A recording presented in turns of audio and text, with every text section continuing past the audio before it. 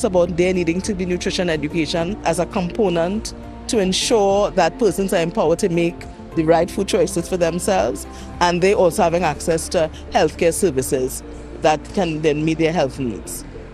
We're seeing persons not making exactly the most healthy choices in the groceries. We've had a little bit of evidence from various studies from World Food Program, CARICOM, these type of institutions, indicating that we do have a problem and we do have an issue that we need to pay attention to. I think the population is paying attention to what is going on. I would say even our decision makers are hearing what is going on and they understand that our food import bill is very high.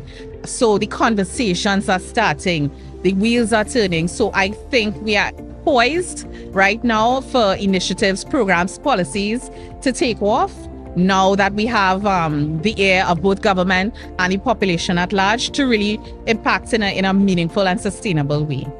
There is the aspect of what can be done at a national level, because here we have the public crying out, the food is too expensive. Here we have the politicians on the other side, the administrations, they have to get taxes. They have to run the country. Then we have the farmers. So another aspect, besides front-to-package warning labels, has been a concept of tax swapping, which would be you increase the taxes on the unhealthy foods and you lower the taxes on the healthy foods.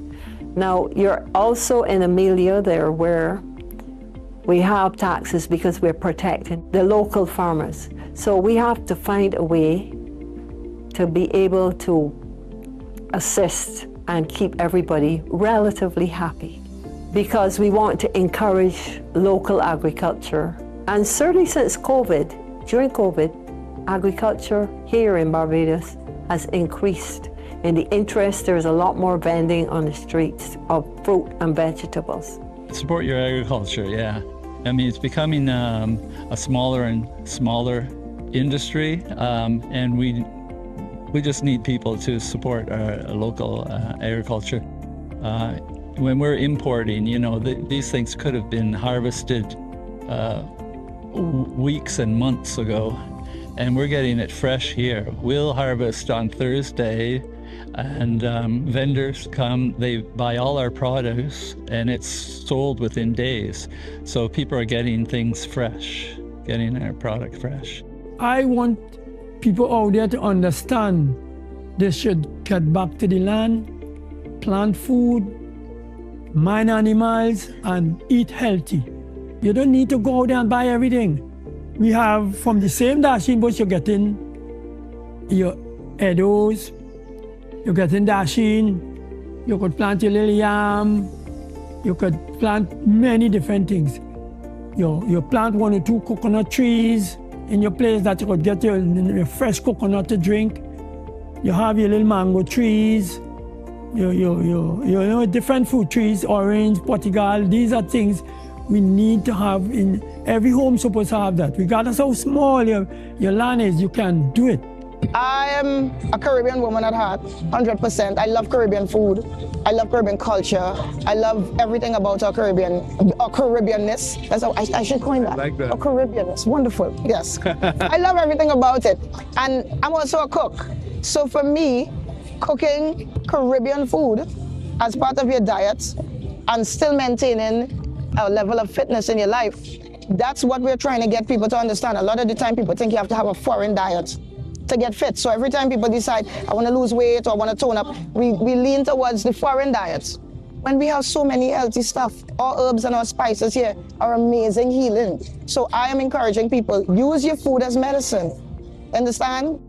Eat to heal, eat to treat, eat to be better. Don't just eat. And the thing about it is the majority of our Caribbean cuisine has some form of a health benefit to it.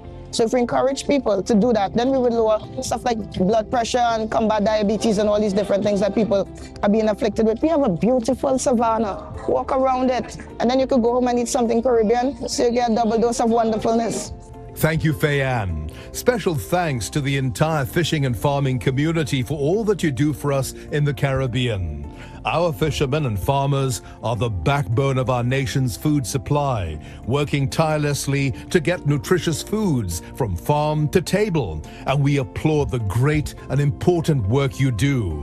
This is Caribbean Medical TV. Thanks for viewing. Stay safe and stay healthy.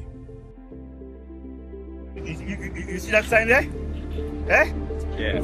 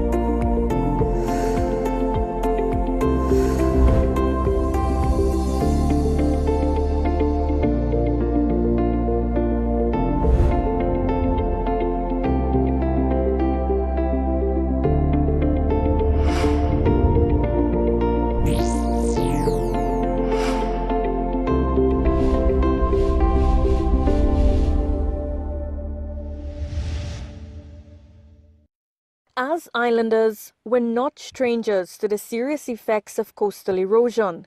But with climate change brewing more intense conditions every year, the impacts are becoming more and more visible. In response, the government in 2014 launched a coastal protection unit tasked with rehabilitating 26 of the country's most critical coastal zones, with a budget of $225 million and a 3-year schedule. Capdeville Point Fortin was one of those areas. 8 years later, residents on one end of the incomplete project say they're dangerously close to losing more homes to the sea. At my 69 years, it's frightening because we there years and it had acres of land to the back. And now it's just coming up fast. The water coming close to my house, and at my age, we put tires. But then how much tires are you going to put at my 69 years? So we need the relevant authority to do something about it. The residents of Sunset Beach, Fanny Village, Point Fortin tell TV6 News they've been told the project is stopping short of their homes. 18 months ago, the dialogue was to continue the Sunset Beach project from the Capdeville River onward. And now they arrive at the Seaview Beach Road number 2 and the government stopped the job. So we want them to continue and reach up to Sunset Beach. Through communication with the engineers, the people who I went on the site at work and discussed with them, they said that it already stopped and most of the equipment already been demobilized.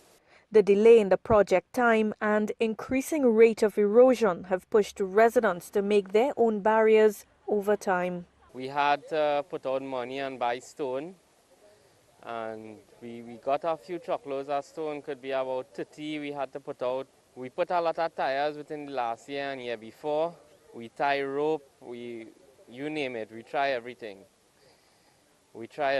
And with the last from Christmas gone till now, and the sea real bad. Right now, some of the tires, the sea rooted out actually. The rope panning burst.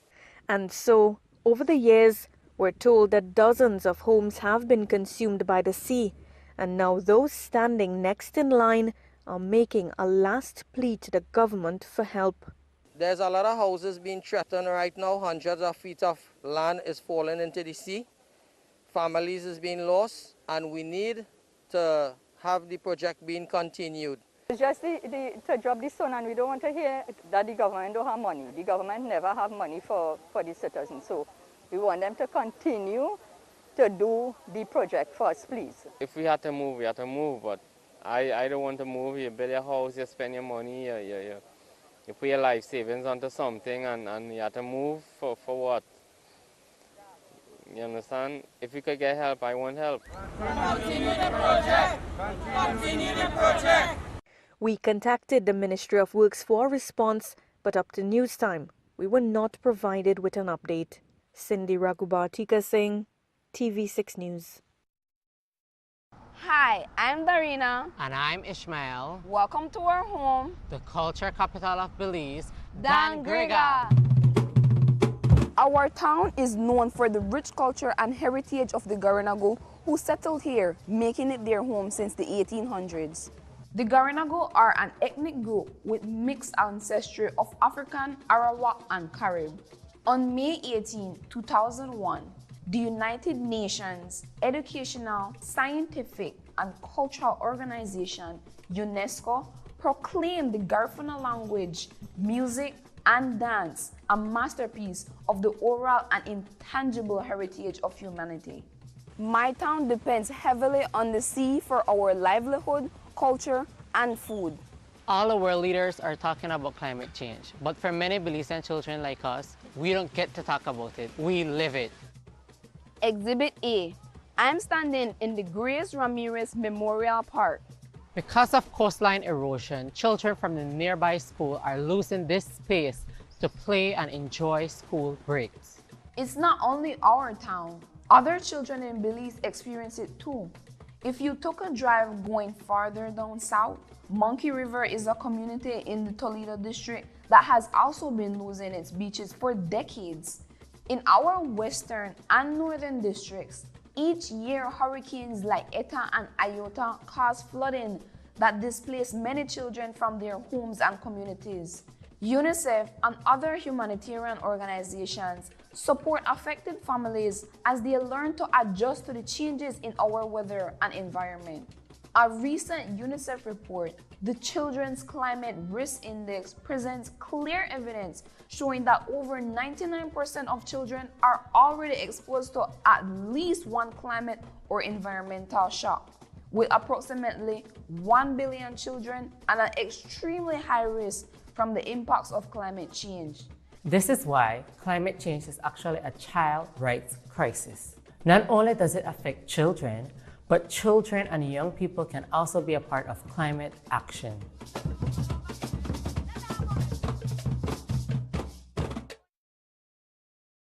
Over 100 stakeholders were engaged in a study to determine how coastal fishing communities, namely Belize City, Dangriga, and San Pedro Town, have been affected by climate change. The scope of the data was over a 30-year period from 1991 to 2020.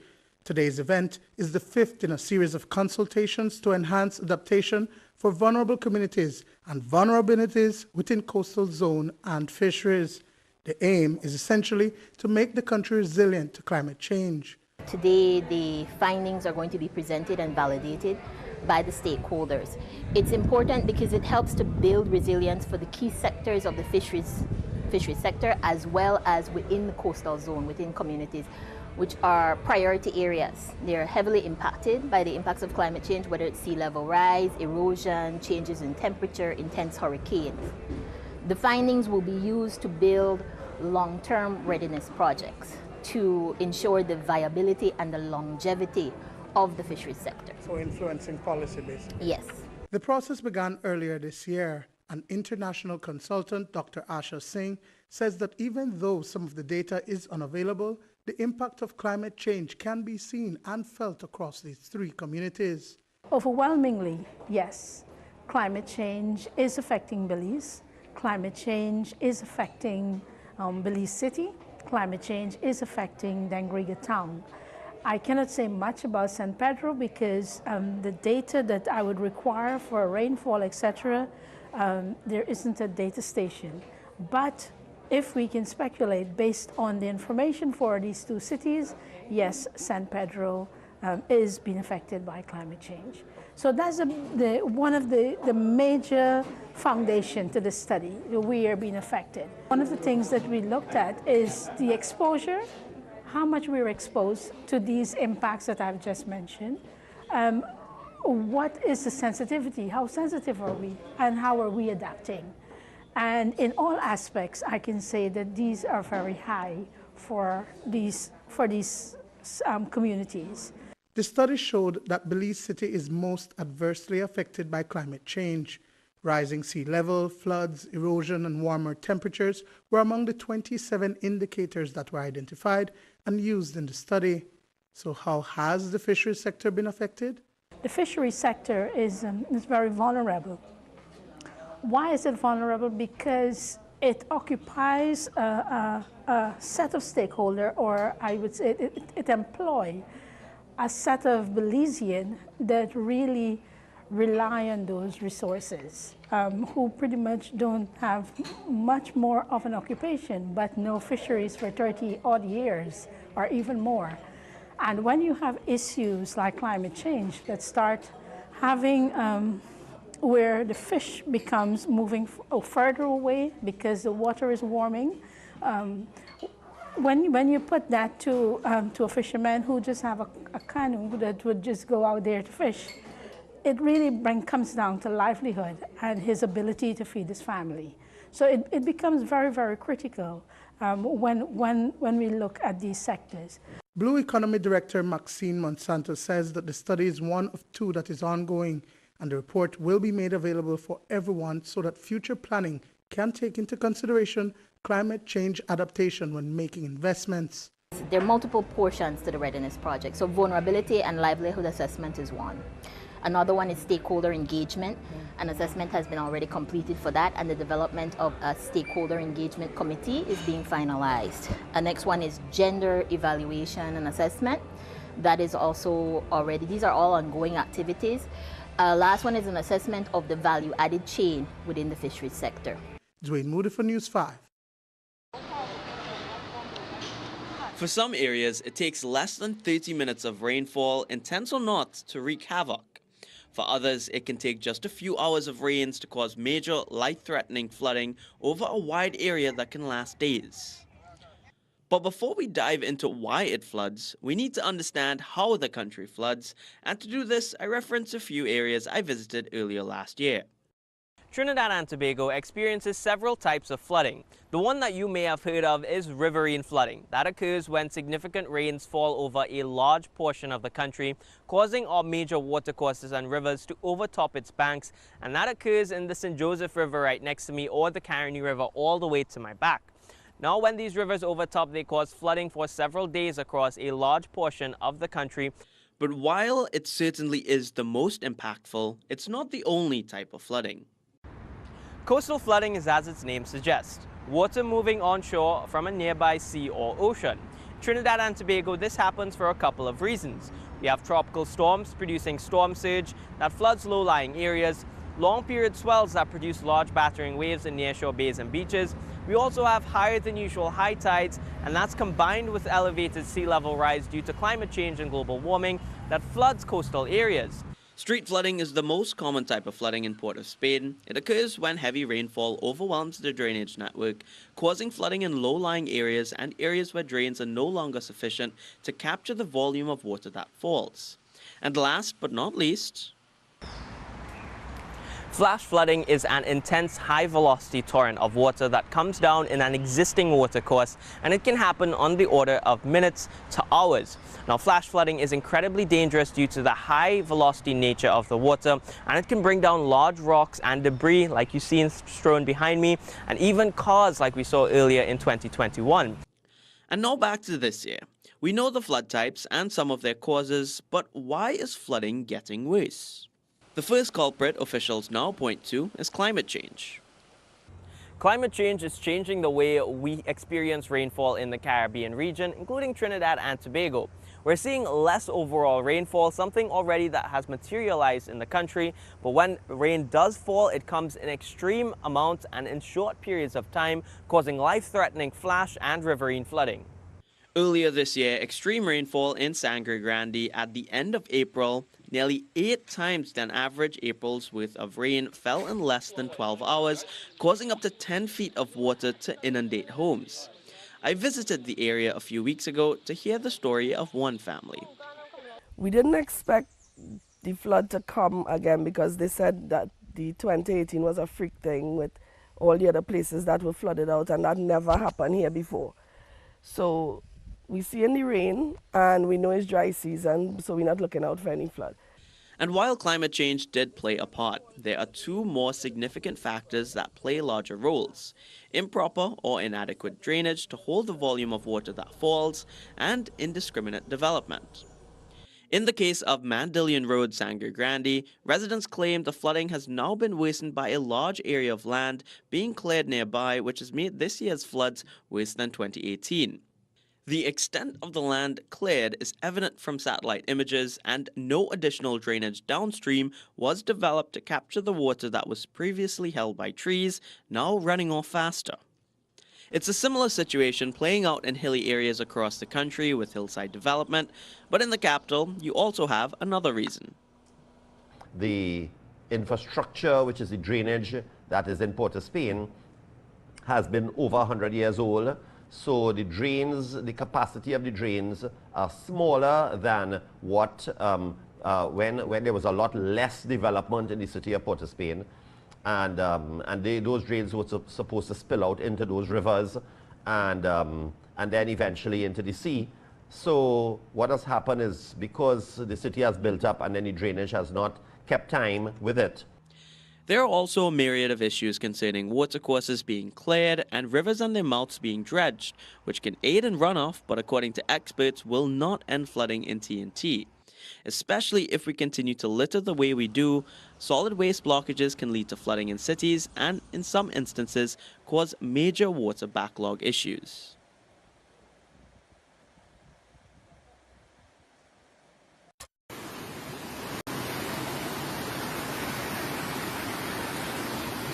On November 26, 2022, Woodland residents had to seek higher ground as the bank of the Newcut Channel, a tributary to the South Arapooch River, had been breached. Millions of gallons flowed freely into the woodland area, but this was only the beginning of their plight.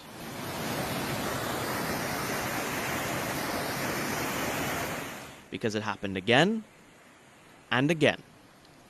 With each breach, a new but longer-lasting danger emerged. CNC3 News visited the area several times over the last 3 weeks to listen to the farmers' concerns, and there's a common theme. Saltwater here.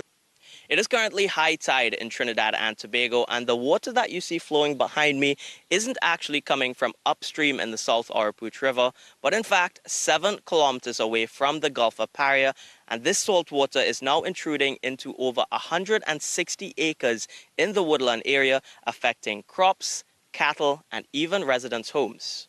When they get down to our home there, it cut away the paint from on the wall, it cut away the concrete, and they get down to the steel on the foundation. When you get down to the steel on that foundation there, it will weaken everything, and all the concrete will actually fall. Right? Nobody is going to compensate me for that. Right? And it's not mine alone. All the residents who live around here, the salt water is going to reach there. The owner of the land where the latest breach is located, Ganesham Ganis, says his livelihood, farming, has been severely impacted. I'm in that land for over 45 years. Right? And today, I reach in a position, I can't go nowhere and I can't do nothing to that breach that cut there. And the salt water coming flow day and night. The salt water is also affecting woodlands biodiversity, as the natural fish and fauna are now succumbing to a salty demise. The water keeps flowing in, the grass is drying, the fishes have already died inside there, all the cascadura, tilapia, coscarab, wabin, everything is dead. According to Moody, even the indigenous tata fish, a type of armored catfish endemic to Trinidad and in the Woodland Lagoon, is dying off. Nearly 7 kilometers inland, saltwater affected small and large fish, crops, cattle scattered across the Woodland Lagoon have been damaged or killed, with native grasses succumbing to a salty demise clearly visible with brown patches. When the saltwater comes, there's a certain type of grass that survive, all the other grass will die out. And that grass have no value for the cow. That's like eating mud, because there's no value in it and it keep destroying it. We keep plowing and planting back grass. As the salt come, it kill it. Now, as you just heard, salt water is affecting the types of grass that grows, which is also affecting the poor cows that stand behind us.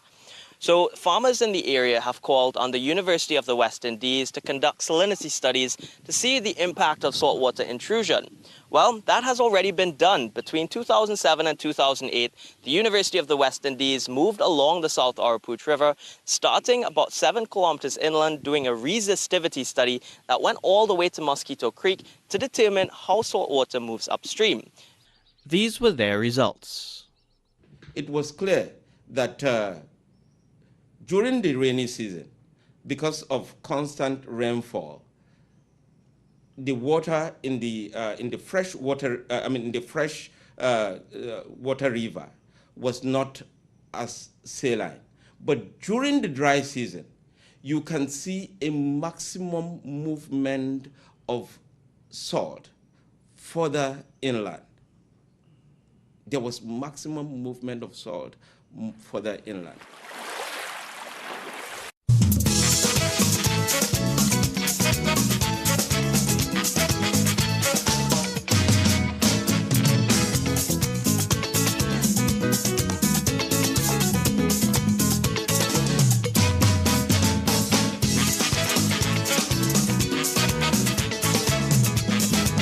The eyes and the ears of the Caribbean.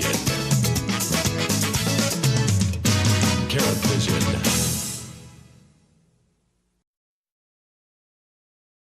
Lilia Brunch, United Nations Resident Coordinator for Barbados and the Eastern Caribbean. I haven't seen him.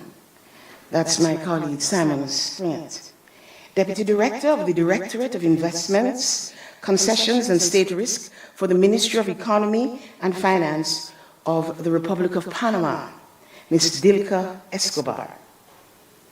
Distinguished panelists, esteemed guests, members of the press, ladies and gentlemen, good morning to you all. No, louder than that, man. Good morning. Wonderful. It is so really, really good to be here in beautiful Barbados with all of you. And it's really, really a pleasure for me to be participating in this meeting. A very special welcome also to our conference attendees that are participating virtually. And I understand that there are more than 1,400 of these participants registered from some 72 countries globally. Yes, that deserves clap them.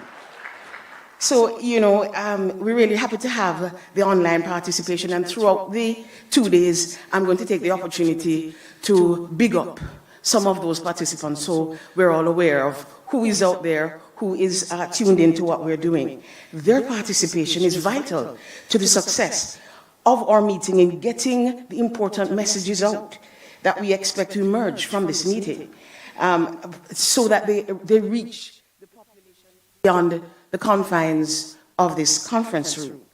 So we're really looking forward to your engagement in igniting the initiatives that provide a wider understanding and embrace of effective integrated risk management strategy to advance sustainable development in your respective regions across the world. I'm Diane Corliss. I'm your conference moderator for the next 2 days, and until recently I was the director of the ECLAC sub-regional headquarters for the Caribbean in Port of Spain, and I am therefore living proof that there is life after the UN. I have given my entire career to promoting and advancing the search for solutions to the persistent and still emerging multidimensional challenges that confront our uniquely vulnerable small island developing states. And so even in the midst of my transition, I could not resist the invitation to serve. On hearing that the meeting would address the critical link between country risk management and sustainable development. In fact, the theme for this opening ceremony aptly frames the ambition of our meeting over the next 2 days.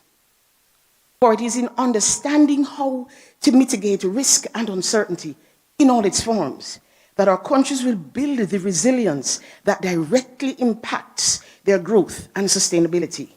So understand the message.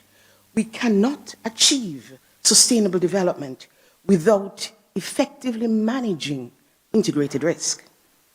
The organizers and partners of this second regional risk conference for the wider Caribbean have assembled a series of very distinguished panels to educate and inspire you over the next 2 days. They will walk us through the key dimensions of risk and uncertainty that pose intractable barriers to achieving sustainable development in a proactive manner.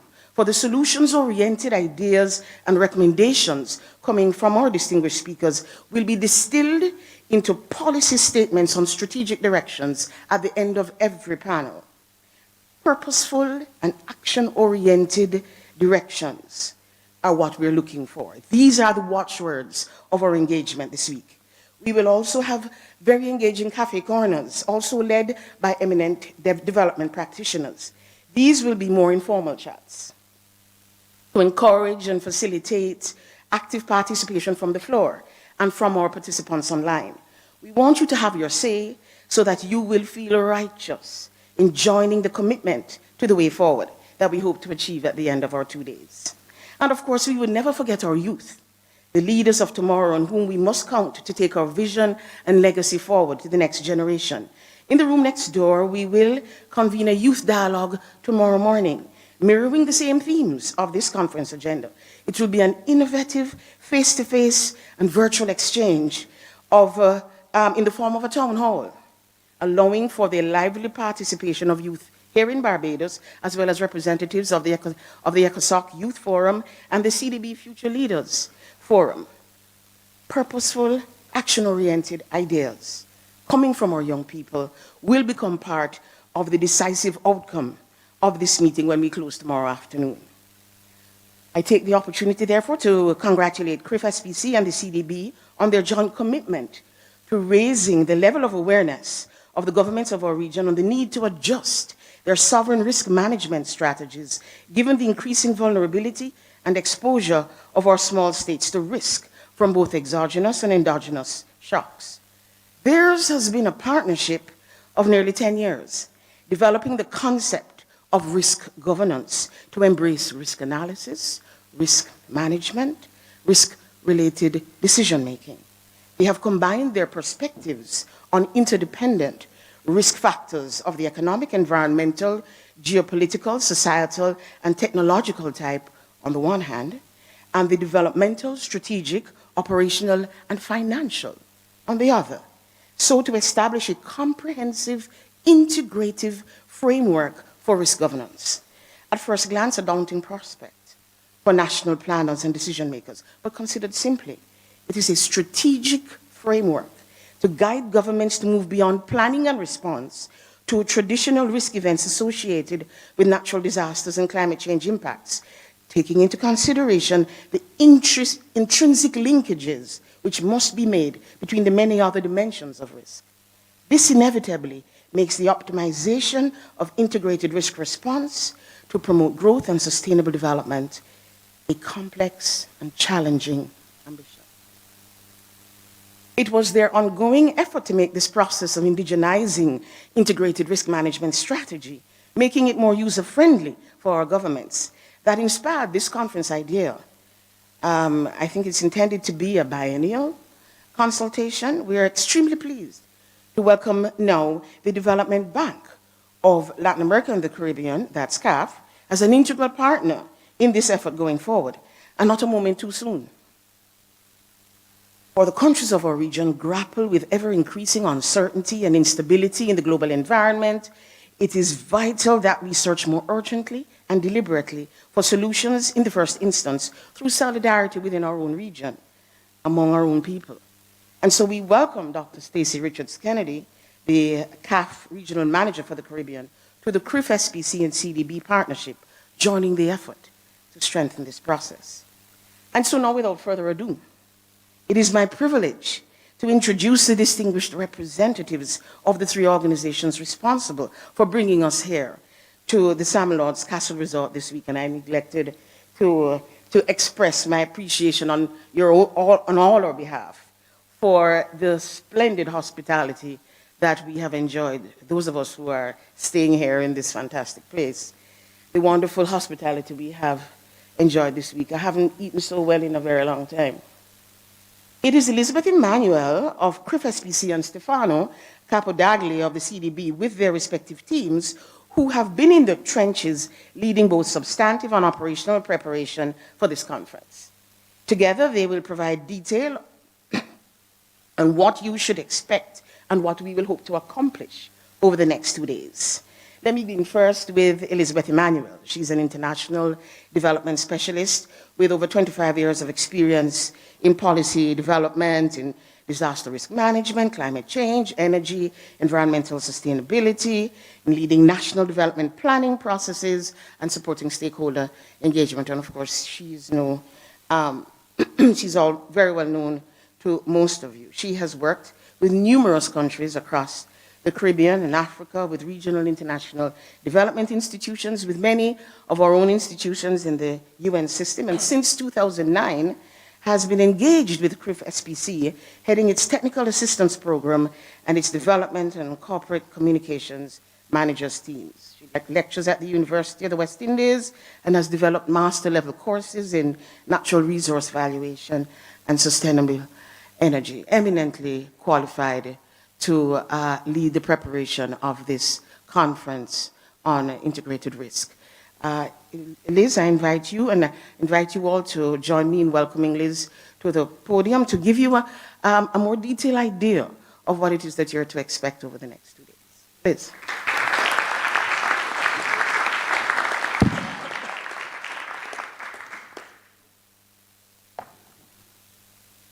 Thank you, Chair. And before I even begin, both myself and my colleague Stefano will be co-presenting this particular introduction to the panel. So thank you, Chair.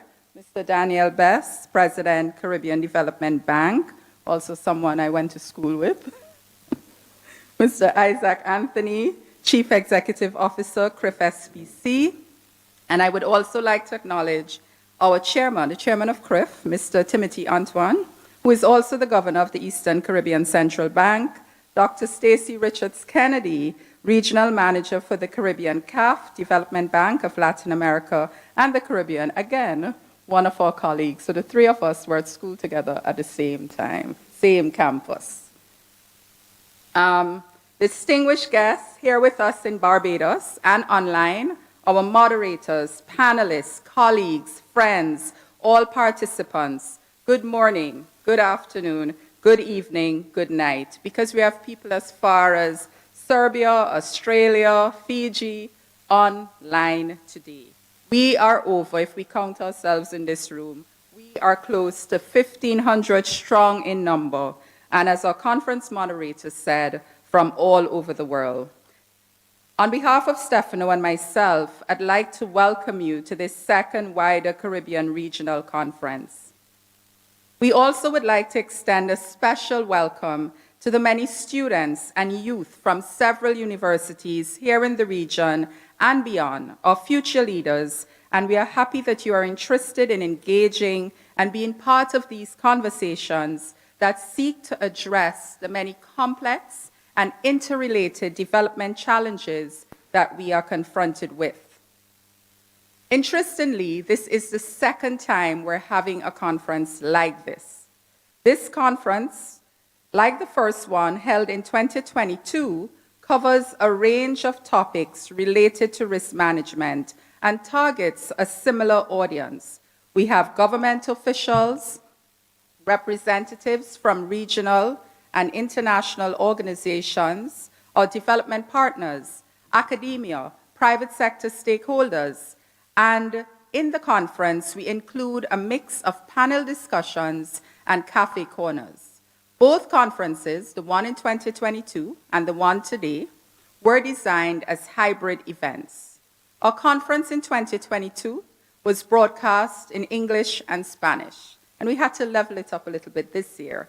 This year, we have added a third language, French, considering countries in the WCR that are French-speaking, Haiti, Martinique, Guadeloupe, Saint Martin, among others. There are some important differences between the 2022 conference and the one today. The panel topics of this conference differ, as they reflect the evolving challenges and priorities of the WCR. Indeed, in the conference in 2022, we did not discuss, for example, AI. We did not discuss issues like disinformation and misinformation, for example. We included panelists, for example, in the first conference, we addressed the regional landscape for advancing the 2030 Agenda for Sustainable Development. At that conference, Stacy was a panelist. Deanne was the moderator of that particular panel. We focused a lot on demystifying climate risk.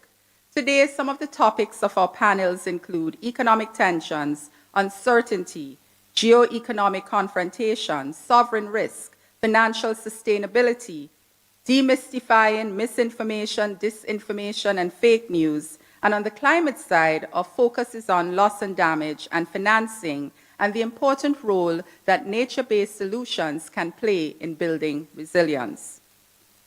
A key feature of this conference is the charge to all panels to end their panel discussions with a policy statement that will feed into a unified roadmap for the future of the wider Caribbean region that the leaders of these three organizations of the conference, CDB, CRIF, and CAF, will discuss tomorrow at the closing ceremony. The interesting part of this, the town hall is actually in the afternoon, will be feeding a youth communique into that final discussion. We want to know what the youth want, what development they want to see.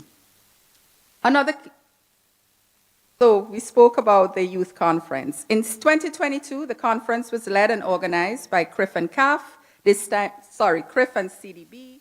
This time around, we have CAF as an equal partner. We welcome them for joining us on this important initiative. And I think they deserve a clap for stepping up. Thank you, Stacy.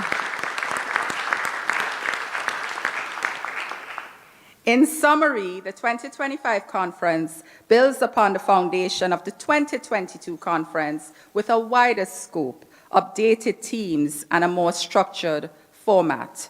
This agenda reflects current challenges facing the wider Caribbean region, and you'll hear the acronym WCR a lot, such as misinformation and so on that I mentioned before, with the goal of advancing sustainable development through effective risk management strategies. I will now turn over to my colleague Stefano to share with you a brief overview on each of the panels and some of the possible outcomes we are expecting at the end of this conference. Stefano? I think we have messed up Deanne's introductions, but... Thank you. Once again, and heartfelt thanks to the chair, to the three sponsors organization, the conference organization team, and all partners for making this conference possible. And a warm welcome to all participants here and online. This is going to be an exciting journey. Throughout these 2 days, we will cover diverse topics. We will start the first panel exploring how the wider Caribbean region must navigate global economic tensions and uncertainties. The panel 2 will focus on sovereign risk and financial sustainability through strategic, innovative financial solutions, multilateral institutions, and central banks' interventions. The panel 3 will address the risk of misinformation, disinformation, and fake news to regional development. Tomorrow, in the second day, the panel 2 will explore trends, challenges, and opportunities related to loss and damage fund and climate finance, suggesting pathways to access finance addressing increasing frequency, intensity, and unpredictability of climate-related events. The panel 5 will then focus on scaling up investment in nature-based solutions for resilience and sustainable prosperity in the Caribbean. The panel 6 will address the impact of societal fragmentation on the Caribbean and explore a 360 view of AI and human development. Finally, the panel 7 will focus on unlocking private sector potential and risk-sharing solutions for sustainable development. The conference also features 2 cafe corners, as Elizabeth anticipated, that will provide interactive and engaging these technical discussions and reflections. The cafe corner 1 will focus on exploring how private and public capital, concessional and non-concessional funding, can be mobilized through blended finance. The Cafe Corner 2 will delve into the scientific methods being explored to detect and attribute climate change impacts and their implications for climate justice. Overall, these discussions are essential for refining our understanding and strengthening our collective response to emerging challenges in the wider Caribbean region. I am again keen on emphasizing the critical importance of our youth in this discussion, as they are the next generation of Caribbeans, and they shall be equipped to lead and address today's challenges and in the decades ahead. Indeed, this conference will produce a unified roadmap for regional action with policy statement for each panel and clear step forward for addressing critical risk management and sustainable development challenges. As we navigate this 2 days conference, I encourage each of you, both online and in presence, to fully engage, ask difficult questions, test assumptions, and listen to perspectives that may challenge your own. The Caribbean has proven its resilience in time and again, from natural disaster to global climate shock and global geopolitical threats to the recent pandemic. We have weathered crises with determination and creativity. However, resilience speaks not only to recovery, but to building the capacity to adapt, anticipate future shocks, and transform vulnerability into strength. Let this big conference be not just a platform for discussion, it must be a catalyst for action. Let it shape policy, inspire reform, and reaffirm our collective commitment to building a stable, resilient, and globally competitive Caribbean. Thank you for your attention, and I will get to Elizabeth, I think.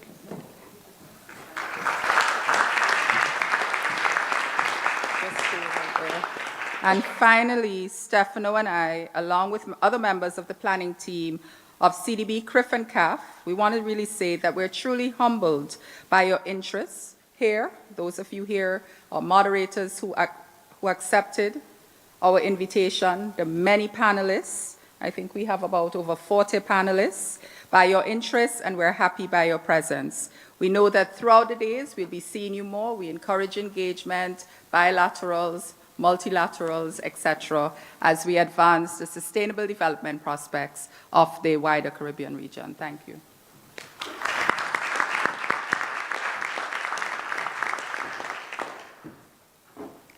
Thank you very much, Liz and Stefano. I think you have it straight now. And it's going to be a rich and fulfilling and educative 2 days that we will be together.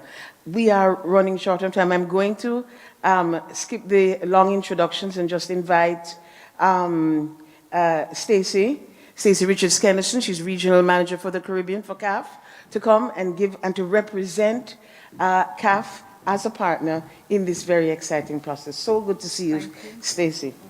You've been hiding.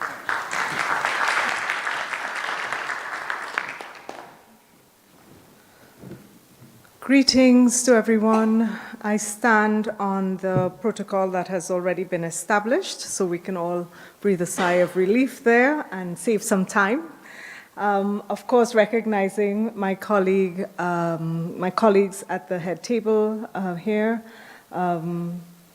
CDB President, CEO from CRIF, all of our fellow speakers, and of course, Governor Antoine, who's in the room with us, my dear sister from the World Bank, Lilia, and the many other development partners who are with us today, and of course, all of our distinguished guests and representatives with us.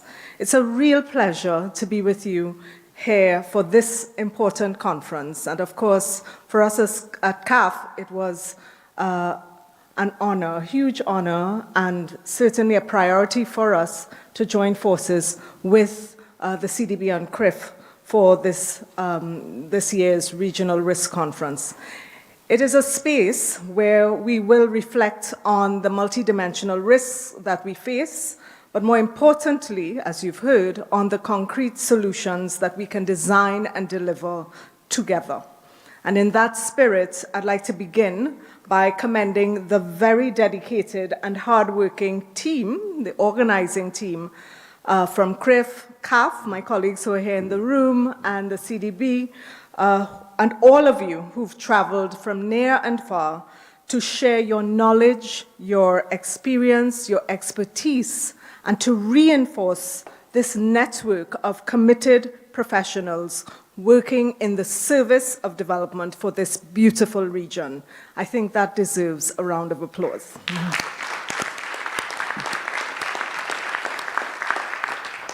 This morning, ladies and gentlemen, brothers and sisters, I will share 3 key points. Firstly, how the risk landscape in the Caribbean is evolving in ways that demand our urgent attention. Secondly, what CAF has learned through our work across Latin America and the Caribbean, and the innovative tools that we're developing.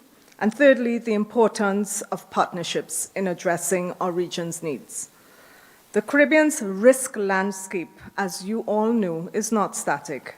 And when we think of risk, we often typically conjure images of hurricanes, floods, water scarcity, and coastal erosion. But the truth is, it is evolving so rapidly, and disasters are becoming much more frequent and much more costly for governments across the region. These impacts are also being compounded by new financial, social, and technological risks, from cyber attacks to misinformation to shifting geopolitical dynamics, all of which have important impacts for small island and coastal states. Now, the convergence of these risks is not just daunting in terms of the poly-crisis that we all have to face, it also can cripple fragile economies. So resilience today goes far beyond physical defenses. It has to do much more with liquidity, and this is going to be a key issue for our discussions today.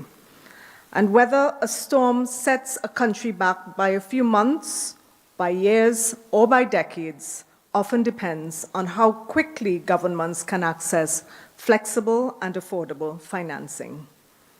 Secondly, I'd like to briefly share a bit about what CAF has learned and how we are adapting our operations to support this region even more. As we all know, resilience cannot be left to chance. It must be built deliberately into the way we finance, the way we manage, and the way we govern the region's development. And that is why we've taken steps that go even further, beyond strengthening project design, to also revisiting and recalibrating financial instruments to ensure that they meet the realities of our shareholder countries, so that they can be more tailored, more flexible, and certainly much more agile. We know that when a disaster strikes, speed and precision matter. This is why, in addition to our rapid response humanitarian grant funding, CAF created national contingent credit lines for emergencies in particular, and our board approved a regional contingent facility amounting to US $500 million. This allows shareholder countries to access fast disbursing financing of 10 to 50 million US dollars for immediate response to restore basic services and even to support preventive action when an extreme event is imminent. These facilities were set up to directly address the gaps that we observed in the region's ability to mobilize resources very quickly. CAF has also incorporated climate contingency clauses in our financing instruments. And what this means for small island developing states is simple, but its impact is very powerful. When a country is struck by a major climate shock, debt service can be paused, and governments will be able to channel scarce resources into what matters most, into helping to focus on recovery, into restoring livelihoods, and into rebuilding the communities that have been affected by the disaster. This is in keeping with the calls from our regional governments and regional leaders to make this a standard practice. for Caribbean nations where a single storm can erase decades of fiscal progress, we truly believe that continuous financial innovation is essential. We're also mobilizing resources from global funds such as the Green Climate Fund and working closely with partners like UNDRR to support regional early warning system platforms. In addition, CAF provides significant technical assistance to our shareholder countries through various funds and also to the wider CARICOM region through our dedicated Caribbean facility that allows us to channel technical assistance grant funding even to countries that are not members of CAF. We're working closely with countries in boosting their technical capacity on issues related to loss and damage, very important issues. Ecuador is a good example because we have been implementing a comprehensive readiness project on loss and damage, and this initiative is helping to build the country's technical and institutional capacity to track the true costs of climate events, to strengthen their data systems, and to develop the governance tools and human capital needed to channel climate financing more effectively. It is one of the most ambitious efforts of its kind in the region and a model that we hope can serve to inform and guide other countries, particularly Caribbean SIDS, where data gaps, fragmentation, and other challenges with integration can delay recovery, even when there's will and there are resources that are available to help. So this is a perfect segue into my final point, which has to do with the power of partnerships. As we look ahead, one of the clear lessons that we've learned is that no single country and no single institution can tackle these multidimensional risks alone. The Caribbean's vulnerabilities are shared, and therefore, so must be our solutions. This is why CAF firmly believes in activating the power of partnerships. That's why we're here today. And this conference is going to be a catalytic force for strengthening the co-creation of development solutions. We stand ready to continue deepening our collaboration with development partners across the region. We have a very special relationship demonstrated here today with the Caribbean Development Bank and CRIF, but also with other regional development partners that I see in the room: World Bank, IDB, the ECCB, CARICOM Development Fund, the University of the West Indies, and so many more. And these are all very important actors that are equally committed to strengthening resilience and leveraging our pooled resources, expertise, and networks to co-create agile and effective solutions at scale, working closely with our governments, the private sector, and civil society. So, ladies and gentlemen, brothers and sisters, the logic is simple. If we all face similar risks, then our financial ecosystem must reflect that reality. And at CAF, we are firmly committed to ensuring that the shocks do not immediately translate into debt crises or lost years for development. Not only through support for financial recovery, but also through strengthened financial resilience that allows recovery to be faster and more sustainable. So you can count on us as long-standing partners for this initiative and for others to come. The risks we face may be serious, but they're not insurmountable. Let's use the time together to roll up our sleeves and to extract maximum value from our time here to work together. And in so doing, we will all be part of the solution, turning today's challenges into opportunities for a stronger and more inclusive Caribbean. Thank you very much.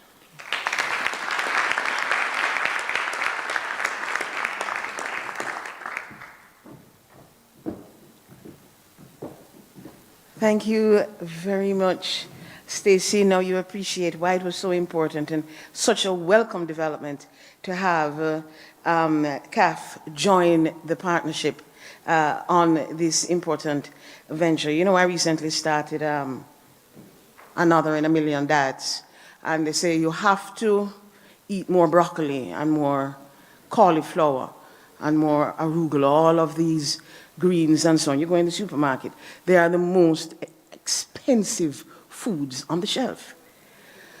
But if you want good, you know, have to run. And this is what Stacey was saying. If we are to invest in resilient infrastructure, to build, to mitigate risk, if we are to invest in adaptation, if we are to respond to building back better post-disaster, if we are to strengthen institutional and human capacity, it takes money. It is expensive. And this is why it's important to have partnership and solidarity so that we can have a collective resourcing to take us where we need to go. Stacey, so very good to have you join the partnership. Welcome. It is now my pleasure. I'm moving quickly along now because I am to be principal timekeeper. The Chief Executive Officer of CRIF SPC, he's been running that show since 2013, needs no introduction. Isaac, please join me in welcoming Isaac to the podium.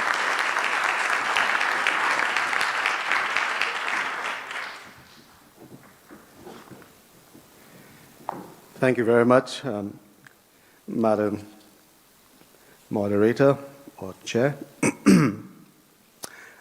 My voice is not the best today of all days, but I'm pleased to be here with you. I too would like to stand on the protocol that has already been established, but nevertheless I would still like to recognize Mr. Daniel Best, our new president of the Caribbean Development Bank. Also, our latest partner, Dr. Stacey Richards Kennedy of CAF. She's the regional manager for the Caribbean. I would also, of course, like to acknowledge our chairman of CRIF SPC, Mr. Timothy Antoine, who's also the governor of the central bank. But there are a number of other persons here, I mean, distinguished guests, colleagues, development partners, including donors, members of the private sector.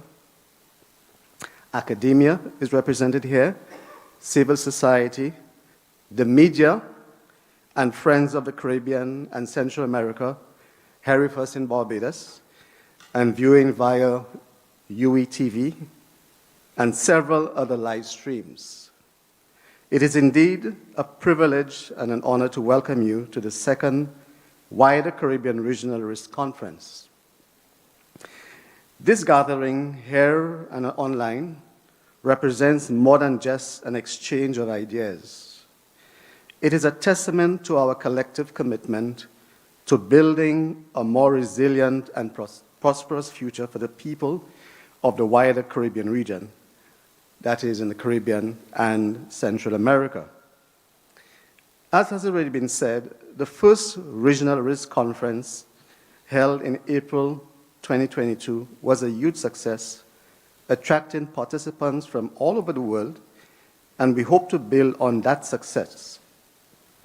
While we must be deliberate in advancing the socio-economic development of countries, the well-being of our people, and the fortunes of our various organizations, we must be mindful of the existence of the myriad of risks which abound and that can easily thwart our efforts.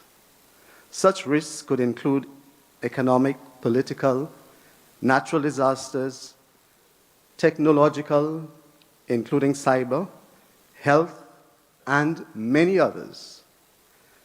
And speaking of health risk, while the 2020 global pandemic is still fresh in my mind, for many it is a distant memory. And while it is good to know that the world seems to have moved on, that is past COVID-19, can we confidently declare that we have done enough to minimize the chance of another pandemic occurring within the next 10 years? Or, even though it were to occur within that period, that is the next 10 years, can we really say that significantly fewer lives would be lost? and that the socio-economic impact would be much reduced? Ladies and gentlemen, I leave this with you to cogitate. But here in the Caribbean, we can proudly look to examples where proactivity has paid off. And I hope you would bear with me if I say that I could think of no better example that have emerged in the current millennium than the organization that I have the distinct privilege to lead, CRIF SPC. As you may be aware, CRIF, formerly the Caribbean Catastrophe Risk Insurance Facility, was born after the most defining moments of Caribbean's region's vulnerability. The devastation caused by Hurricane Ivan in 2004. From that painful lesson emerged not just a new institution, but a new vision that we as small states could work together to create innovative financial solutions to cushion our people and economies against the shocks of natural disasters and the growing threat of climate change. Since inception, CRIF has pioneered parametric-based insurance products using homegrown and innovative risk models that can pay out based largely on the intensity of an event, not the measured damage on the ground. CRIF's parametric insurance products covering tropical cyclone, earthquakes, excess rainfall, fluvial floods, drought, fisheries, and utilities are designed to close the protection gap and strengthen fiscal resilience. Our expansion covering fisheries, electric utilities, and water utilities ensures that key economic sectors are also financially protected. The innovation allows us to provide quick payouts within 14 days, helping governments to bridge the liquidity gap and support their citizens when it matters most. To date, we have made 78 payouts totaling nearly $390 million US, including our largest ever payout of $42.4 million to the government of Grenada following Hurricane Beryl last year. And of course, that same country actually benefited from 5 individual payouts on the policies for tropical cyclone, excess rainfall, fisheries, electric utilities, totaling $55 million, all paid within a period of 14 days. These funds have helped governments to quickly restore critical services, rebuild infrastructure, and most importantly, bring relief to communities when they need it most. By reducing delays in financing, CRIF enables countries to avoid disruptive budget reallocations, protect essential social services, and reduce reliance on costly borrowing. But beyond numbers, these payouts represent lives saved, stabilized livelihoods, schools reopened, hospitals functioning, social protection systems being able to expand, whether horizontally or vertically, to support the most vulnerable among us, and our economies finding the strength to recover and grow.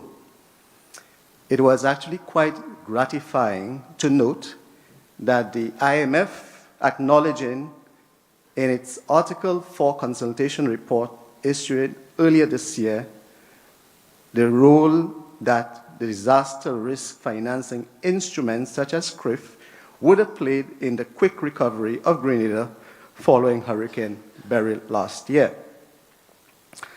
Ladies and gentlemen, we are pleased that in 2014, CRIF was able to allow Central America countries to join the facility and access quick liquidity in the event of a natural disaster. From 16 original members in the year 2007, when we opened our doors, we have grown to 35 today, 19 Caribbean governments, 4 Central American governments, 5 Caribbean electric utility companies, 5 water utilities, and a government-owned tourism attraction. This remarkable expansion in membership reflects not only the trust placed in CRIF, but also the urgent need for innovative solutions in a region highly exposed to natural hazards. But the growth in coverage is equally impressive.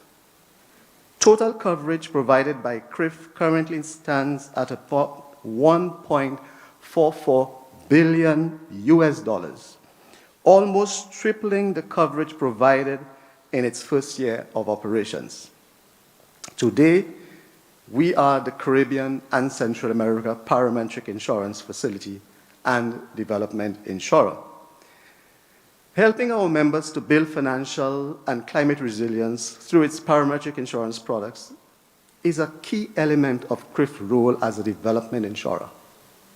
However, CRIF's technical assistance program is another important component of our role as a development insurer, designed to build resilience and capacity across its member countries beyond the provision of parametric insurance. Our technical assistance program is structured around 5 key elements to advance sustainable development of our members. The first one being capacity building and knowledge sharing, which includes training government officials, agencies, and stakeholders in disaster risk financing, catastrophe risk modeling, while fostering regional knowledge exchange and South-South cooperation. The second is scholarships and internships. Since 2010, CRIF has provided $2.7 million in scholarships and internships to more than 410 young people pursuing studies and careers in climate risk, disaster risk management, and related fields, helping to build the next generation of leaders, making it the largest scholarship and internship program in the Caribbean. We will continue to invest in our youth. Our 20-hour DRF course that we roll out each year with UE that provides youth with 2 credits is testament to this as well. The youth town hall that we have conceptualized for tomorrow to mirror this conference and create a space to understand the youth perspectives on these complex issues is also a testament to this, something our partners at CDB and CAF also value. A few of our returns are here supporting the rollout of this conference, here physically and online. The third being the Community Resilient Project, where CRIF has invested more than $4 million in projects that build resilience in over 54 communities across member states, supporting ecosystems-based adaptation, livelihood protection, and climate change adaptation. The fourth being public policy support, where we help governments align disaster risk financing tools with broad policy objectives. And 5, partnerships, as again been underscored, we collaborate with regional and international institutions such as the Caribbean Institute of Meteorology and Hydrology, CIMH, and the Climate Studies Group, MONA, to generate solutions for multi-hazard environments. Today, we have a flagship program with UE on detection and attribution science, having provided $50,000 to the Climate Studies Group, MONA, to support a postdoctoral fellowship that will support and deepen focus on detection and attribution science, bringing us closer to accessing climate justice. Through these initiatives, CRIF's Technical Assistance Program not only complements our insurance payout, but also strengthens long-term resilience, enhances institutional capacity, and ensures that member states are better prepared to manage the increasing risks posed by climate change and natural disasters. Ladies and gentlemen, this 2-day conference is part of a wider initiative under our Technical Assistance Program titled Integrated Sovereign Risk Management Initiative, and is a joint effort of CRIF and the Caribbean Development Bank, which was first launched in 2017 at the CDB Board of Governors meeting. The initiative recognizes that Caribbean nations face not only climate and disaster-related risks, but also a broad spectrum of economic, geopolitical, technological, environmental, societal risks. Increasing interconnectedness, privatization of key industries, and the cascading nature of modern risks have heightened regional vulnerabilities, making traditional disaster-focused approaches insufficient. This conference over the next 2 days being held under the theme Perspectives on Country Risk Management to Advance Sustainable Development of the Wider Caribbean Region will address the interconnected risks shaping the wider Caribbean region. The high-level panels and interaction sessions will explore solutions for sovereign risk, governance, financing, climate adaptation, misinformation, social resilience, and private sector engagement, among others. The conference will produce a policy statement and a unified roadmap for action, advancing a collective agenda to strengthen resilience, close the protection gap, and ensuring sustainable prosperity for the region in an era of global uncertainty. As Norman Govan, one of the Caribbean's great regionalists, reminded us, we in the Caribbean are at our best when we act together. This spirit of unity is the cornerstones of CRIF's model, and it is also the spirit that must guide our conversations and deliberations over the next 2 days. We therefore have created space for both our virtual and in-person participants to engage with the panels and ask questions and bring our unique perspectives to the table. Together, we are advancing the understanding that resilience is not just about surviving the next hurricane or earthquake. It is about unlocking prosperity, and it's good to see that the President is nodding, unlocking prosperity, protecting our hard-earned development gains, and ensuring that the future generation inherits a region that is thriving, sustainable, and full of opportunity.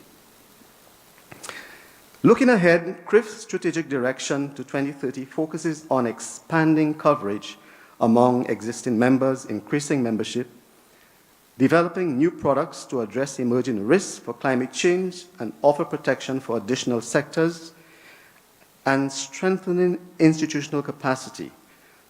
Our other innovation, risk pools, models, affordable coverage, and strong member engagements have positioned CRIF as a global leader in disaster risk financing and a model replicated in other regions of the world, Africa, the Pacific, and Southeast Asia. We will continue to innovate with new products for agriculture, housing, extreme heat, renewable energy, and drought, among others, because resilience means anticipating tomorrow's risk as well as today. Colleagues, ladies and gentlemen, the challenge before us is great, but so too is our collective resolve. The wider Caribbean region has always been a region of strength, creativity, and innovation. And as CRIF has demonstrated over the past 18 years, when we pool our risk, our ideas, and our aspirations, we can achieve the extraordinary. I thank both the Caribbean Development Bank and CAF for partnering with us on this very important initiative. Again, CDB and CRIF has had a long-standing relationship and partnership, and of course we want to work on this, and we certainly look forward to replicating this with CAF. On behalf of our board of directors, management, and the wider CRIF team, I extend my profound gratitude to each of you for being here, for the work you do every day, and for the commitment you bring to this conference. Over the next 2 days, let us challenge ourselves. Let us inspire each other. And let us continue to push the boundaries of what is possible for our region. I close with some familiar words of Bob Marley from the reggae song Small Axe, which reminds us, if you are the big tree, we are the small axe. Our nations may be small, but when united, we are powerful and can stand up to systemic challenges, whether it be climate risks, inequities, misinformation. Collectively, we can shape our destiny and build a future defined not by vulnerability, but by resilience, innovation, prosperity. We welcome you all and thank you for being here. If you are the big tree, we are the small axe, sharpened to cut you down. Well shot. Ready to cut you down. Masterful, masterful. Thank you very much. I love that. Woo! That was fantastic, Isaac. Thank you very much. Unlocking prosperity, protecting gains, and preserving that legacy for our future generations. That's the intergenerational equity in action. We are half an hour late already. So, without further ado, I am going to invite our distinguished, well-beloved, well-known president of the CDB to join me at the podium and to take us to the next step. Come on.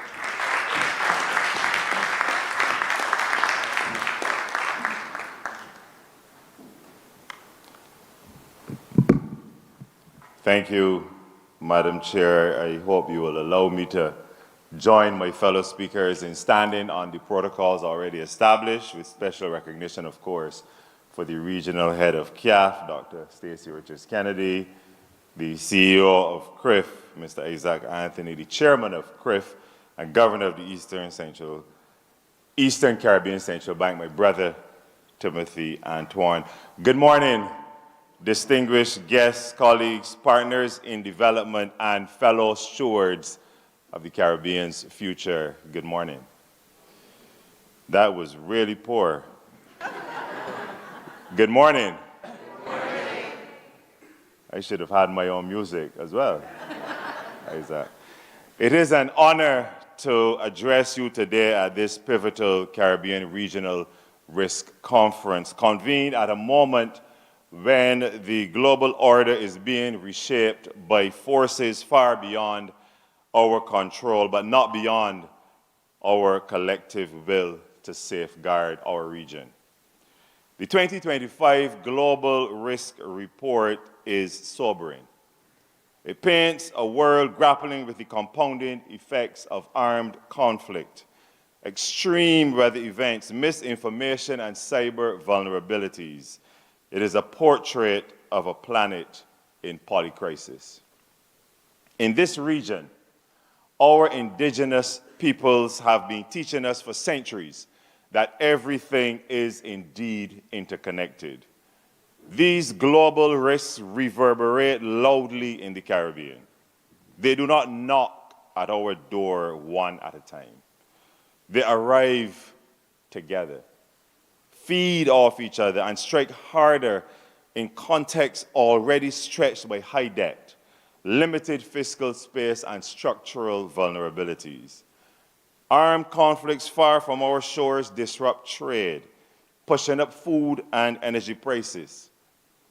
Climate extremes batter our economies, wiping out decades of progress in a single season. A Category 5 hurricane over the Atlantic triggers a fiscal crisis in Roseau. A misinformation campaign online fuels vaccine hesitancy in Port of Spain. Each wave of global instability crashes harder against the shores of our small islands and coastal states. For us, these risks converge, they compound, and they cut deep. Yet even in the face of these cascading risks, our region continues to demonstrate a fierce and unyielding resilience. We saw it vividly just days ago here in Bridgetown during the spectacular staging of CaribFesta 15. It was a magnificent display of our region's creativity, resilience, and solidarity.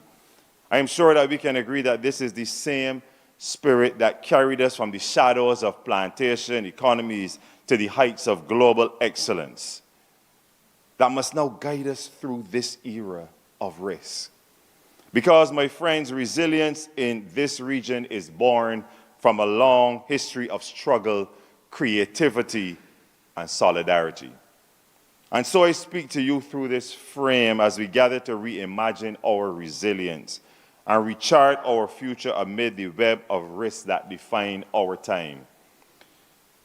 Let us begin by acknowledging how, throughout our history, our region has so often been caught in a web of risk not of our own making.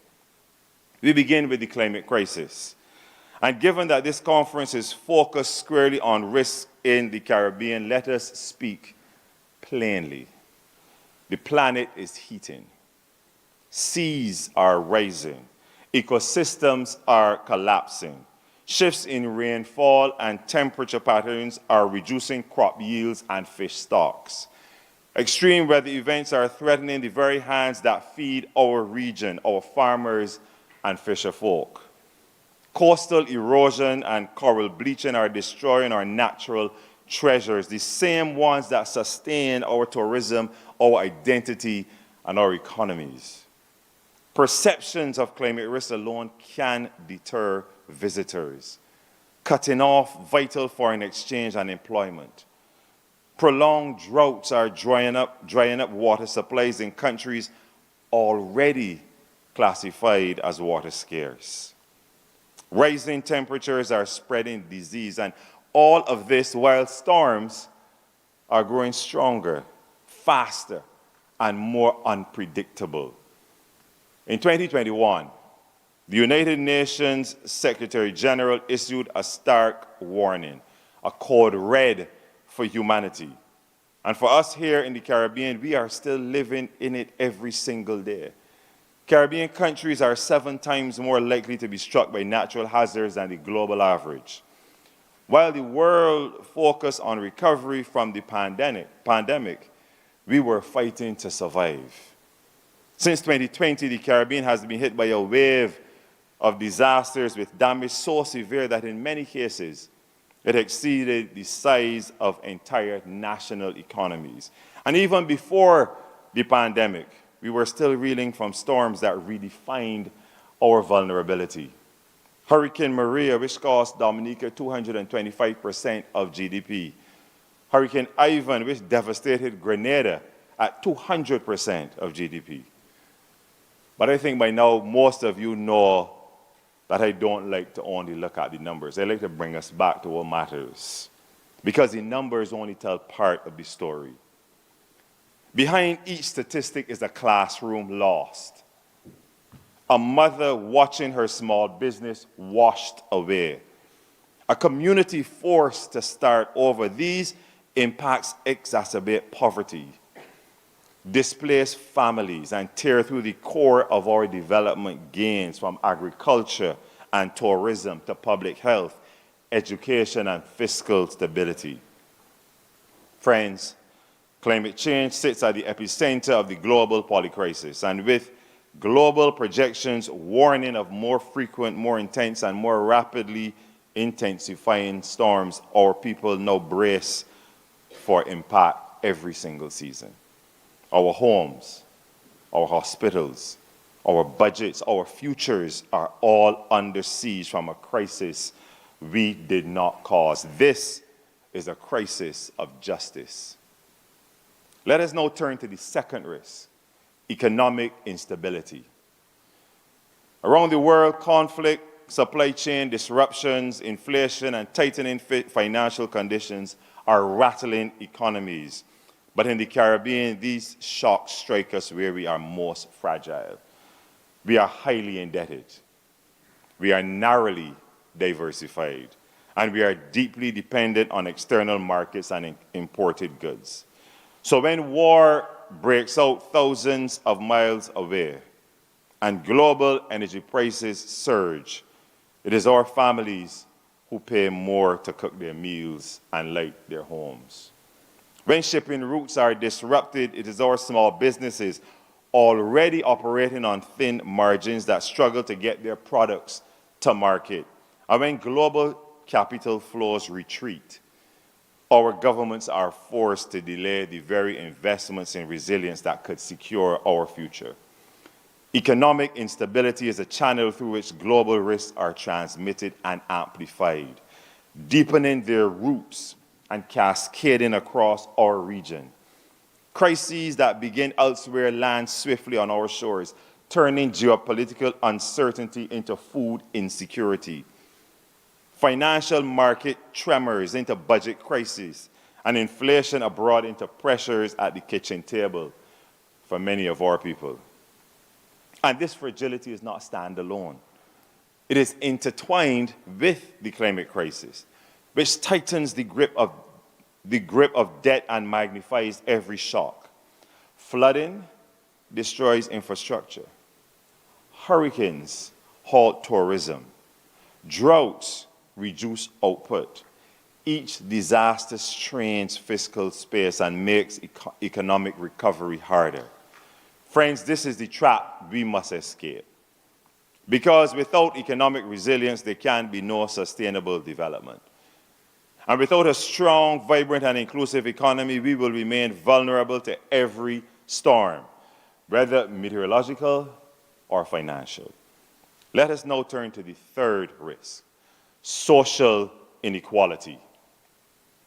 In our region and across the world, inequality is quietly eroding trust in institutions and slowing our progress toward sustainable development. It is a silent crisis, but its effects are loud, corrosive, and deeply felt. When children are denied access to quality, equitable education, their potential is stifled, and our future workforce is diminished. And when young people, women and men alike, can't find decent work in our region, frustration grows. Talent is wasted, and innovation stalls. If any individual is excluded from healthcare, the cost is borne by everyone through rising public spending, weaker productivity, and declining community well-being. If women, persons with disabilities, indigenous peoples, and marginalized communities are locked out of opportunity, we lose the creativity, dynamism, and diversity that fuel inclusive growth for our region. Ladies and gentlemen, inequality multiplies every other risk we face. It leaves some communities overexposed and underprotected and deepens vulnerability in the face of climate shocks and economic instability. It limits the reach of our economic growth, and it undermines the very resilience we seek to build. In fact, the 2025 Global Risk Report warns of a troubling trend: a rise in social fragmentation, mistrust, and growing pessimism about the future. People across the world are losing faith in public institutions and economic systems. And where inequality festers, social cohesion breaks down, creating fertile ground for discontent, disengagement, and disillusionment. We cannot afford to lose our people to pessimism. We need the talents and contributions of all of our citizens. Our people have always been our greatest asset. A few months ago at our 55th Annual Board of Governors meeting, I spoke about our focus on building regional institutions to address these challenges. An unequal Caribbean cannot withstand the polycrisis of our time. And the danger is, the longer inequality persists, the harder it becomes to chart a united course through this crisis. If we are serious about sustainable development, then equity must be our compass. Colleagues, as we confront the growing web of risk threatening our region, we must also confront the urgency for us to do things differently. We cannot afford to respond to interconnected crises with disconnected strategies. Too often, our development responses are fragmented, designed in isolation, implemented in silos, and misaligned with the complexities of the challenges that we face. So how do we fix it? How? Through an integrated approach to sustainable development. First, policy coherence. We must align climate, economic, and social policies so that they reinforce each other. That means embedding climate resilience into fiscal planning, ensuring that national budgets account for disaster risk and environmental sustainability. It also means designing social protection systems like cash transfers and unemployment insurance that can scale up during climate shocks so that vulnerable populations are not left behind. These measures allow us to have real impact on the ground, reduce duplication, improve efficiency, and build long-term resilience. Secondly, we need to ensure cross-sectoral collaboration. Effective risk management requires us to break down institutional silos. Ministries of finance, education, health, and environment must come together proactively before a crisis in everyday planning and policy design. Our development partners, too, have a critical role to play in facilitating joint programming, pooled funding, and harmonized implementation. We must lead by example and work collaboratively through joint partnerships to support our region. Third is data and risk mapping. Integrated data systems help us visualize how these risks overlap and where vulnerabilities are hidden. In the Caribbean, we need to overlay flood-prone areas with poverty maps and match climate risk exposure with public infrastructure spending and revolutionize how we target social protection, allocate resources, and build early warning systems. We lack the integrated geospatial data and analytics infrastructure we need to make informed cross-sectoral decisions, and that must change. Because what we cannot see, we cannot measure, and therefore we cannot solve. Fourth is community engagement. Let's be honest. Our local communities are our greatest source of wisdom, resilience, and innovation. Whether it is indigenous knowledge about shifting weather patterns or grassroots experience in disaster response, communities across this region are best placed to define solutions that work. So we must create genuine structures to engage them as partners from the very start. This is how we bank on our own, build trust, and strengthen resilience.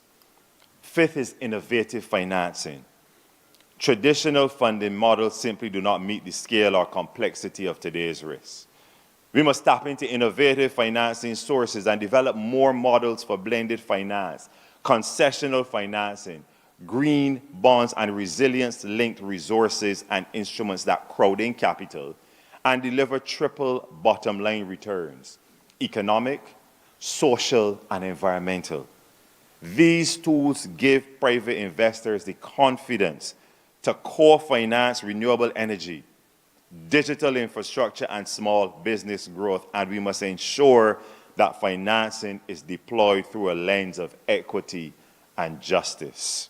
And finally, regional cooperation. Crises like climate change, pandemics, and economic shocks do not respect borders.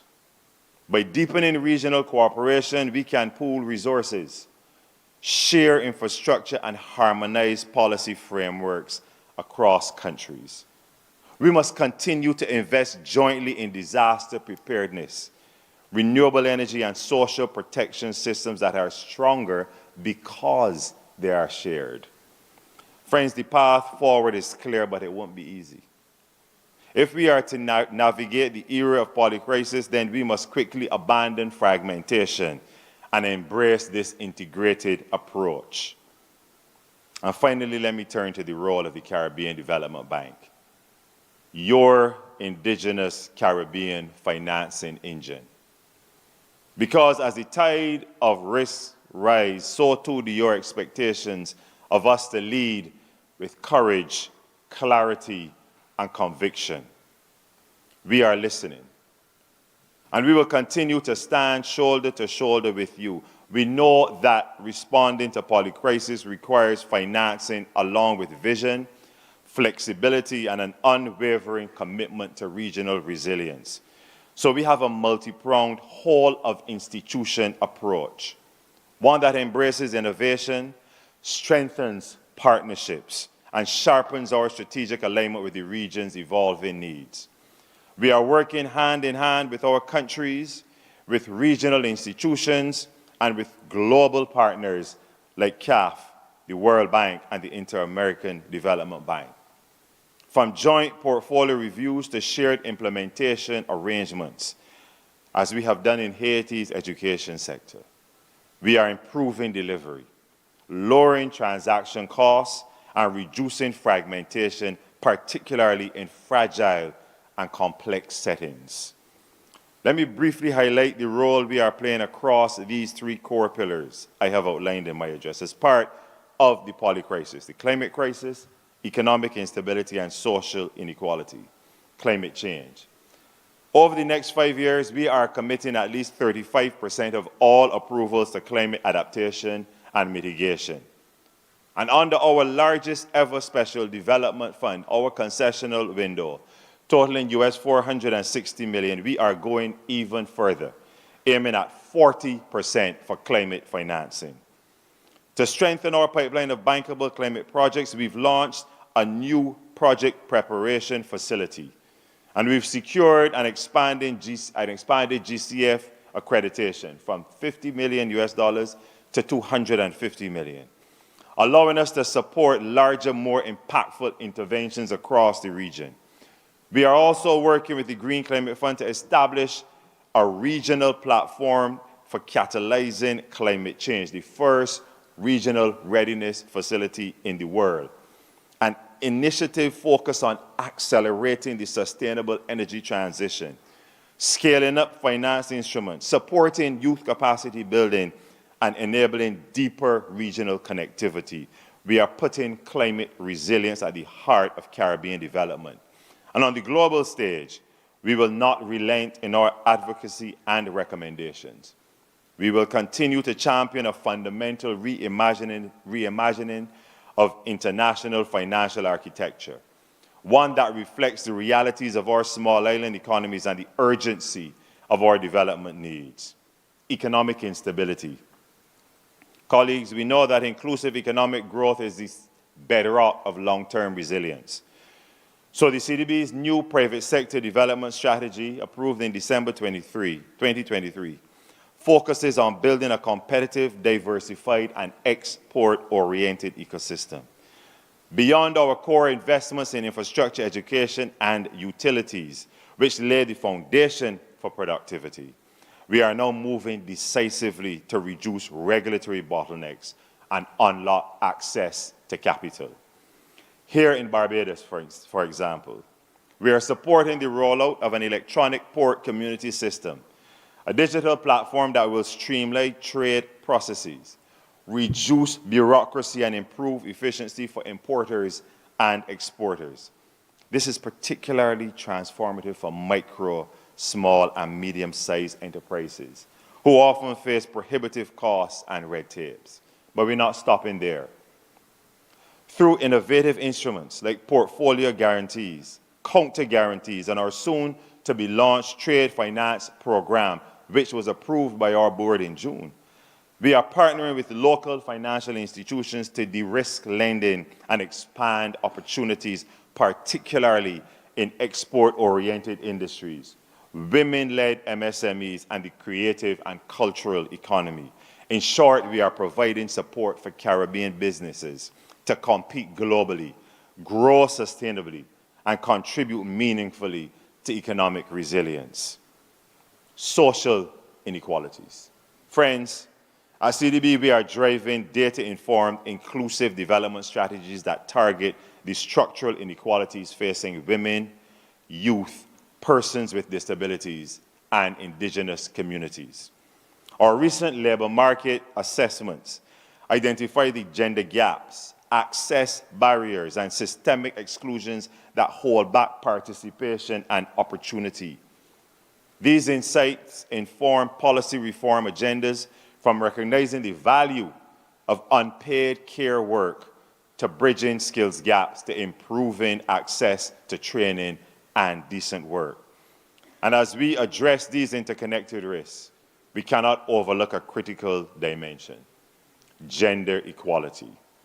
Within this web of risks, women-led MSMEs are vibrant aspects of growth, employment, and innovation, but they continue to face systemic barriers in accessing finance. Our recent flagship multicultural access to finance study with the ICR facility revealed that socio-cultural biases, rigid collateral requirements, and poorly designed loan products are excluding women entrepreneurs from adequate financing. To close this gap, the bank recently approved the Caribbean Gender Equality Market Sustainability Technical Assistance Project, or Caribbean GEMS, in partnership with 2X Global. Also, our flagship Basic Needs Trust Fund continues to deliver real results through income transfers, SME support, and grassroots empowerment projects, especially for vulnerable communities. We're also scaling up the enhanced country poverty assessments, a next-generation poverty analysis tool that goes beyond income to assess health, education, housing, labor markets, and vulnerability to climate risk and disaster risk. By combining GIS mapping, participatory poverty assessments, and macro-socioeconomic diagnostics, the ECPA holds government targets social protection more precisely, reduce exclusion errors, and align policy with the lived realities of their people. This is the kind of integration we need: inclusive data, inclusive policies, and inclusive growth. Finally, we know that we cannot call on you to become more resilient unless we are resilient ourselves. At CDB, we are taking bold steps to enhance our risk profile and operational readiness. Through the Exposure Exchange Agreement, we are unlocking new lending headroom, sharing risks with peer institutions, and optimizing our capital base. And with the rollout of our enterprise risk management framework, we are embedding risk management into every corner of our operations, ensuring that risk is strategically governed across the institutions. Friends, this is the role of your development bank as a partner in transformation, driving a pathway for a future-proof Caribbean. Our region has just drawn the curtain on CariFesta 15. But let the spirit of our artists continue to lead us forward. The late Nobel laureate Derek Walcott once wrote, "Break a vase, and the love that reassembles the fragments is stronger than that love which took its symmetry for granted when it was whole." The Caribbean has known fragmentation of geography, of history, of development pathways. But our true strength lies in how we choose to reassemble those fragments with love, intention, and a shared resolve. Let this conference be such a moment of reassembling, of bold integration, and of Caribbean resolve. In the face of these mounting risks, together, we will build a Caribbean that thrives and ultimately leads the world. Ladies and gentlemen, I thank you.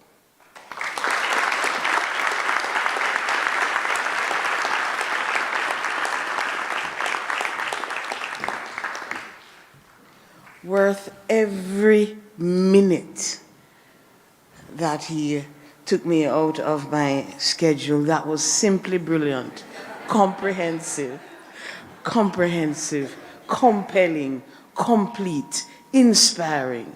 That was just wonderful. Thank you so much, President. So he has given us our remit, we're addressing, and I very much appreciated the action-oriented, the expressions of the work that is being done by the CDB, and of course, it combines very well with the work that we're getting from CAF and from CRIF SPC, so it makes for a really dynamic and exciting partnership. We're dealing with the climate crisis, the economic instability, the social inequality, and therefore we need to address policy coherence, sectoral collaboration, data risk management, geospatial and technological application, community engagement, Just a quick story, I know we're running late, but I have to give you the story about the parks and markets of Montego Bay that put garbage pans. Now, you have to understand what a garbage pan is. It's an oil drum. And they bought 50 brand new oil drums, set them all around downtown Montego Bay because they had a problem with flooding because of garbage thrown in the streets, blocking the drains and the gullies.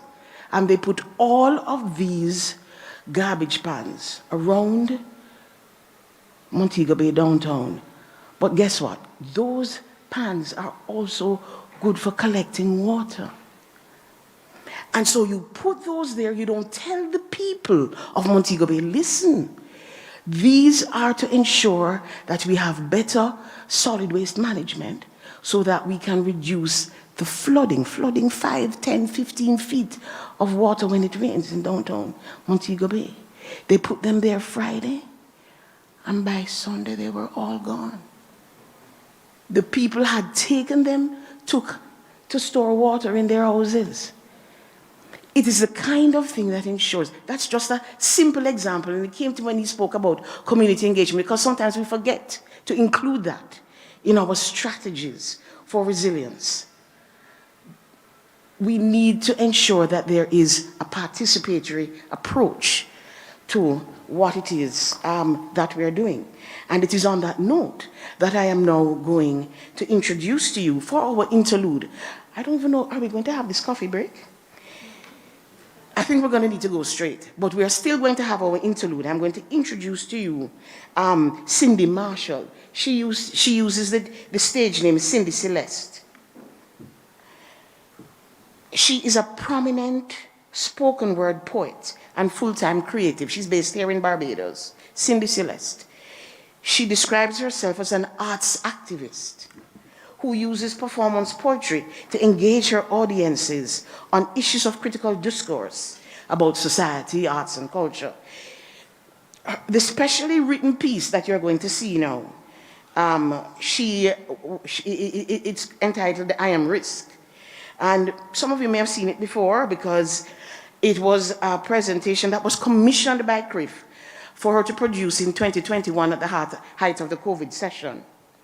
And so it is intended to highlight the nature of integrated risk. And we're giving you a rerun of it because the message is still fresh, it is compelling, it is so relevant to the challenges of the day, and quite frankly, there is just no improving on excellence. So we wheel and come again. We're giving it to you one more time. Here for your entertainment and your education is Cindy Celeste. Where is it? Hi there. You probably already know me. I mean, I have been told I have a familiar face, but just in case you've seen me around and can't place it, or passed me in the street and can't trace it, my name is Risk. No, there's no need for you to tell me yours. I have already interacted with most of you before, so believe me when I say I'm quite sure the pleasure is all mine. But if you still can't find our interactions in your mind, you're probably wondering what corner I've come out of after all this time. And I'm inclined to remind you that if I'm even slightly recognizable to you right now, it's because you've already met me someplace, sometime, and somehow. Allow me to elucidate. Let me do more to demystify the signs signifying my existence, paint a picture illustrating why I already know everything about you. But you've hardly realized I have always been right in front of your eyes. You've developed this instinct to think you can't link the risk you see in one space to the risk you've already seen somewhere else, because it isn't possible for you to reconcile that one risk could worm its way into so many different realms, and your brain becomes compelled to think risk can't be omniscient. Each one must be someone else, or else.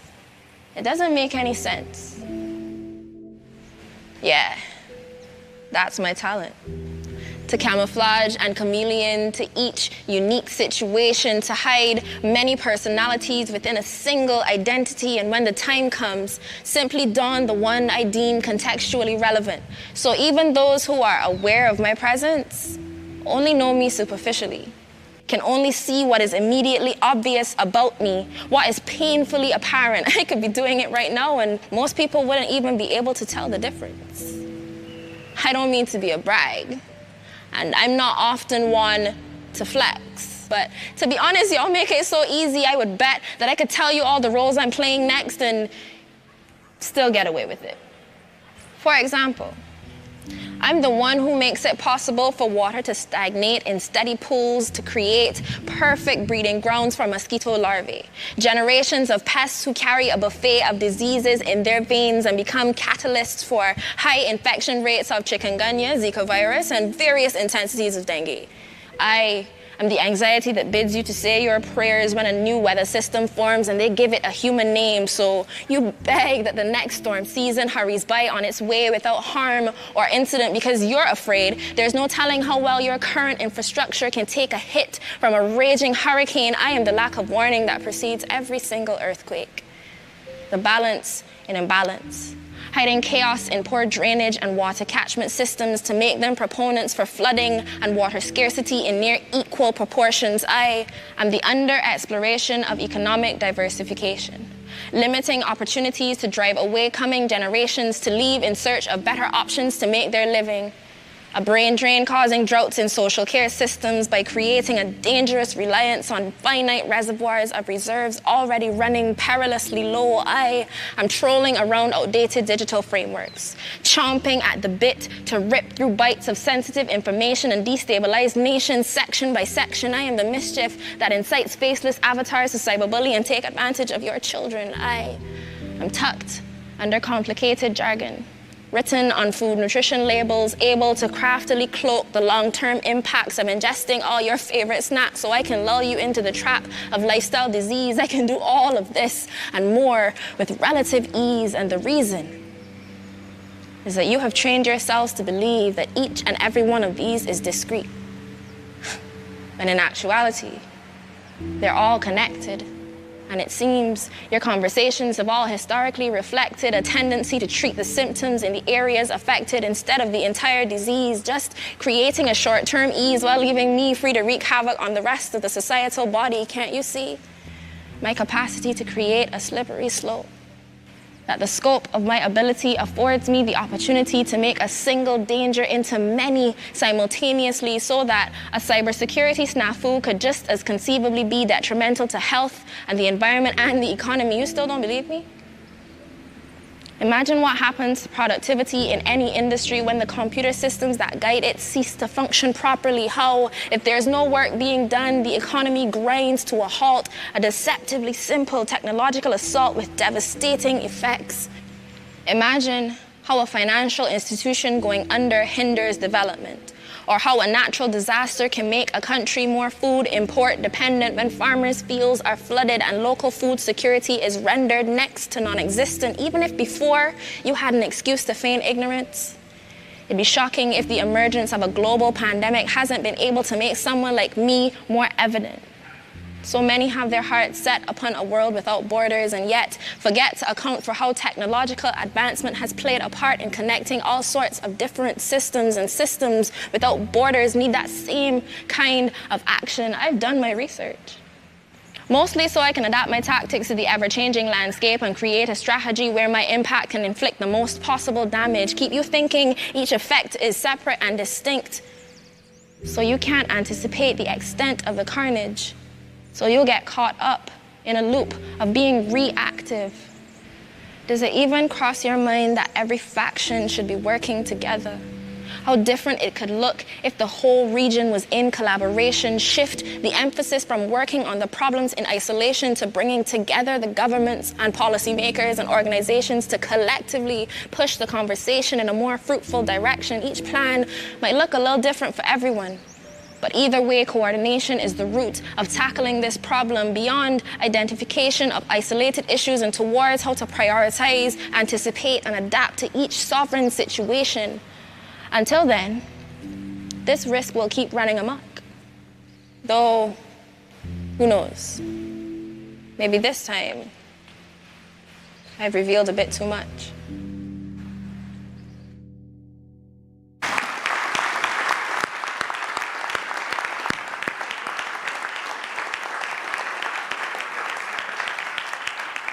Spoken by the youth, or leaders of tomorrow. Enough said. Thank you all very much. I am going to invite the representatives on the at the head table. We don't have a table on the platform because we are not going to break. We are not going to break for coffee. We will invite you to go and help yourself to coffee, but in the interest of time, I'm going to ask the representatives of the first panel to make their way to the stage as the representatives of the opening ceremony depart the stage. And I would love to have a little more of the big tree and small acts while we have this changing of the guard. Thank you all very much for participating. Picture.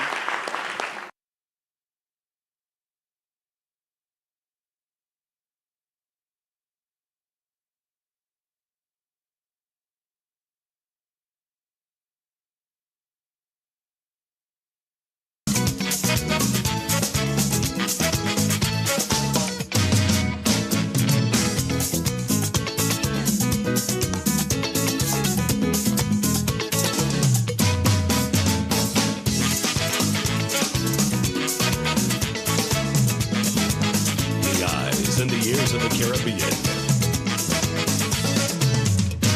CaribVision.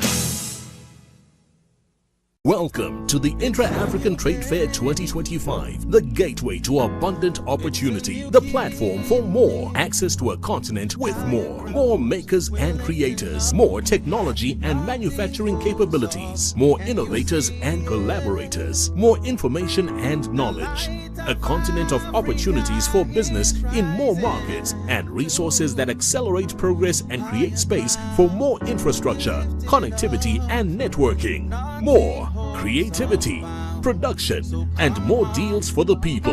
Afrexim Bank, in collaboration with the African Union Commission and the AFCFTA Secretariat, brings you the 4th Intra-African Trade Fair, hosted by the People's Democratic Republic of Algeria. Over 2,000 exhibitors, 35,000 plus attendees, 140 plus countries, $44 billion in trade and investment opportunities. Register now and enter the gateway to new opportunities.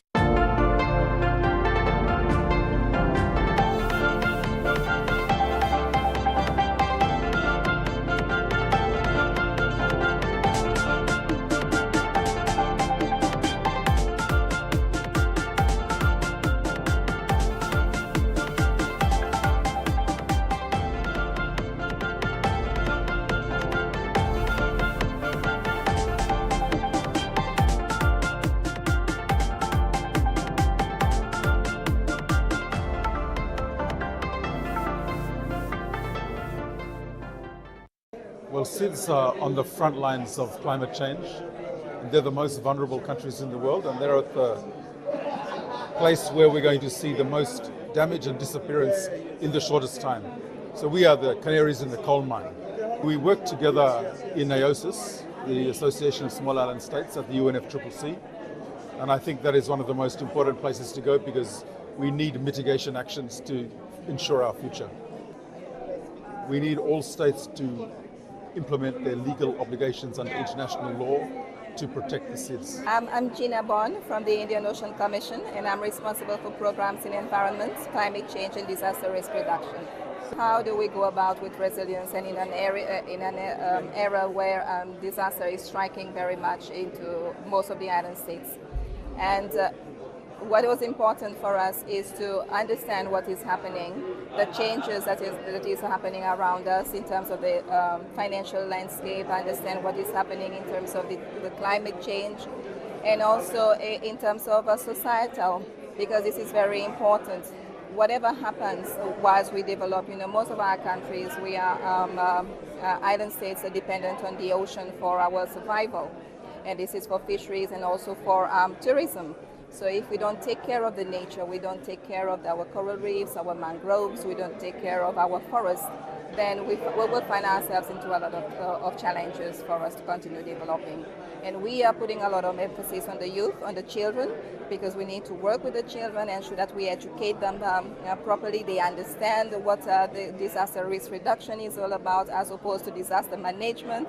And also how do we connect all the systems together to ensure that governments, they work in one instead of silos.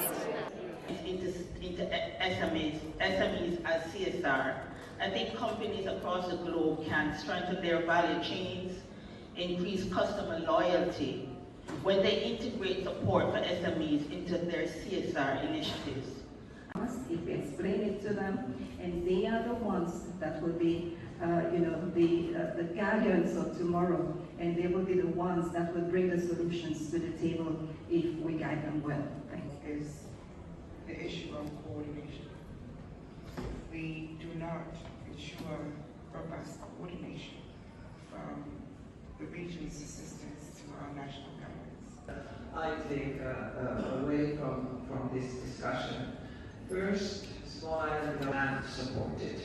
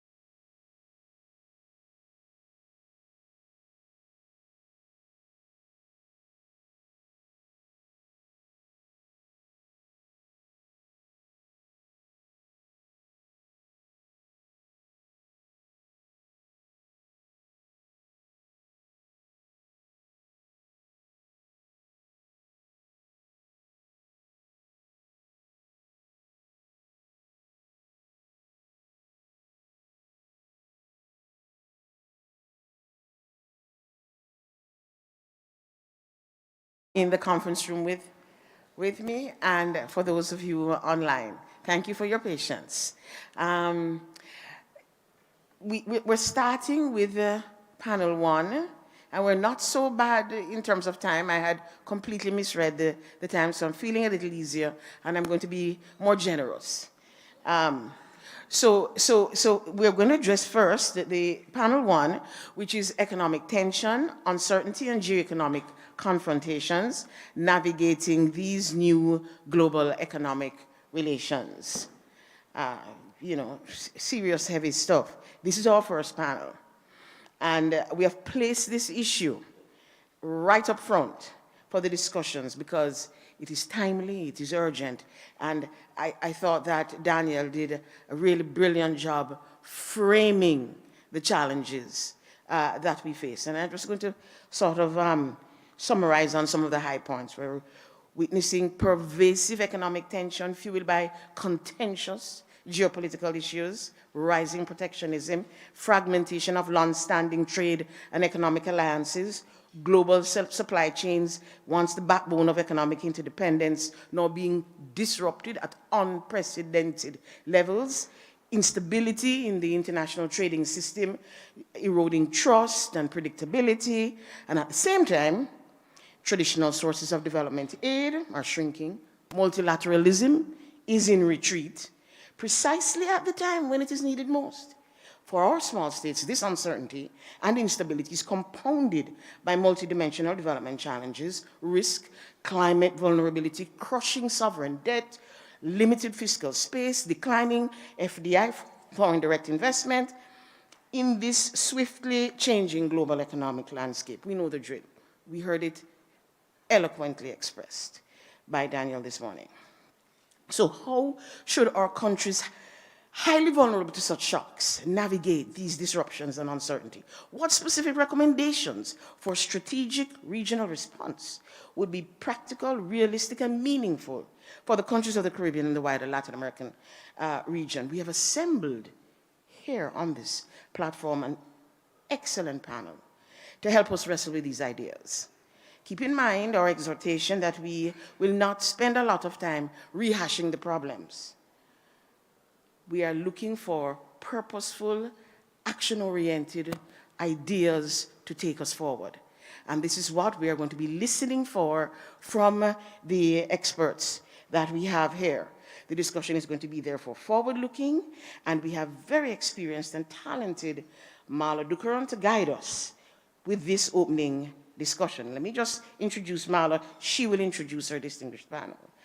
Marla is an eminent economist and advisor on Caribbean economy, highly sought after keynote speaker on issues relevant to the Caribbean development, regularly advises boards and executives in the business community and multinationals, guiding their strategic decisions in the region. She's a member of the advisory board of UNDP's Regional Bureau for Latin America and the Caribbean, and sits on numerous other boards of directors and institutions, notably the Caribbean Policy Research Institute, CAPRI.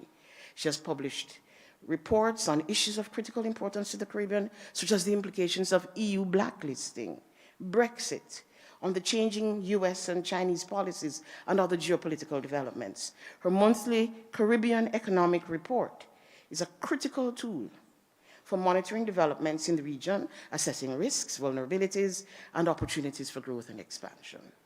So I'm sure you will agree with me that she's eminently qualified to lead this distinguished panel of experts on critical, pressing Caribbean issues. Marla, I am handing over to you for you to introduce the members of your panel and to initiate the discussion.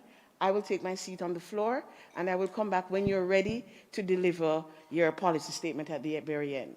Over to you. Thank you so much, Chair. And I have an hour and a half still, right? Madam Timekeeper and Chair. I'm being very generous. I'm not stressing you out. Okay. Carry on. Thank you. We're going on till lunch. Thank you. So I'm the only one standing between everybody and their lunch. Thank you for that. Thank you for that lovely introduction, Chair. I appreciate it. Good morning, everybody. As Madam Chair Diane Qualis just outlined, I will introduce my panel who you see here today, in the order in which I've asked them to give their contributions to the discussion. So we have first Governor Antoine, who is also the chair of CRIF. We have Ms. Monique French, the Chief Risk Officer of CIBC Caribbean. We have Ms. Dilka Escobar, Deputy Director General of the Directorate of Investments, Concessions, and State Risk in the Ministry of Economy and Finance in Panama. We have Lilia. I am sorry, I don't want to risk butchering your last name because I've done it before. I apologize. So we have Lilia, who is the head of the Caribbean for the World Bank, Director of Caribbean Countries. We have Ian Durant, who's the Vice President of Corporate Services for the CDB. We have Dr. Marlene Atz, who's independent senator as well as lecturer in the Department of Economics at the University of the West Indies in St. Augustine. Please welcome everybody on my panel this morning. So we had a call on Monday to prepare for this discussion, and during that call, Governor Antoine said something that has stuck in my head since then. He said, we can either come here to curse the darkness, or we can light a candle. And I want to say, you know, Deanne just outlined all of the risks. The president of the CDB also outlined. Everybody who spoke already reiterated and described the risks and the challenges we face in the Caribbean in a lot of detail and reminded us of all of the vulnerabilities we live with every day, which are changing, which are growing. On this panel, we are not going to rehash those risks and challenges. There is nobody in this room who doesn't understand this. And so we are here not to curse the darkness, we are here to light candles. And light candles so we don't tumble in darkness to our deaths. Now, we want to focus on the solutions, we want to focus on the mitigants to the risks that we face, and the mechanisms that we need to employ now to ensure that in a year's time or 2 years' time, when we come back and have this conference again, we're not in the same position that we're in now. And there's a chart that I actually wanted to show on the screen, but I didn't have a chance. It's a chart that shows the World Uncertainty Index. And this World Uncertainty Index, if you see it, it's got lots of, peaks and troughs.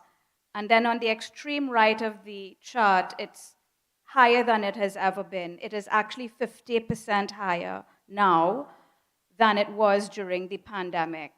So in other words, we have more than 50% more uncertainty globally now than we had at the height of the pandemic, which is, to me, a bit unbelievable because I don't know how y'all felt, but during the pandemic, I felt like I had no idea what was going to happen. And we feel 50% worse now than we did then, which is kind of difficult to imagine.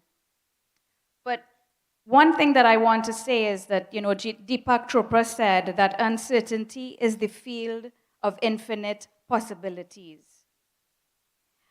It is the fertile ground of pure creativity and freedom. And so that's what we want to get to today. We want to get to what are these creative solutions we're going to come up with and get them implemented. We have a lot to be positive about as well. For example, we have global institutions like the ICJ for the first time ever delivering an opinion on the legal obligation of states regarding the climate crisis. That is huge. That only happened a few weeks ago.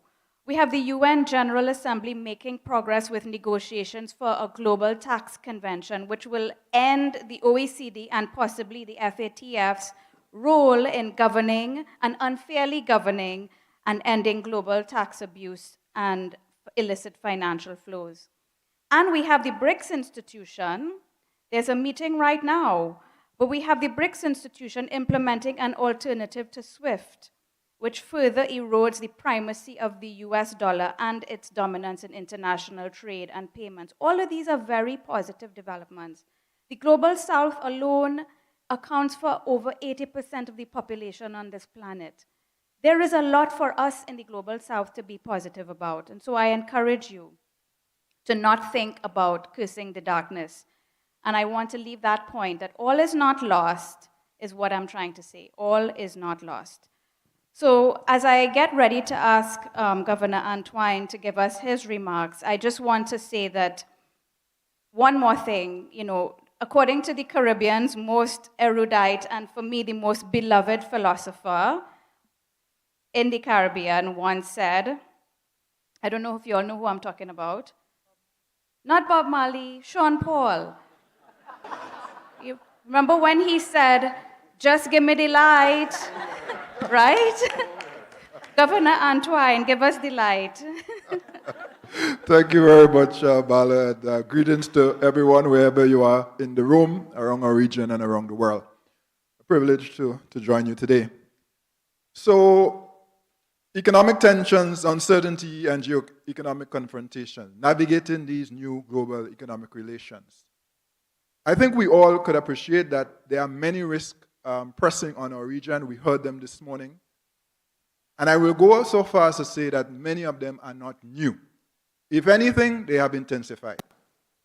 So as we think about how we navigate, I want us to go back to a time-honored doctrine that has served this region very well. And that doctrine is, simply put, as he eloquently said it in 1966, the Caribbean must continue to be friends of all and satellites of none. That doctrine is fundamental and has been the bedrock of our foreign policy for the last 50, 60 years.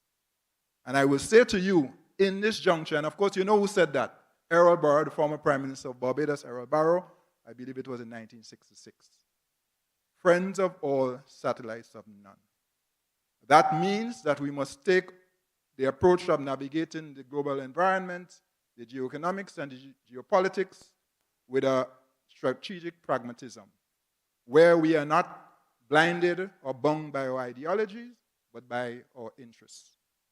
As small states in a big, dangerous world. So that's the overriding principle that must guide us in our relations. It has served us well, and it will continue to serve us well even in this period.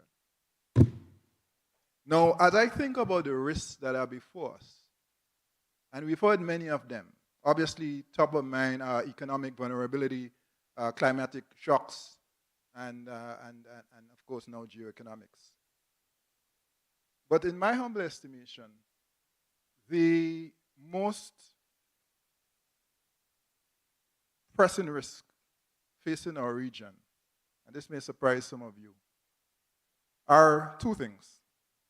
One, a lack of imagination. A lack of imagination. And two, lack of timely collective action. And when I speak of imagination, I refer to a mindset. I refer to our vision for the future, our creativity, our identity.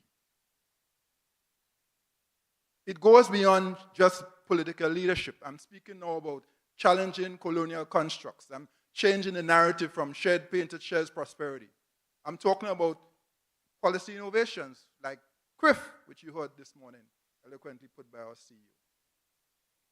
And I'm particularly driven to talk about this because I'm mindful of our youth. I'm very concerned, as the president of CDB spoke this morning, about the disillusionment, the alienation, the pessimism, the feeling that they're not seeing economic opportunities and life chances. And we have to arrest that. So as we reflect on that, I would ask the question, why are we still importing 80% of our food in this region? And by the way, so I'm going at food and nutrition security, but by the way, 8 in 10 deaths in our region are coming from the NCDs. So not only are this food expensive, but they're killing us. ultra-processed foods. Why should we, with this blazing sunshine and everybody's complaining how hot it is, be still paying electricity rates of 35 to 40 US cents per kilowatt hour? How would we ever compete in terms of tourism with Mexico's of this world and others? And why should this region continue to be abused as a transshipment point for narcotics? We were used then to sell and export sugar and tobacco and cotton.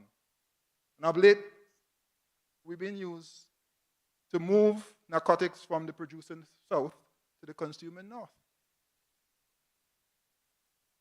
Where am I going with that? The need for us to reimagine this region as a veritable trade logistics hub to Africa, the Americas, and Africa. Two-way trade. Two-way trade. What's stopping us? Now, of necessity, there will need to be investments in a range of areas. Ports, logistics, policies, payment systems. But what's stopping us?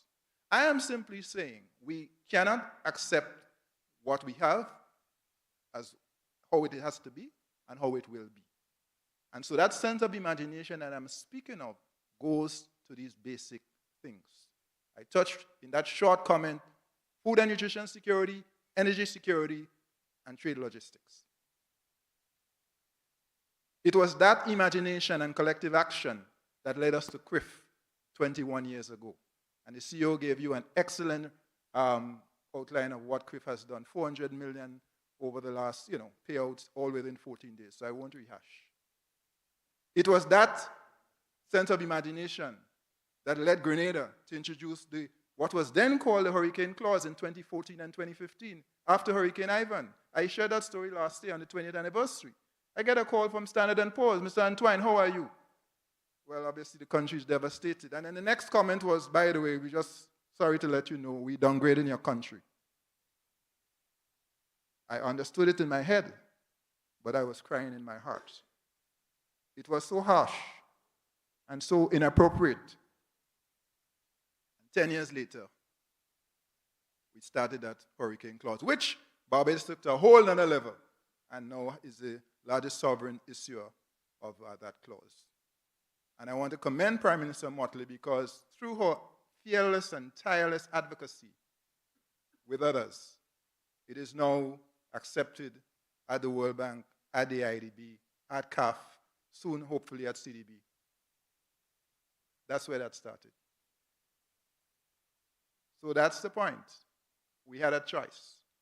We had a choice at the Eastern Caribbean Central Bank to decide, are we going to lament climate change and how hot it is, or are we going to do something about it? We greened our campus with a 1 megawatt solar plant. Now it's saving us almost $2 million a year.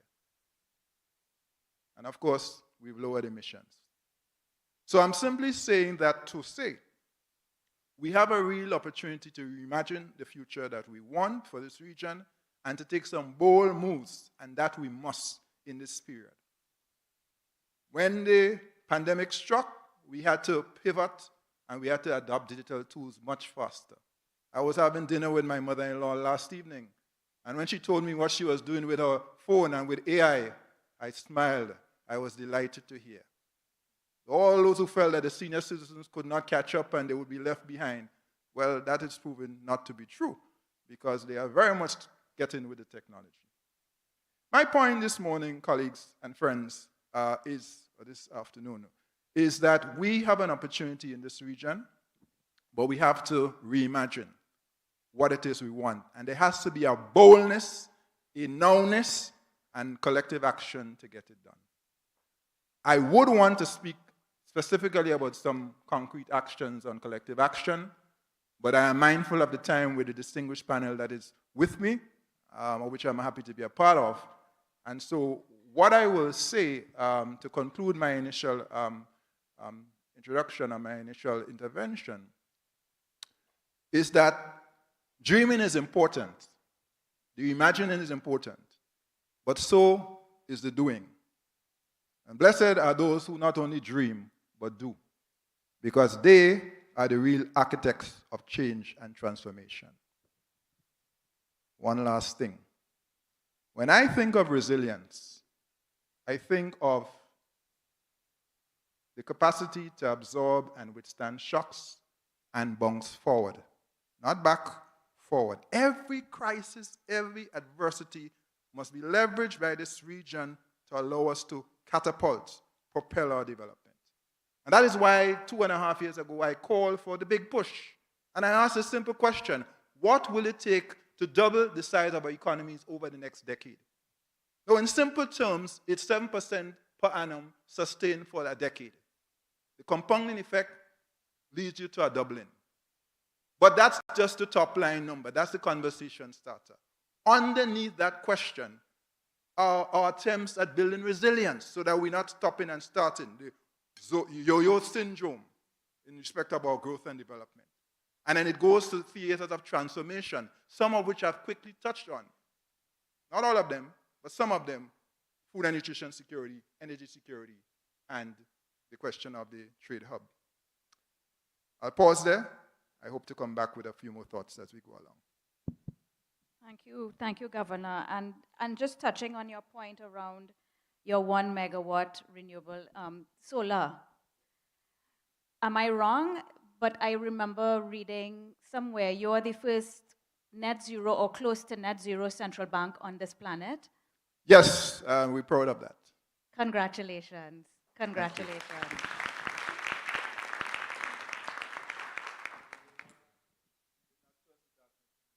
Amen.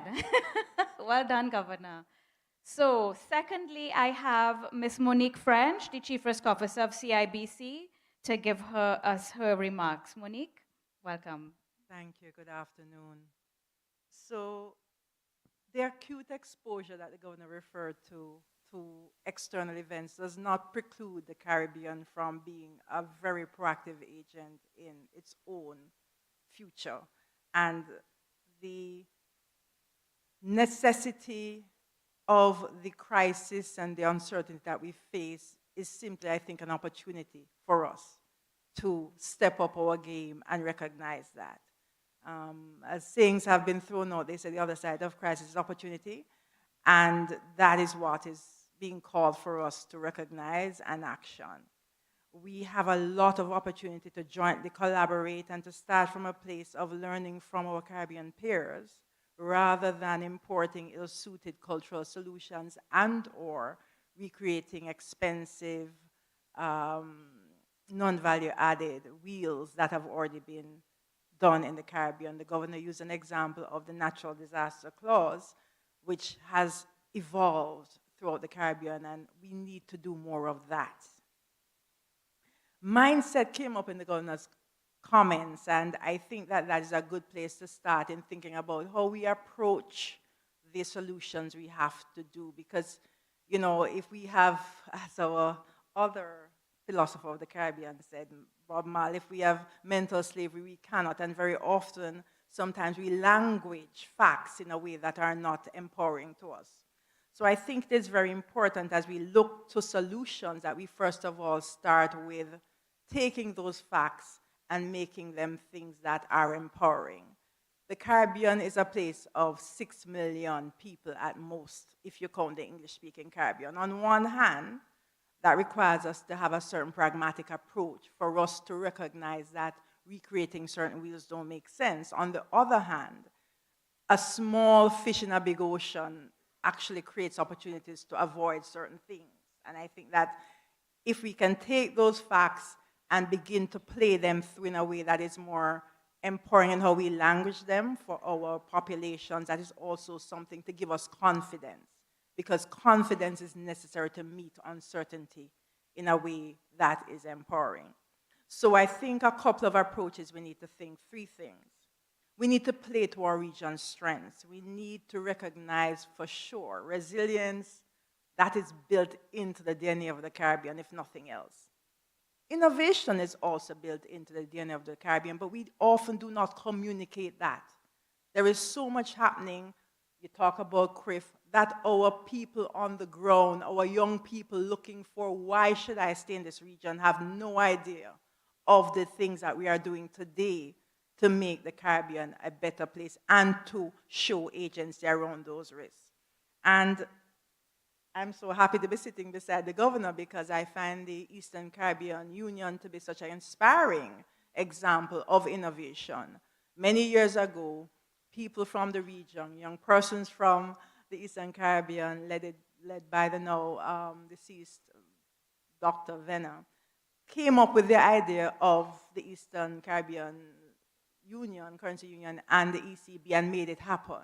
They brought an idea and said, I can take ideas from anywhere, but I shall contextualize a solution. And they not only made it happen, but they have sustained it with good governance. And so that is a very inspiring example of what we need to do more of, more quickly, and leverage across the Caribbean. Secondly, we need to focus on what we can control.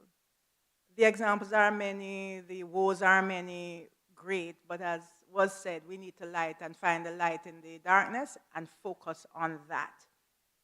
Pick priorities. We cannot do everything, but we can do something, and we need to stick to them and see them through to sustainability and maturity. And then we need to communicate how we are executing so that we can bring people in. This brings consensus, commitment, and confidence. Lastly, disciplined execution.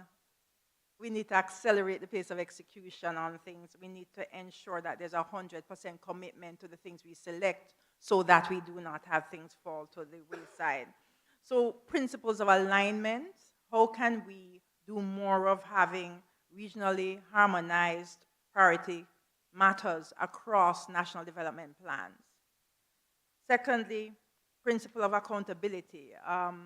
If we do that, how do we bring that so that from the country level and then secondly at the regional level, there is a credible and visible group that helps to sustain and maintain the execution in a way that our populations understand and feel there is progress happening. And it holds us accountable at the governmental level to ensure that there is progress happening. We need to have that transparency for engagement and also to ensure that we don't have these initiatives fragment and stall.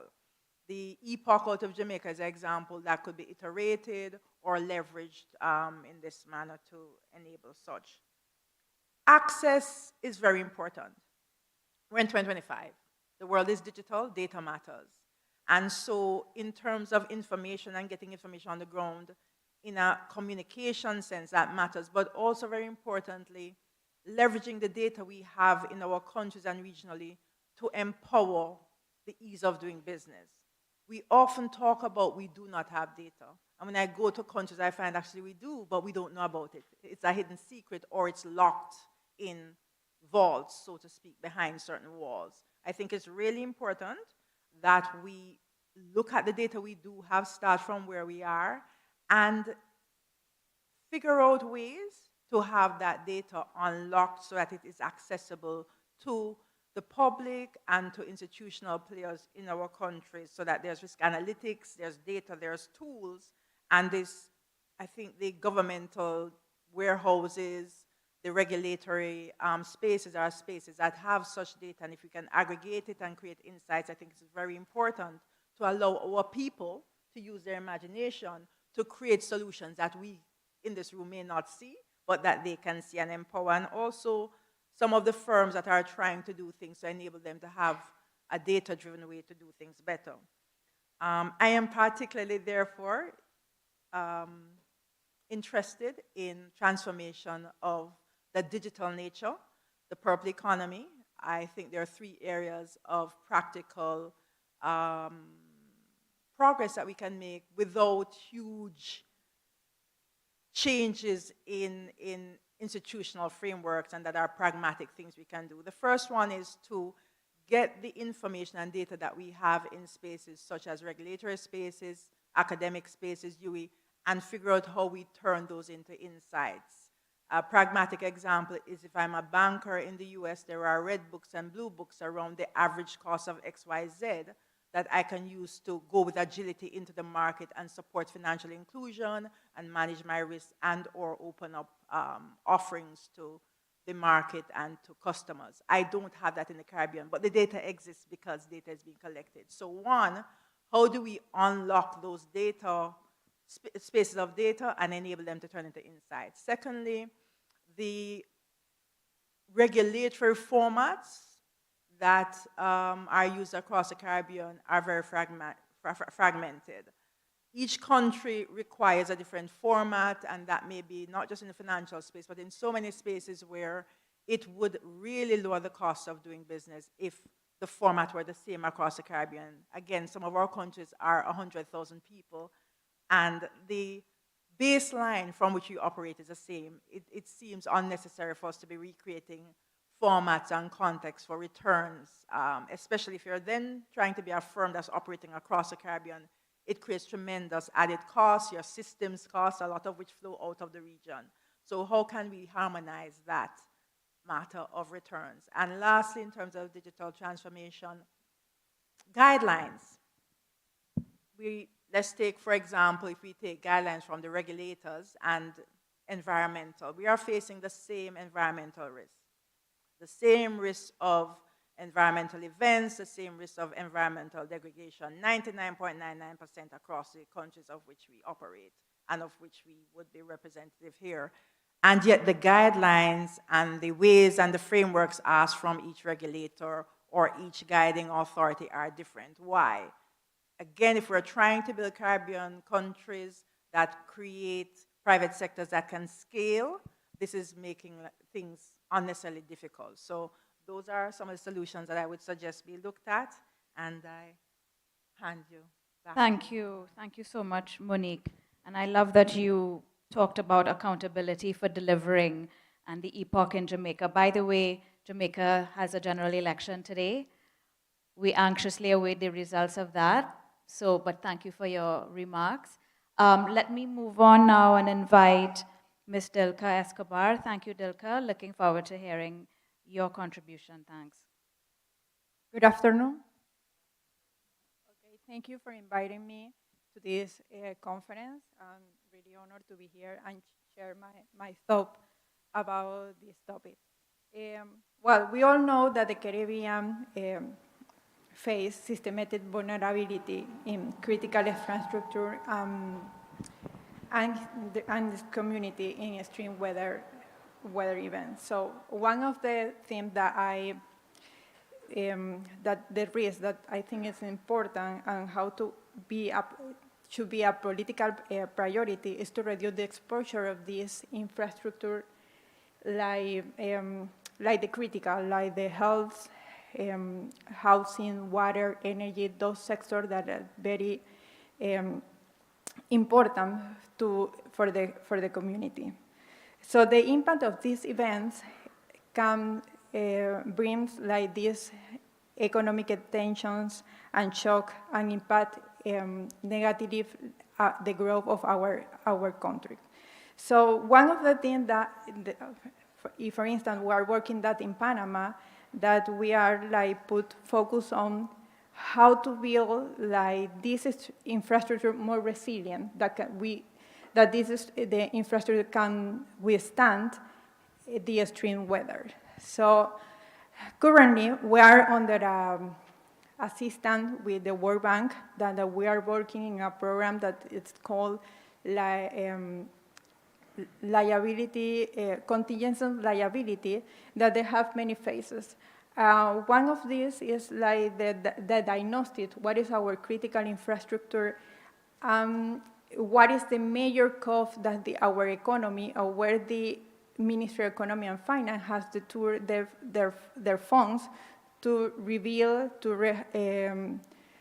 invest in the rehabilitation of these costs, and what is the findings of this assistance have been like the transportation and communications ways to the community that are impact for disasters. So now we are working how we can build this infrastructure better. Like we cannot reveal this bridge again to connect the community. And so we are under a really challenging path with inside the country because they have to, we imply like a cultural change or a different mindset in order to invest in our public infrastructure. Regarding to that, one of the solutions that we propose and we put in this stage is that, like, how can we not just invest in our infrastructure, how this infrastructure and the critical one, like the hospital or our water or electricity, can be withstand after an event. And the destruction of this service be like minimize this destruction. And I see there are many partners in this, like going for this solution, like implies like several stages. As I see, it could be from national and local governments in order to include in the land use planning this link between the disaster risk reduction and also the climate adaptation, also in the building codes and development plans. If that engage, that we can have this vital infrastructure like preparing for that.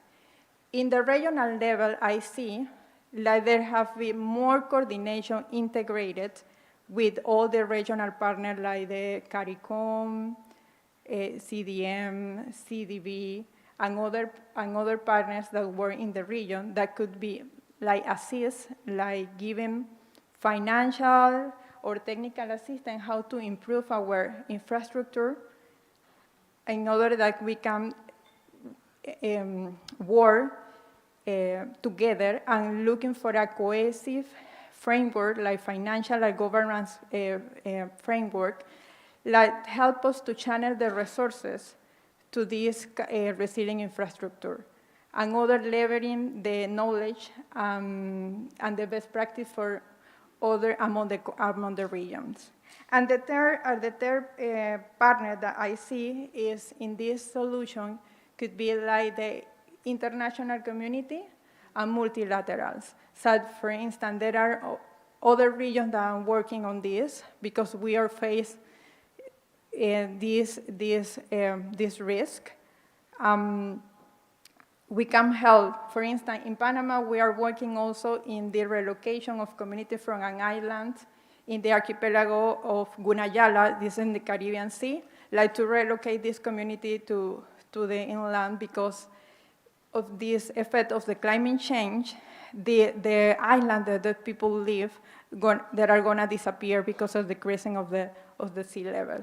So I think that we have to work like together, and I like a group to collect all this knowledge and all this practice for initiatives that we are working in our country to help each other in order to improve that resilience. And also I will mention like that Mr. Antoine said, like dreaming to transform this region from being like a place of vulnerability to transform to a global resilient model to show the others that we can do and not only be like spare what happens. We are only fighting for what is important for us. Thank you.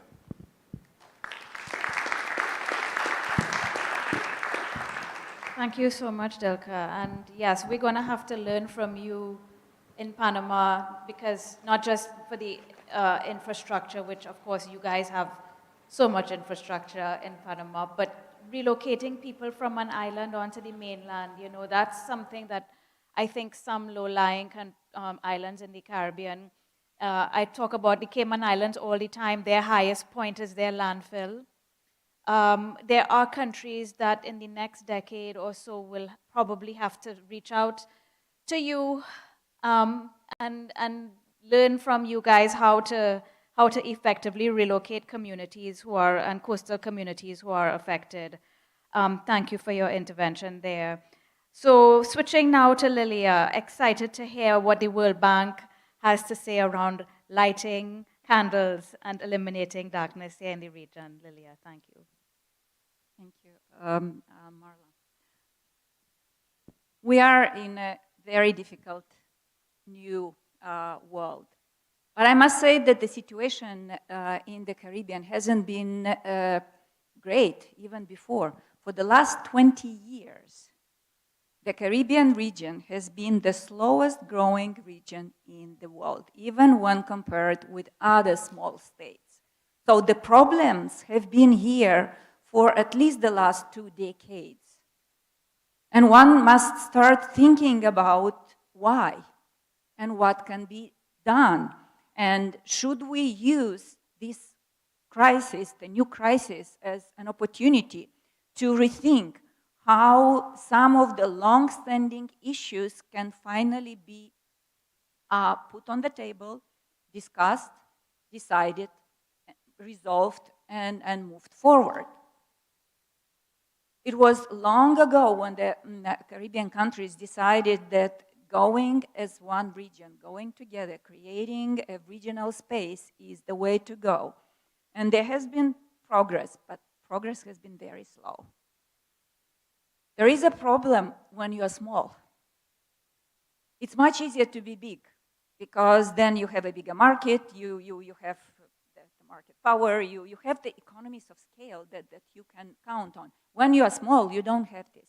And it's even worse when you are small and vulnerable because of all the natural disasters that exist in the world exist here. Volcanoes and hurricanes and floods and earthquakes, everything. So it's very difficult to be small and vulnerable, which means that the efforts have to be doubled, and it's very difficult to do it individually. It has to be done together as a region. Politically, it's very difficult as the several decades of trying to work together have demonstrated that progress has been done, but not as much as everybody would like to see. So more needs to be done to become one economic space, to make sure that goods and labor and people can move freely within the region, to make sure that the region is interconnected within, but also outside. Today, it looks like the region is connected better with the outside world than inside of the Caribbean. So there are some very important challenges ahead, which I hope that the Caribbean will move forward on. And just to give a few examples, a few areas where more can be done.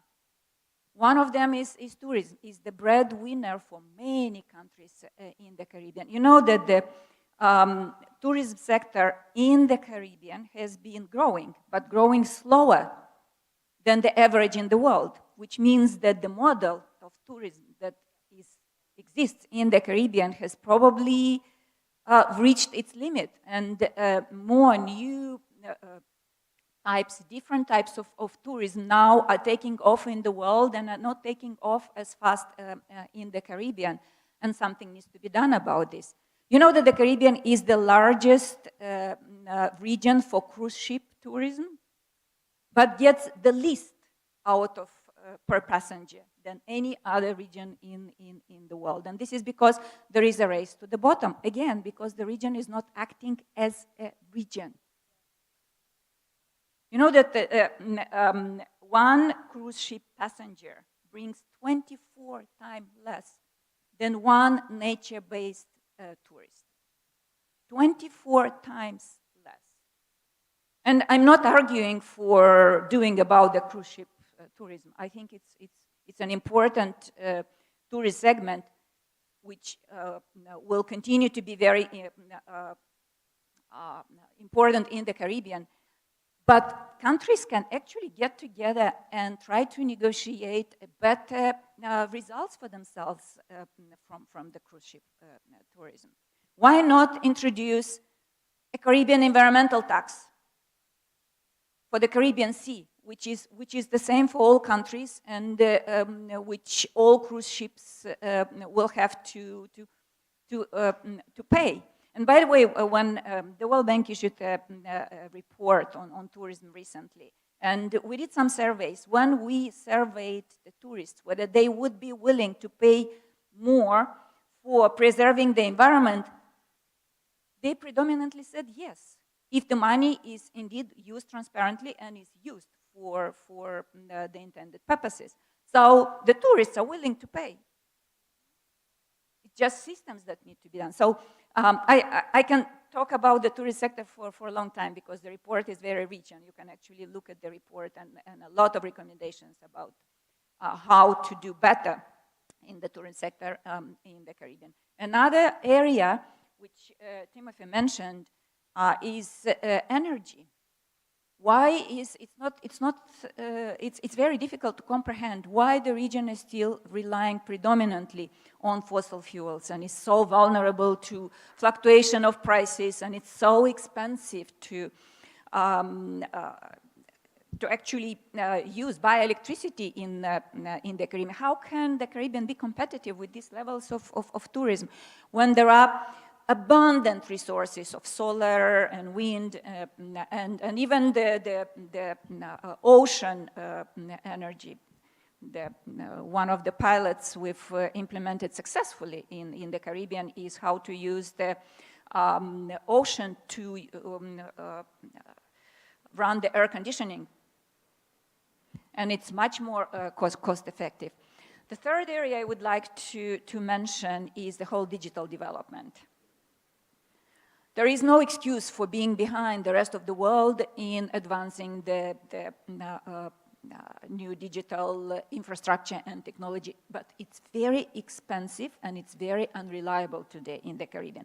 We're talking about diversification. We're talking about finding new sources of growth in the Caribbean. This is the opportunity. This is where the rest of the world is moving. And there isn't enough progress in this area in the Caribbean. And again, it has to be done regionally. It cannot be every country has its own rules, its own regulation. It has to be a harmonized environment so that the benefits are much higher than at each individual country. And this is the opportunity for youth. The Caribbean is a very creative region. And it was interesting to hear when Timothy said that there is a lack of imagination. Actually, youth have a lot of imagination, and not only youth, actually. People in the Caribbean have a lot of imagination. It is getting all this imagination into a collective power for action. So my last point, I have many more things to say. I can say a little bit more if I'm given another chance during this panel.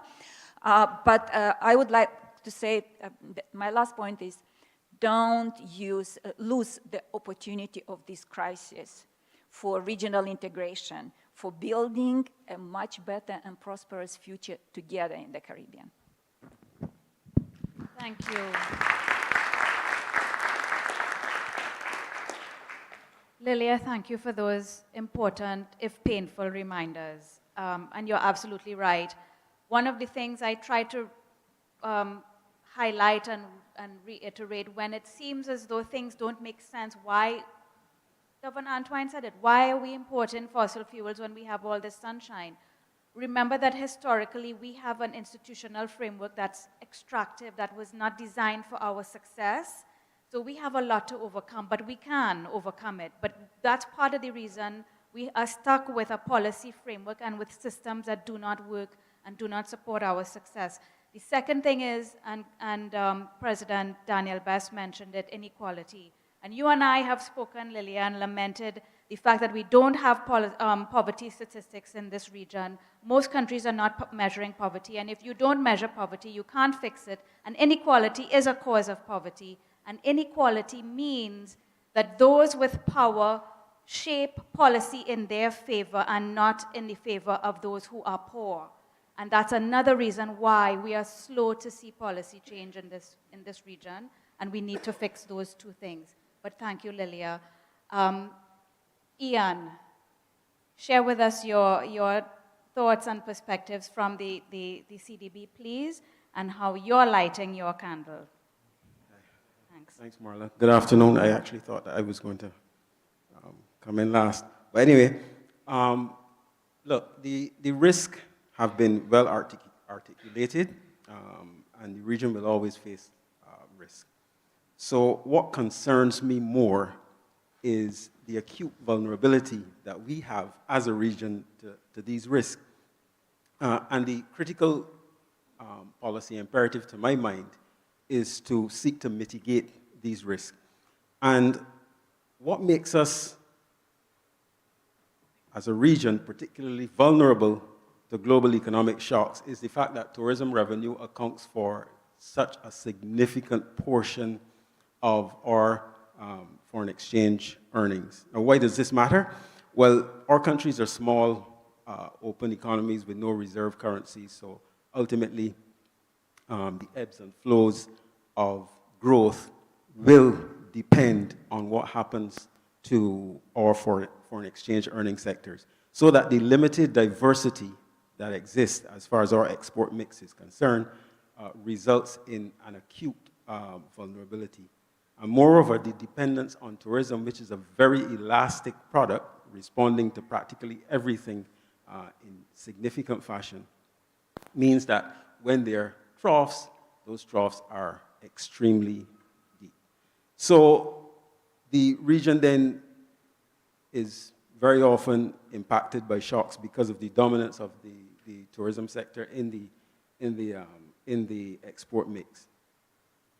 So I think that tells us how we need to go about reducing the vulnerability that we face as a region. Now, the challenge that we have is that, for the most part, whether it's tourism or the extractive industries, our exports largely depend on natural endowments. And the dependence on natural endowments really results from the fact that, as a region, we are not as competitive as we should be. And if we are going to diversify our exports and reduce our export concentration, we really need to increase that competitiveness. And in practical terms, what does competitiveness mean? Really, it means that it's about the ability of a country's producers to get products into export markets at a price that competes, a quality that consumers and regulators require, and a reliability that meets market demand. And this requires an ecosystem that is largely comprised of infrastructural and institutional elements that impact on these three dimensions. So what I'm going to do is that I'm going to try to bring this notion to life by referring to the 25 by 25 initiative, really 25 by 25 plus 5, as it is now.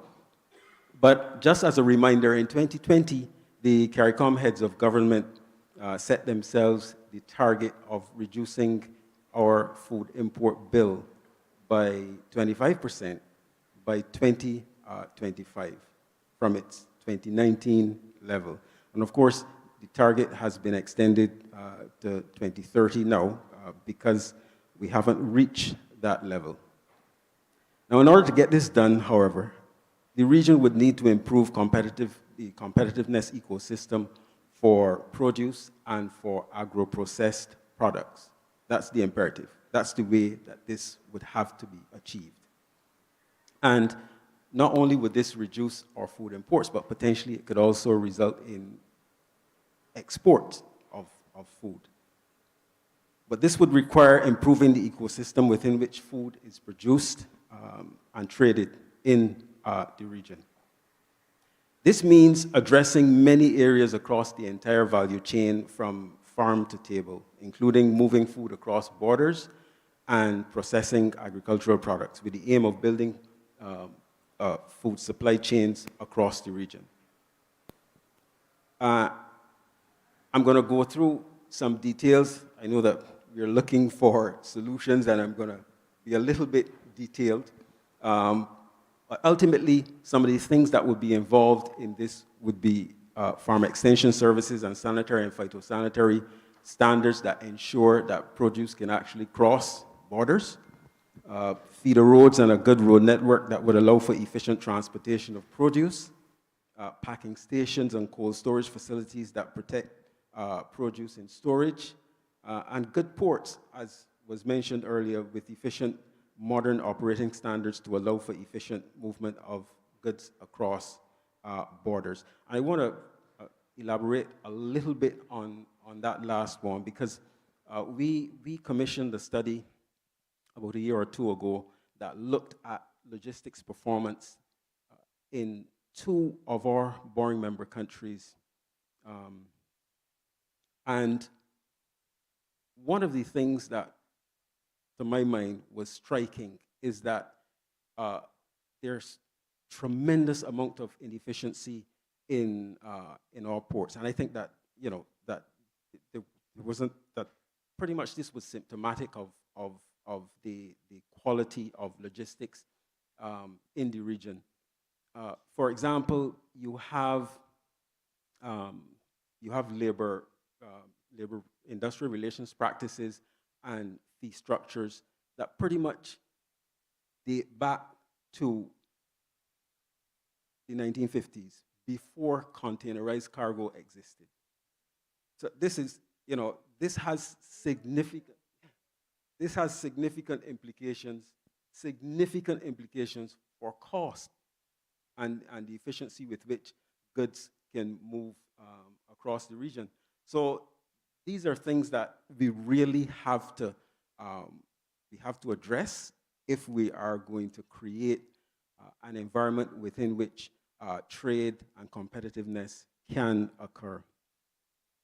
Now, with respect to food production ecosystems, very quickly, things like testing labs that provide information on shelf life and nutritional content, business support organizations that will support the development of agro-processing MSMEs, access to appropriate credit for MSMEs, regulatory agencies that are efficient and digitized to reduce the cost of navigating these agencies, movable capital registration frameworks that facilitate investment, and insolvency legislation that encourages risk. Those are some of the things that we need to do if we are going to encourage and facilitate trade and export-led growth in the region. So I think that we can, in summary, you know, we can diversify our economies and reduce the risk associated with what we face globally, but we have to be intentional, and the policy imperatives outlined, that I just outlined in relation to the 25 by 25 plus 5 initiative, can also spur and encourage and facilitate investment and export in areas other than food processing. So I'll leave it there. Thanks. Thank you so much, Ian.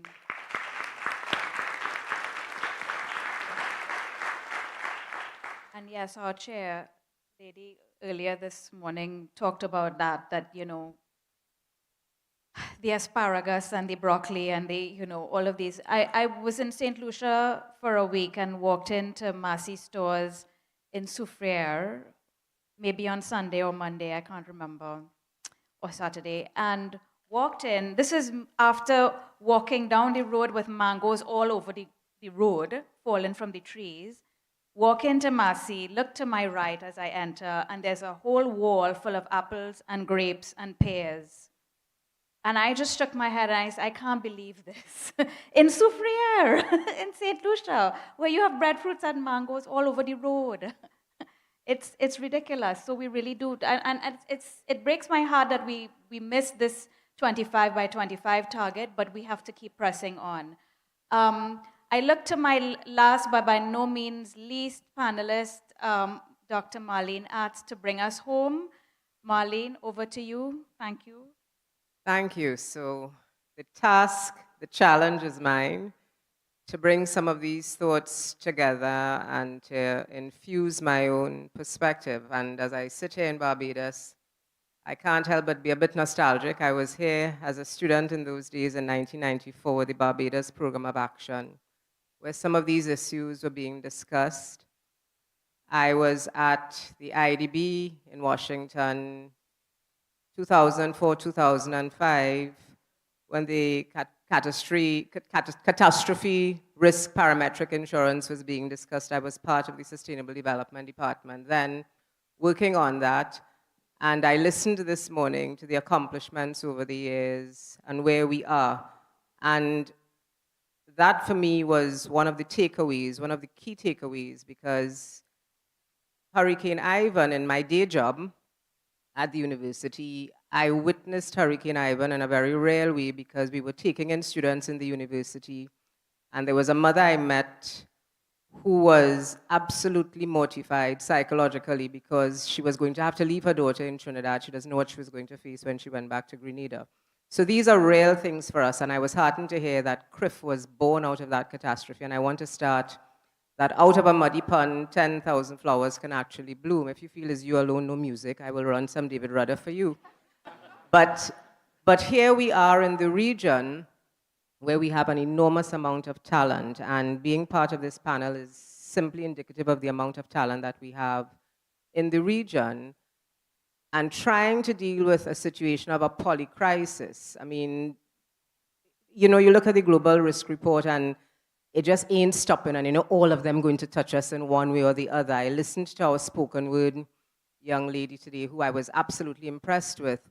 And she's saying a cyber risk. We think that cyber risks will only impact on financial institutions, but think about a hospital. While we move towards digitization, think about a hospital where your records are digitized and there's a cyber attack and you kind of like collapse. I mean, I watch these things on TV, Criminal Minds and these things.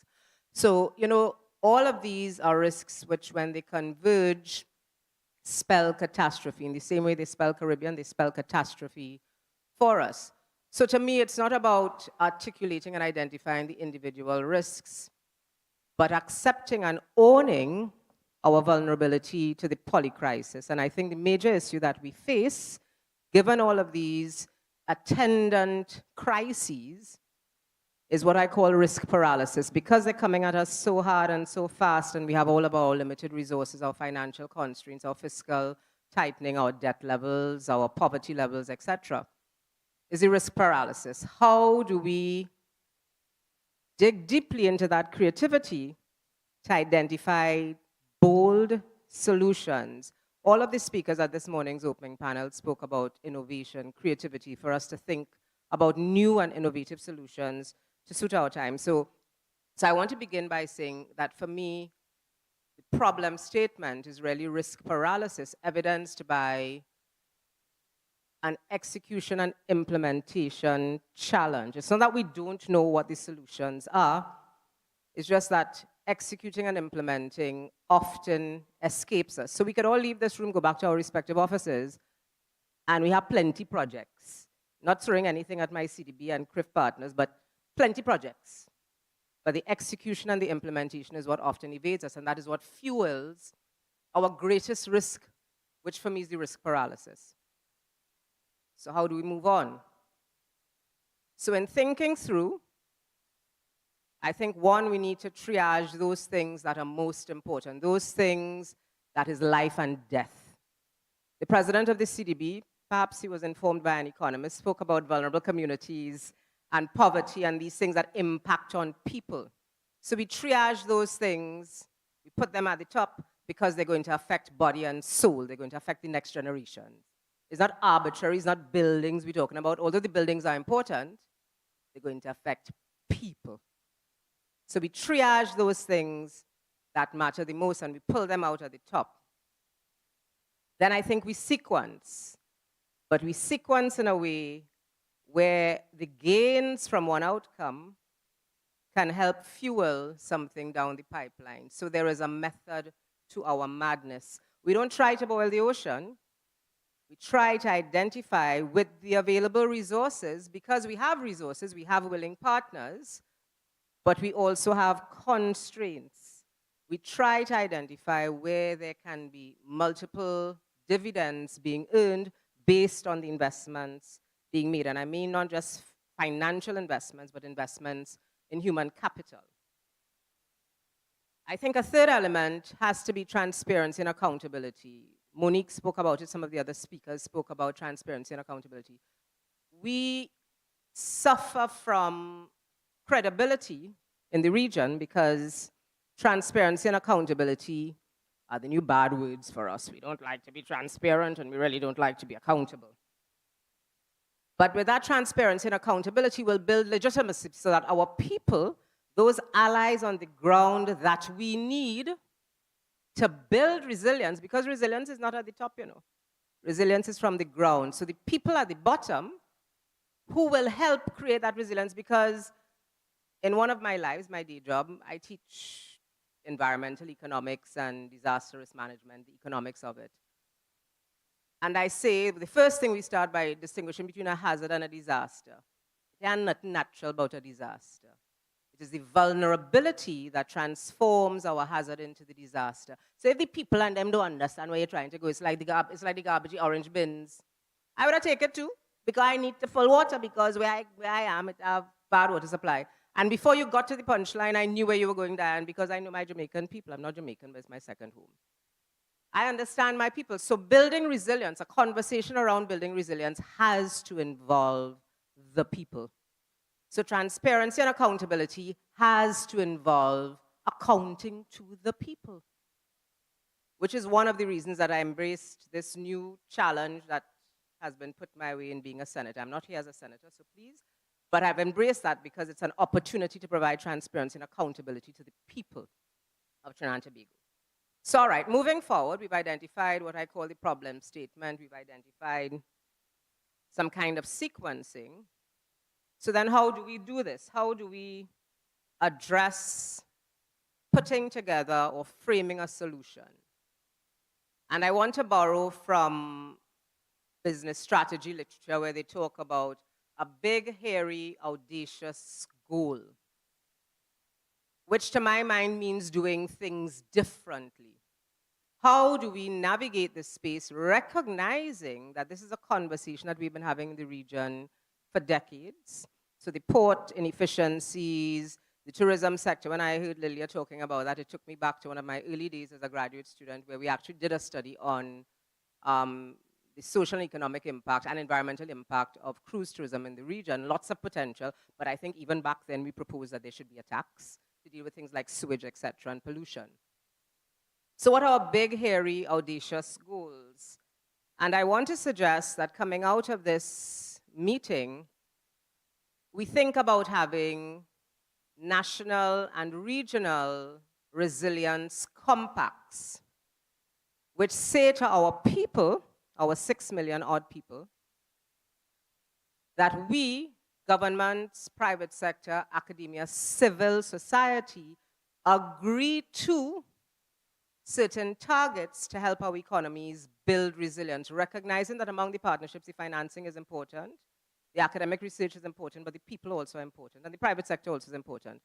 But at the heart of that has to be our governments as well, because we kind of need them to provide some frameworks to help these things move forward.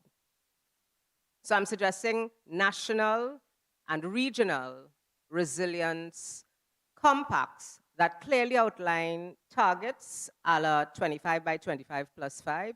Like Marla, I'm a little unhappy that we're kind of pushing it again, because it means that our exorbitant food import bills will continue to be there at a time where we can ill afford, because the next hurricane that comes, and I remember Beryl last year, people wondering, but how it's so early, climate change, the thing that people think is not happening, Beryl decided to warm up and hit at a time where we didn't expect Beryl.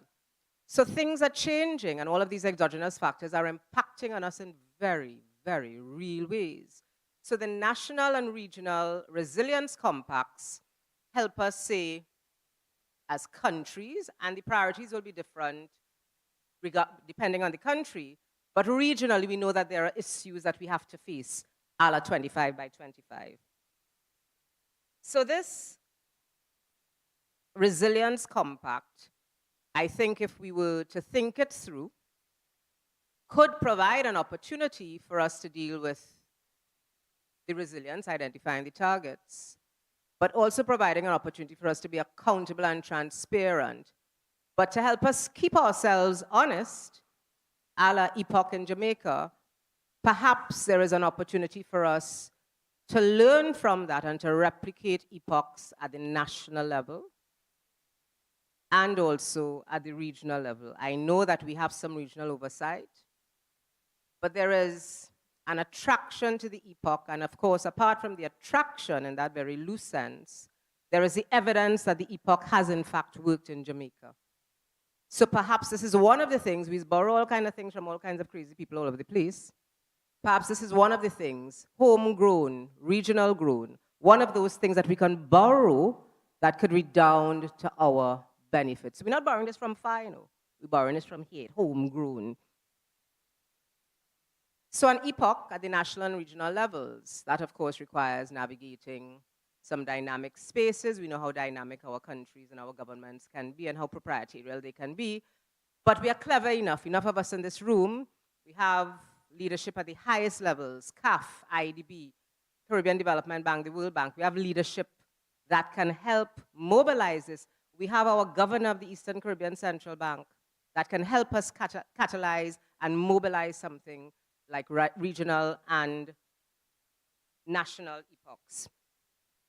And then with that epoch, to complement an epoch type approach, could be and should be national and regional resilience dashboards. So those targets that we've identified as part of the National and Regional Compact, it have quarterly, annually, semi-annually updates on where we are in achieving those targets, so that the next generation, my students, Timothy's mother-in-law on her phone, she can actually follow what is happening because there might be something that resonates with her.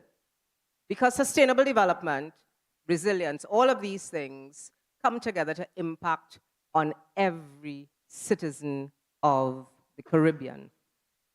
So let us have these dashboards that keep us honest.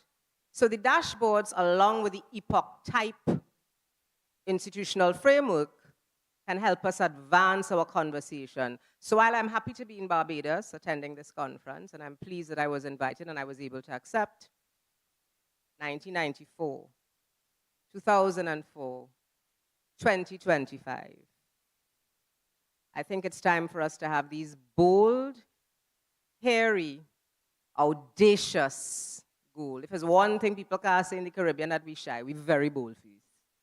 So time for us to have these bold, hairy, audacious goals, and I'm suggesting that one such goal is for us to put on the table, put our money where our mouth is, that we are committing to having national and regional resilience compacts that say, this is where we want to be, and this is where we're headed.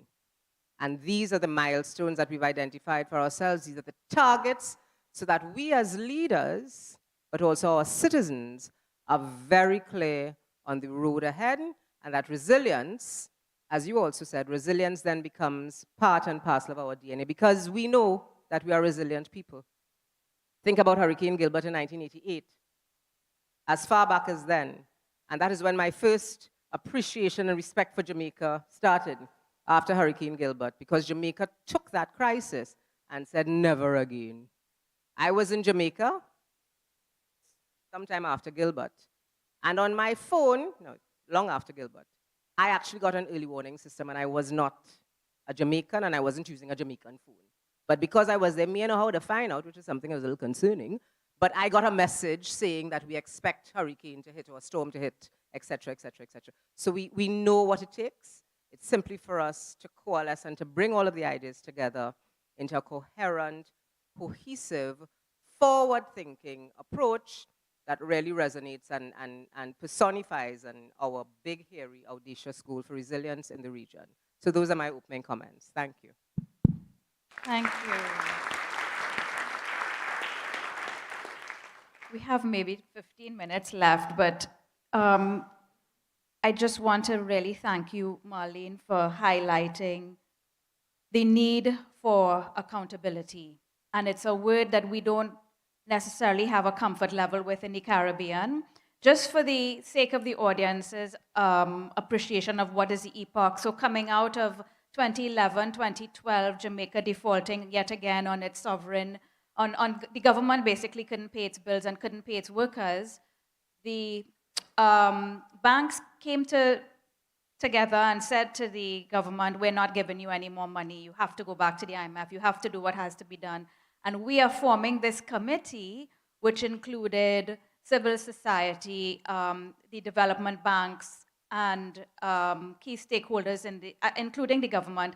And this committee, on a quarterly basis, collected data on what the government said it was going to do and reported publicly to the people, to the point where the last chairman, Keith Duncan, who was just recently awarded Jamaica's highest honor, the Order of Jamaica, he literally would sit on the corner by the rum shop and explain to the people of Jamaica, well, you know, the government said they were going to bring inflation down to 2%. They only did 2.5%, you know, and he would explain where are we against all of these goals that the government said they're going to achieve. And it was through this accountability that these results were achieved, but also the people understood transparently the progress towards these goals being achieved. And that epoch has now been reformed, and it's been enshrined in the legislation alongside a fiscal council as well. So I mentioned earlier about we have an institutional framework that is extractive, that was not designed for our success in the Caribbean. I want to suggest that these institutional reforms, or these new institutions in Jamaica, like the epoch, are the kinds of institutions that we now need to drive our progress, which didn't exist when we became independent.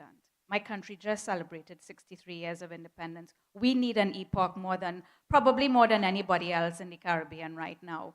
And so I agree with Marlene, and I support this idea that once we have this independent body that holds to account the governments or the institutions for achieving the goals that they say they're going to achieve, and reports on a regular basis via the dashboards online, which, by the way, these dashboards already exist. Jamaica has one, Vanuatu has one, a little tiny country, one of the poorest countries on earth in the Pacific.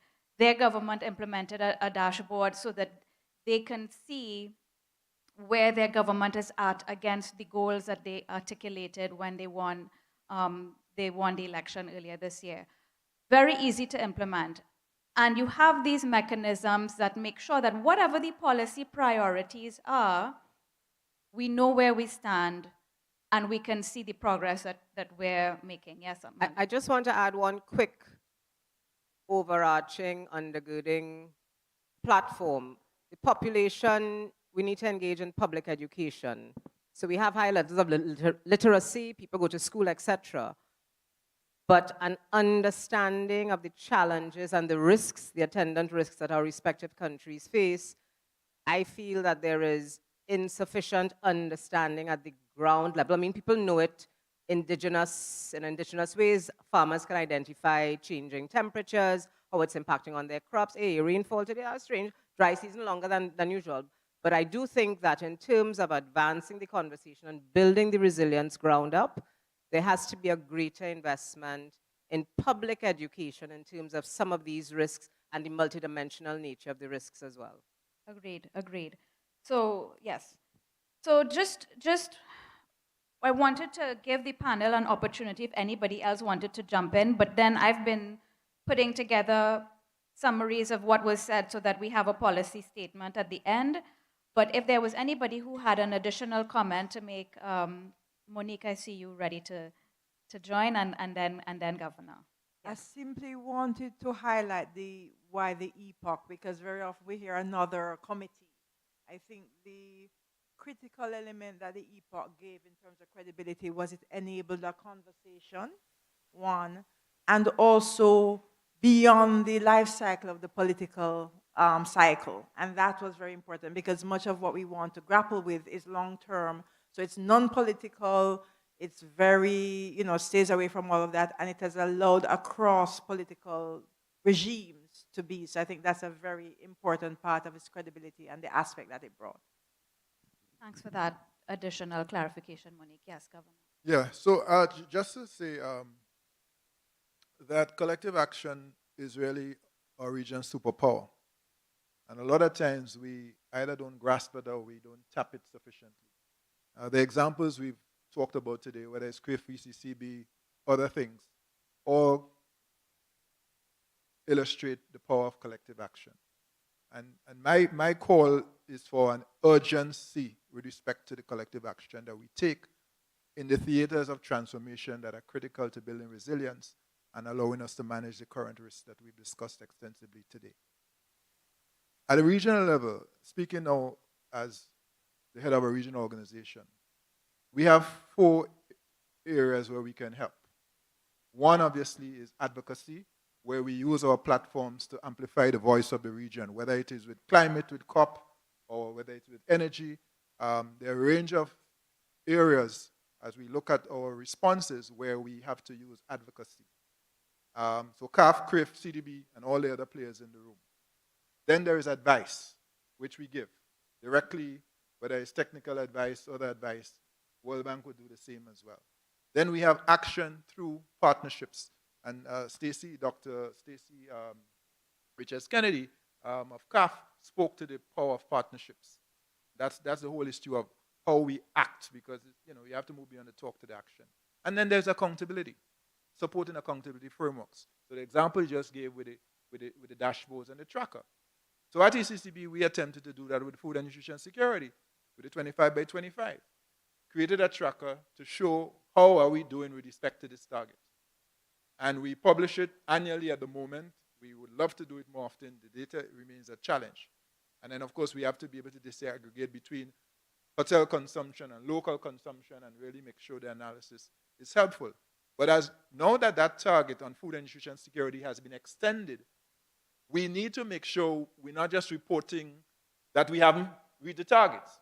We are effectively reporting that will help us to guide us to a result, because that's what we want, to reduce the food input bill by 25%, to make sure that we're healthy or healthier than we are, to cut NCDs. All of those are part of that equation. That's why it's food and nutrition security. So I believe the trackers are important, and I think the regional institutions can help with respect to that as a contribution to helping with strengthening the advocacy for any of the areas that we've identified, such as food and nutrition security, but also for supporting accountability. Because we have, where are we doing? Why are we not doing? I said it before. If you look at the food and nutrition security, you cannot bend that curve if you do not tackle 50% of the basket, which are meat, grains, like cereal, breakfast products, and fruits and vegetables. That's 52% of the basket. So if those are not going down, we're not doing anything about food and nutrition security. You might some sweet potato here and some yam there and some dashi in there. That's not going to change anything. So we got to get analytical with that. That's one. Secondly, I think we have a role to play with data. So I'm looking at what the regional organizations could do. Put our heads together for those trackers, but also in this era of AI, let's craft a data and AI strategy for the region that pulls together the various efforts now so that we can really make the data work for us. Big data, metadata, microdata. There's a lot more data has been said than we realize, but it's not harnessed properly. Data is the currency of the 21st century. We could do something about that at a regional level. So I'm challenging regional institutions, including the ECCB. Then there's the transformation, the transport hub. Going back to this thing about two-way trade with the Americas and Africa. Now is the time for us to craft that strategy. Who is going to invest in what port? What standards are we going to have? What are the trade policies around that? What are the payment systems to support that? What are the visa regimes? Our ecosystem has to support that. World Bank is very involved with that. That is something CAF I think is also looking at. That is an area I see for regional institutions to play, so that we are not cursing darkness, we're lighting candles, we're making definitive contributions to this enterprise. As we speak, we are collaborating ECCB and the World Bank on a renewable energy infrastructure facility. So far raised $120 million. We're open to raise more money. And what we're trying to do here is to do exactly what we spoke about. Stop talking about high fuel electricity bills and do something about that by actually increasing our renewables in the energy mix, from moving from 10% to where we are now to at least 20% and then on to hopefully 50% over the next decade or so. So in sum, I believe that these are important opportunities for the regional institutions to come together, working, of course, with our government and our development partners. But I'm always very clear.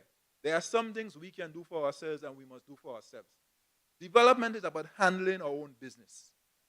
We have to break this dependency syndrome. We have to change this narrative. So a lot of the discussion and my challenge really about imagination is really to look beyond our old economic models and ways of thinking, to look at how we are going to reconstruct this region to allow us to navigate those geoeconomics and these geopolitical risks that we're facing, and all those risks that we talked about. And I'll close with something I say all the time, the mantra of mine, and I said, mindful of our history of slavery and colonialism. As a region, we cannot change our history, and we cannot change our geography. But collectively, we can elevate our development trajectory through imagination, innovation, and collective action. Let's get that done.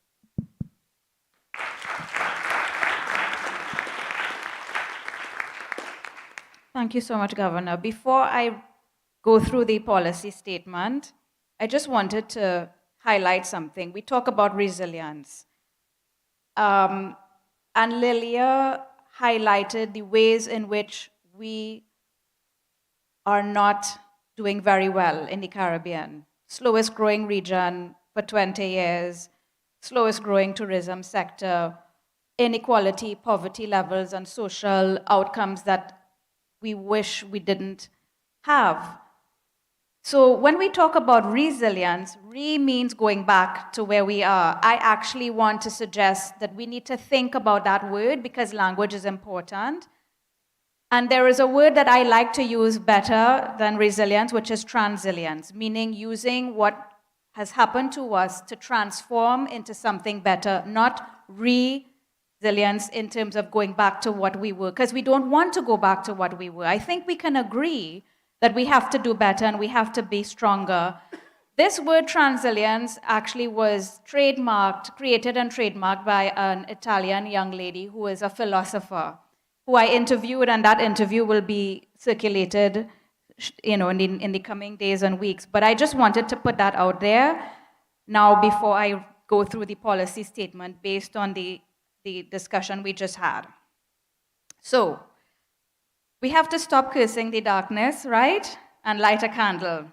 And we have to change our mindset, be creative and bold in our ideas and solutions. And luckily, there is no shortage of creativity and imagination in the Caribbean.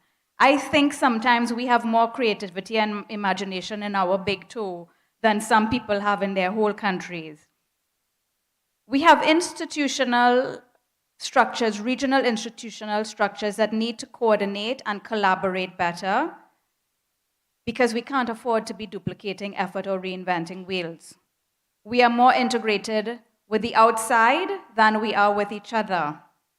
So we have to focus on regional collaboration at all levels, regional government as well as private sector.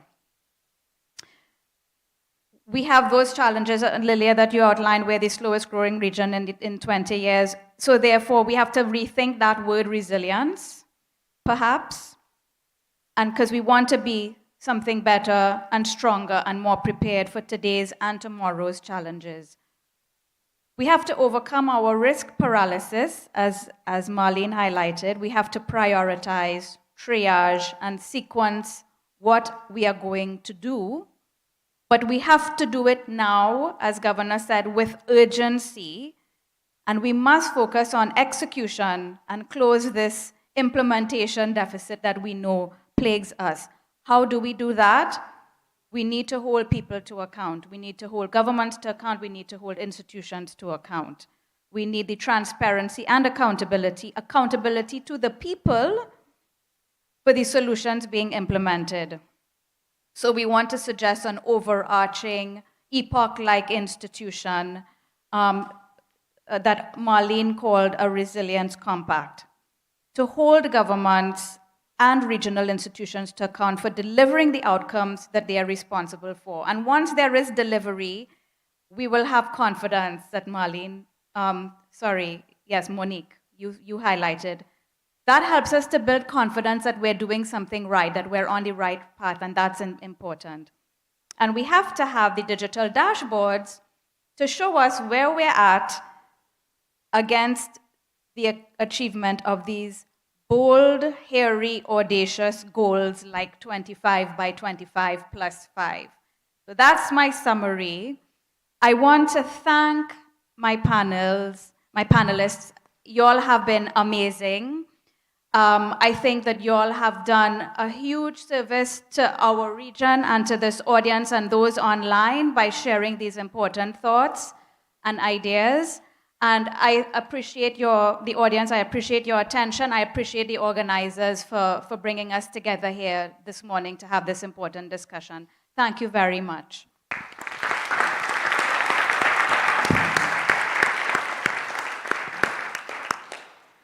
Thank you very much. Thank you very much to the entire panel for a really rich and visionary and practical and meaningful and real discussion. I am sure the entire audience here in the room and online appreciated the messages. The issue of accountability, critical. I thought that that resonated very well. The bold, hairy, audacious, I love it. I love it. This is where we go. And in fact, what I thought, it is implicit in what was said, but starting with the governor's reference to the fact that, you know, we are a resilient people and we have been striving and overcoming from the days of enslavement, coming forward. And that is one of the most, that's one of the highly valuable, richest, I think, legacies of the Caribbean. It's the ebullient spirit, that resilience that does not keep our people down, that we need to harness. We need to channel it. And it has to be done through responsible leadership, through leadership that is accountable to the people, that engages the people. That's the point I was really trying to make about the garbage pans. You can't just do the thing there and not let the people know what you are doing and why you're doing it. You have to make them a part of what you're doing. The point that you made about the triage, right on point. We need to start first with the social. You have to deal with your people first, so that they believe that their leaders are working for them. So, now you're really into your lunchtime, so we're going to wrap this very quickly, but I just want you to know that I certainly really appreciated what has been said in this very important first panel that sets the frame for our discussion over the next 2 days. So please, give them another round of applause.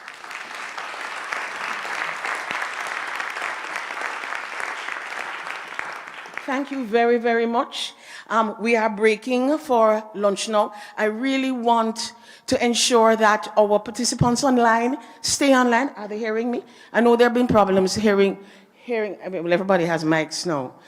Very important for those of our contributors, participants online, stay engaged. We're breaking for lunch, but we're coming back. We don't want to lose you. So over the course of the days, I'm going to be bigging up different countries that we know are actively participating. My first set will be Guyana and Jamaica. Why? Because they are online even though they went to the polls this week. Guyana and Jamaica, Guyana had elections on Monday. Jamaica today, they are in the midst of it, right? And so anybody who is online, I hope you voted. Yeah, we're very happy to have you engaged, but it is also part. The whole process of decision making is an integral part of the sustainable development process, the participatory process. And so we celebrate that responsibility and commitment of every individual citizen to exercise that right, to choose the leadership that we are here saying we need to have in a partnership with the people to take us forward. So big up Jamaica today, big up Guyana on Monday. You know, they've been having some incredible lives. If you knew the past, Jamaica's election process in the past, you would know that to wear orange or green near election time means death or destruction.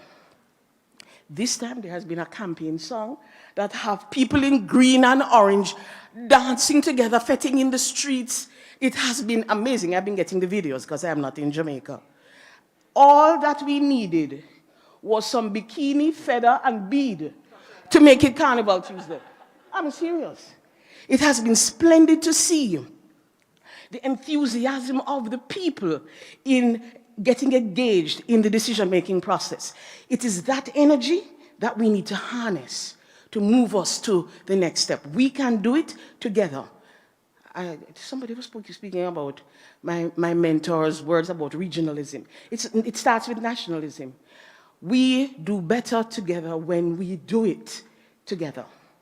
Lunchtime. We resume at 1:45, is it? I just eat fast.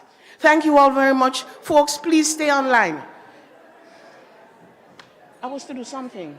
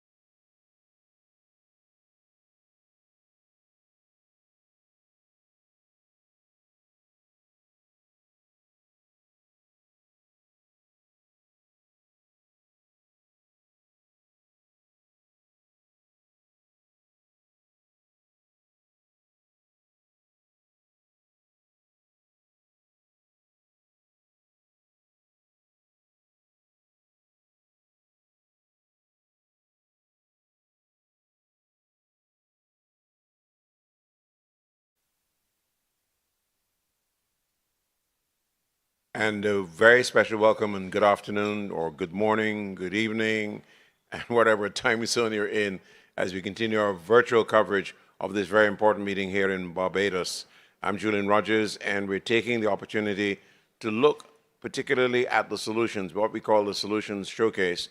Many of the contributors and presenters today did already talk about it, but we thought that we'd give them opportunity, some of them an opportunity to expand in some of the areas. And first up is the president of the Caribbean Development Bank, Daniel Best, who really woke up the audience today with his keynote address, not only focusing on what the bank has been doing, but what the bank intends to do. Daniel, welcome back as we continue our focus here.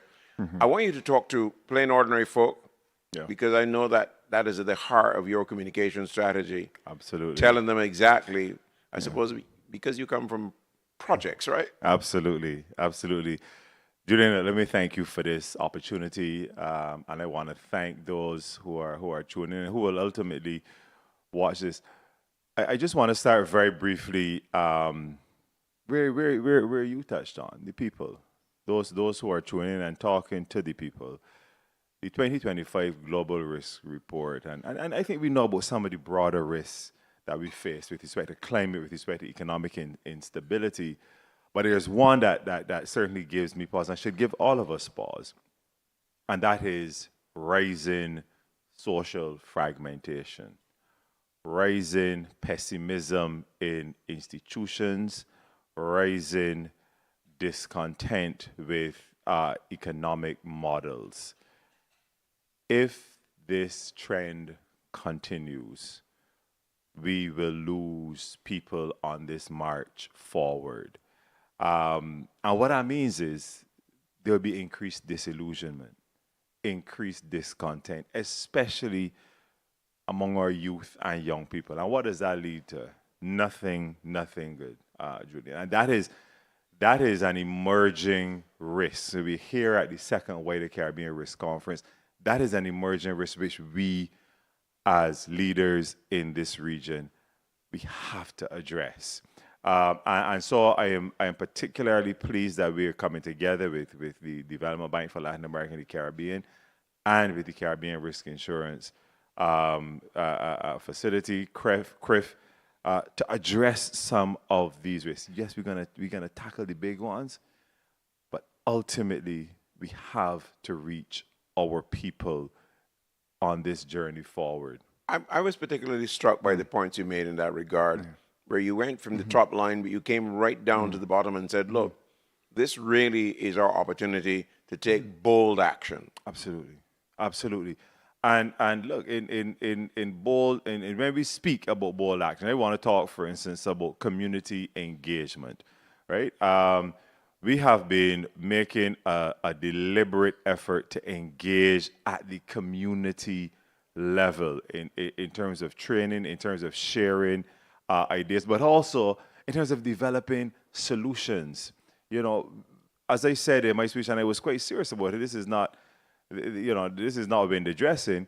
Our indigenous peoples, our communities have been at the forefront of providing solutions, developmental solutions for quite some time. We need to engage with them in a genuine sense. We just did a wrap on CariFesta 15 right here in Barbados, Julian, and you and I spoke during that period. And the level of creativity, the level of innovation that we saw from our people across the region on display was an absolute explosion of Caribbeanness. Right here, we need to harness that. And so at the Caribbean Development Bank, these are some of the things that we are tapping into. Our Trade Finance Guarantee Program, which our board approved in June, which we're going to launch in a few weeks, speak exactly to that. Unlocking capital that can actually reach the people of our region. We are also actively developing an SME guarantee system. So what we're seeking to do here, when you talk about bringing people into this development paradigm, there's no shortage of capital. We have capital within our commercial sector. We've heard about the $6 billion in excess liquidity in our region. What we're doing in providing these guarantee schemes is providing cover for the commercial banks to invest more at the SME level, at the trade level, at the creative level, at the women-owned businesses level. This is the role that we see the Caribbean's Development Bank. We are the only indigenous multilateral financing institution in this region. And so we're stepping up to play our part in that. Climate financing. You know, we are right now in the midst of the Atlantic hurricane season. And we spend each day, you know, we watch the weather with bated breath, hoping. Every June the 1st, we spend the next few months hoping that this is not the year that anything catastrophic happens. But as you know, one of our presenters in the panels just said it. I think it was Dr. Atz that said there's a difference between hazards and disasters. There's nothing natural about a disaster. Julian, the same adverse weather event that hits Hispaniola hits the Dominican Republic and Haiti, and the effects are vastly different. So at CDB, we are seeking to put our monies where our mouth is. And over the next few years, 35% of our financing will go towards either mitigation or adaptation. And in our special development fund, the largest replenishment that we've had in the history of the bank, US $460 million, we are going even further. By the end of this cycle, this special development cycle, fund cycle in 4 years' time, 40% of those resources will go towards climate financing. We're not sitting on the sidelines anymore.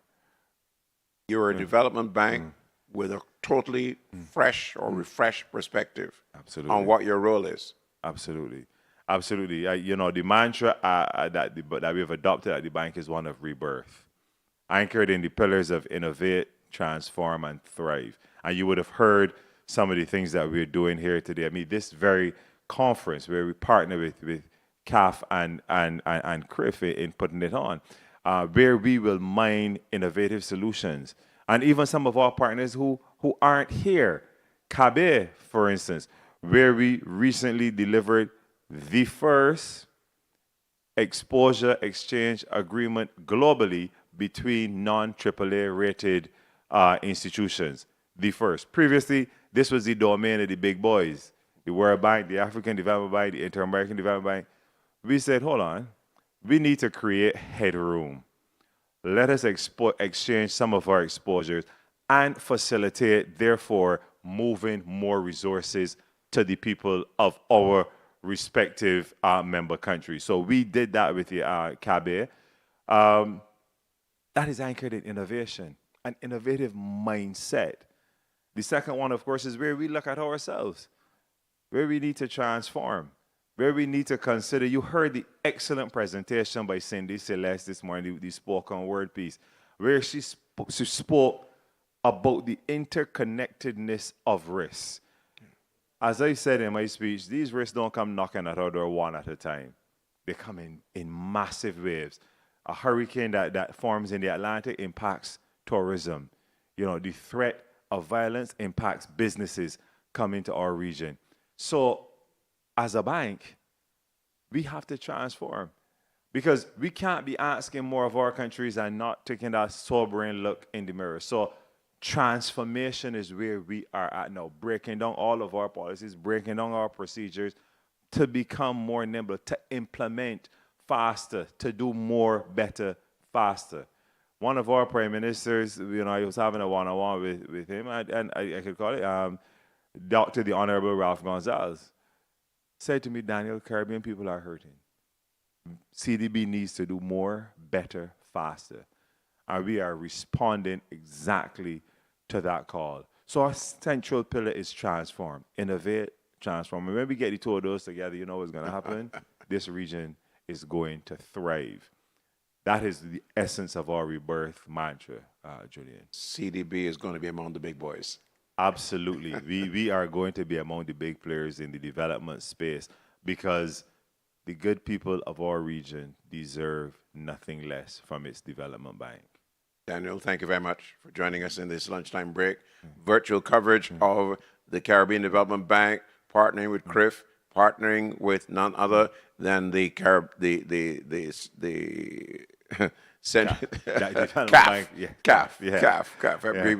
We all say CAF. Yeah. But there we are. Thank you again, Daniel Best, the president of the Caribbean Development Bank, as we continue our special here, virtual connection to the rest of the world as we bring you the second Wider Caribbean Regional Risk Conference 2025. We've got another guest standing by to come and join us, and also from the Caribbean Development Bank, we've got we've got Dr. Marlene Atz of Trinidad and Tobago. She's from the University of the West Indies, and she will come join us here as we continue our focus on the risk across the Caribbean. And the risk, of course, come in so many flavors, colors, or whatever you want to describe it as. But as Daniel Best made the point, we need to move beyond just thinking about disasters in our lives, which, of course, is uppermost at a time like this. But certainly, there are many other areas of risk that we need to be concerned about. And that's where we will turn our attention to getting the perspectives from Senator Dr. Marlene Atz, who is here for the conference in Barbados. Dr. Atz, I know her very well. Marlene, welcome. Thank you, Julian. Thank you. Thank you so much for being here. You had the job today, I would almost say, like summarizing all the presentations before you came on. And I was struck by how you focused on not just bringing their elements together, but also injecting your particular perspective, because you have a particular concern about development economics. Yes, for my sins, I've been doing this for a couple of decades, and one of the things I'm very grateful for is that I have had the opportunity to see the region grow, see the region address some of these challenges. So I am an economist, which I think is one of the best professions in the world because you tend to deal with a whole host of things. But my specialization really looks at development and the myriad of issues, the multidimensional nature of development. So disasters, poverty, gender, and of course the economic space that can either support or in some ways subtract from the development core objectives, as the case might be. So a conference such as this, addressing the theme of resilience, I think is absolutely important. You talk about looking at this, but I also noticed that you narrowed in on providing a tool, which I thought was very important in this context. Because we talk about one, measuring, Sure. or setting out strategies, sorry. That's right, Let's yeah. start with strategies first, then measuring progress, Sure. and determining where you go to next. Yes, and who takes ownership of it. Right. I think that is absolutely important. There is no shortage of effort that has been put in the region. As I said, I started this journey in Barbados, the Barbados Program of Action in 1994. I was here as a graduate student in those days, really a kind of caddy running around, but paying attention to some of the things being taught. And from then I think that fueled my interest in issues of sustainable development. And it is something that I've always followed very closely. And over the years, I've noticed, so I've been involved in climate change, et cetera, et cetera. Over the years, I've noticed that we have the conversations, we have the best possible will, but things go awry. So our development institutions, our multilateral partners, the CDB, CRIF, CAF, the World Bank, IDB, et cetera, we all want to achieve the same objective. And we all throw resources behind achieving these objectives, but at the country level, and I have to say, I think also at the regional level, sometimes we fall down with the execution and implementation, and there could be a number of reasons for that, including the frequency with which we have to deal with things like disasters. And you notice I've shied away from saying natural disasters.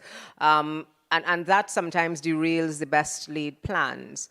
And that notwithstanding, hurricanes and tropical storms are part and parcel of where we are geographically, so there is no escaping. It's like our daily lives. It's our daily lives. It's an inescapable risk that we face, and we ought to find a way to improve our resilience, we can't stop the natural hazards, but our resilience, which is the point that is being made, allows us to bounce forward as opposed to bounce back, bounce forward in a shorter period of time. And I think this is where it's important for us to come up with a tool or tools, including the dashboard. And it's not really, one of the things I like about the Jamaican epoch is that it's not about ascribing blame or politicizing or anything. It really is a manifestation that we, the people, own our resilience trajectory, own our development trajectory. There may be a change in government from one season to the next, from one 5-year cycle to the next.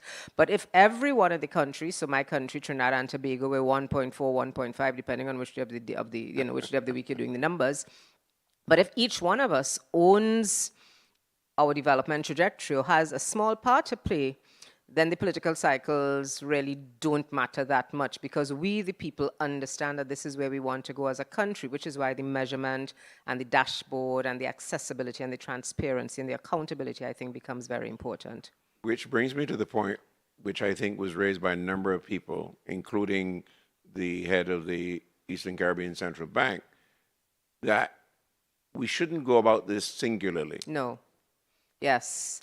I completely agree with Governor Antoine, and I was whispering to him after that. I think at the sub-regional level, at the ECCB, they have already made some strides, and I think I'm very clear that they plan to be successful in terms of their execution. And he, Governor Antoine, as well as some of the other leaders in the room, President Best, Dr. Kennedy Richards, the heads of the World Bank, etc., they sit in a space where they can influence policy at the respective national levels and also at the CARICOM level.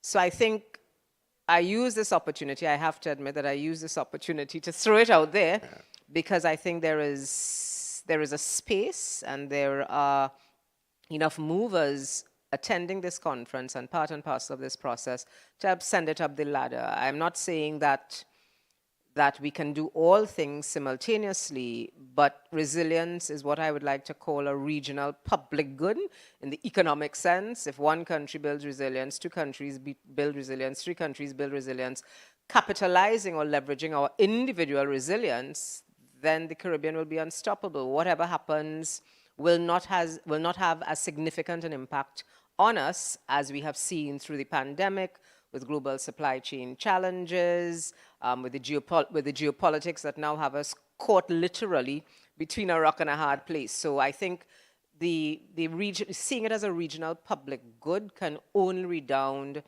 to the individual country's benefits, and that is what I was hoping is my message. Hopefully that message resonated and we can take that away as an action item. In Trinidad and Tobago, you're known as an independent voice. Yes. Obviously, ending up being appointed by the President of the Republic as an independent senator, which means you're speaking for the people. The people. As enshrined in the Constitution of Trinidad and Tobago, yes. Speak to the people. So the people of Trinidad and Tobago, and in terms of the people of the region, which is why I harp on education. One of the things I have accepted as my calling is communicating with the people of Trinidad and Tobago, be the voice for the voiceless. One of the things that has happened in Trinidad, having been appointed an independent senator, is the overwhelming public support.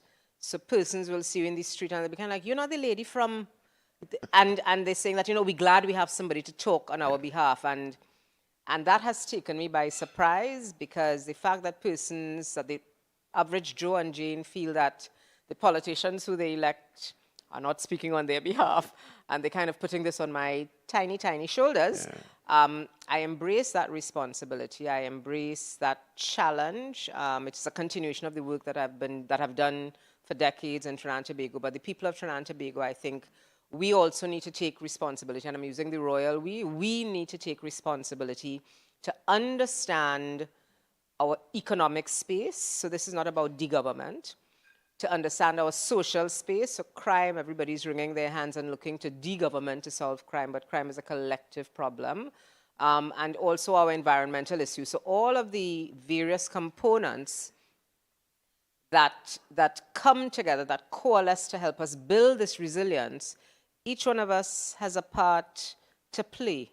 And that the part, I think, as individuals that we can play is understanding the space in which we find ourselves, understanding the triggers, understanding the nature of our ecosystem in our own particular ways, so that we can do our small parts to help kind of push the needle, as it were. I want to thank you very much. We could go on for a very long time, but I know lunch is awaiting you and many others as well.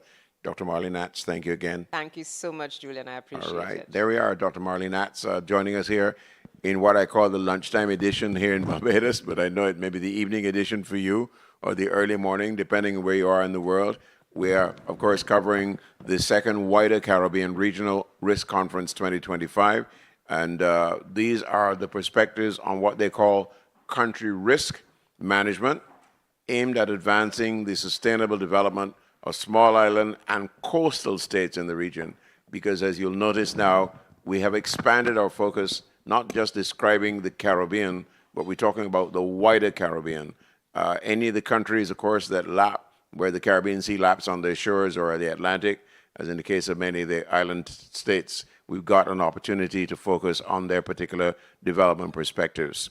And talk about focus, let me turn my attention now to welcome another guest, this time from the Caribbean Development Bank, Ian Durant. And Ian, I know you have a new portfolio, so let me start there in terms of your addressing the risk discussion. I was struck by what I call the very, I don't want to use common or ordinary, but particularly, the area of tourism, which I think everybody understands, because the point you made about the impact of tourism, yes, if all goes well, we got good foreign exchange, but if it doesn't, we're catching hell.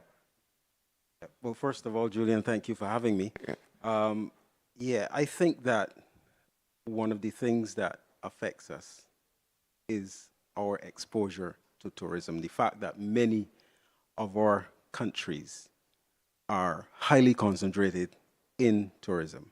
Now, I'm not saying that tourism is bad, but what we are saying is that there needs to be diversification. Tourism is an extremely elastic product. It responds significantly to any shock, which means that when there's a shock, there's usually a very deep impact. And that deep impact has significant implications for incomes, for employment, for foreign exchange earnings especially. So what we are suggesting is that we need to focus a little bit more on diversifying our economies. So CDB has been constant in pointing out the importance of just basically trying to achieve diversification. Now, how do you achieve diversification? Let me step back a little bit. The reason why we are so highly concentrated in tourism is because tourism pretty much depends on natural endowments, sun, sand, sea.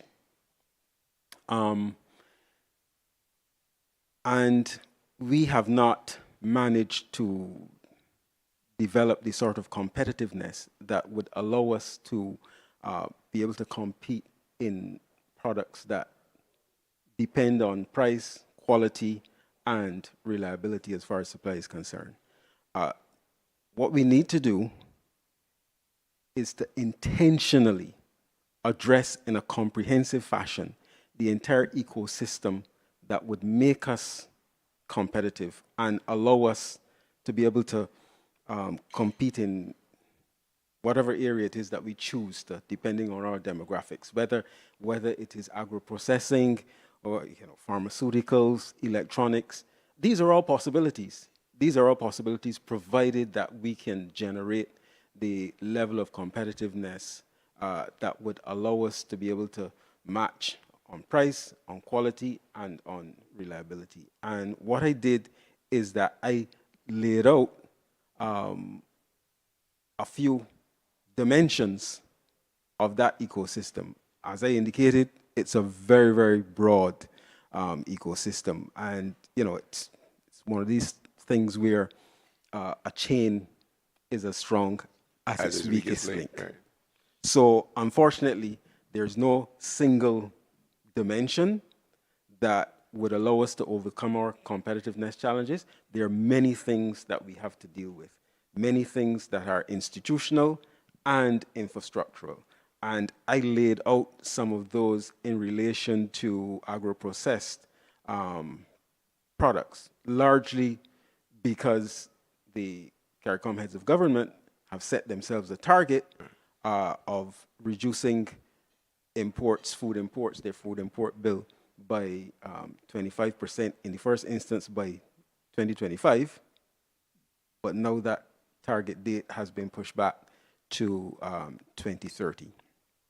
And basically, in order to meet this goal, some of the things that we have to do basically cover the entire value chain from farm to table. And those things include sanitary and phytosanitary standards that would, in the first place, allow produce to move across borders, packing stations, the road network, ports. Ultimately, if goods are going to move across borders, they're going to need to pass through the ports. And there's a lot of work that needs to be done, especially at our ports. We have to focus on ensuring that our ports are efficient in terms of their operations. Obviously, there needs to be some infrastructure upgrade, and there are many of our countries that are doing these things. St. Vincent comes to mind, for example. But it's not only the infrastructure, it's the institutional aspects, the industrial relations practices that would move some of our port operations into this particular century.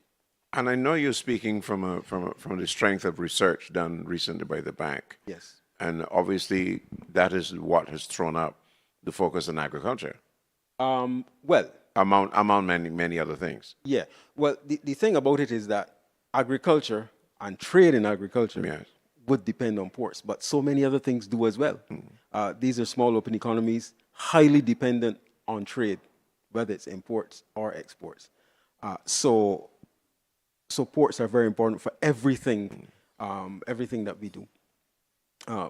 But the study to which you make reference, we looked at a couple of our borrowing member countries, as we refer to them, and we looked at operations, we looked at infrastructure. We also, it was broader than the ports. It was actually logistics, so it included things like cold storage, warehousing, feeder roads in cases where there was a thriving agricultural sector. And what we found was that the port operations impose a very significant cost on the operations of the private sector, largely because in some instances, as I said, the industrial relations practices, for example, really date back to the 1950s when and obviously have a major impact on cost of goods. Significant cost. And I mean, there's no overstating the importance of these things. These things add up. I believe that we are not short, and when I say we, the entrepreneurs in the region, they're not short on creativity. I can list 5 businesses that have investments outside of the region. So there's no shortage of ideas. I think what has to happen is that we have to address our cost structure by dealing with things like, the efficiency of our port operations, the quality of our road networks, the existence of cold storage capacity, and those sorts of things. These things impact heavily on cost. so that it affects the ability of the typical producer to be able to compete on international markets on price, on quality, and on reliability. And that's our major risk.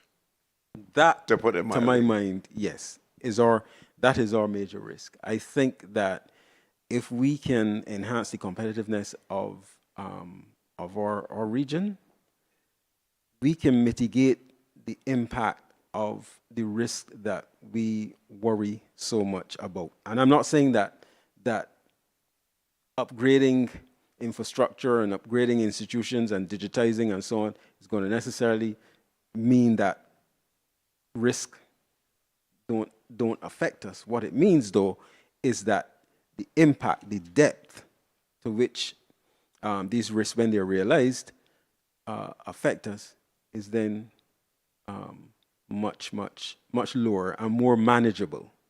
And their experiences, Lilia sort of hinted at it in the panel, but their experiences of small countries like ours that have managed to make themselves a little bit more resilient and a little bit more competitive and manage the extent of the impact of shocks on their countries by basically just making themselves more competitive.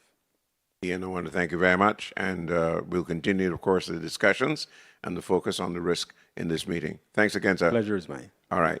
Ian Durant, of course, who is Vice President of Corporate Affairs of the Caribbean Development Bank, joining us here. And we've got one other member of the bank's hierarchy to join us, and he is coming up to the stage here as we continue our virtual coverage for our friends who are following us online. And this is the risk manager of the CDB. So we get a chance, of course, to talk at length about this matter as we welcome Stefano Capodagli. Welcome, sir. How are you doing? How do I say that in Italian? Stefano Capodagli. No, I'm talking about the welcome. Benvenuto. Benvenuto. All right. So I know you've been working very hard with Elizabeth Emmanuel, of course, of CRIF, and with the team of CAF. And if you take up your microphone there, you can come join me. There we go. All right. So a lot of work has gone into putting this all together. Talk to us about when did this all begin and where we are today. You've made it. Yes, talking about the second wider Caribbean Risk Conference. This work started 1 year ago, actually, when we started thinking of doing the second Caribbean Risk Conference after the first one in 2022. And we thought that it should be done in a way that would be very much holistic and forward-looking, giving perspective and actionable recommendation, policy statement. That's why we focus very much, as you can see, have seen already, on this. So we at CDB really care about the fact that we want to really see more impact. We want to see, strategically the region growing, developing, and we want to look at prosperity. So that is our key. And in our new strategy also, this is very much highlighted. Whenever we talk about, and I know that Daniel Best made a reference to it earlier, we tend to say, boy, the risk we face always surrounds disaster. But there's much more than that. Indeed, yes. We at CDB look at holistically at risks, and we look at not only the existing, the most known risk, but we look at emerging risks. So that is one very important. And in the Caribbean, definitely, the vulnerabilities are not just because of climate. There are other vulnerabilities. There are vulnerabilities in the economies, that they are not diversified, for example, and we will touch upon this in our sovereign risk panel too. There are other issues of also inequalities that is a big vulnerability. There is an issue of youth that is very, very, very urgent, and I mentioned also today in my opening remarks.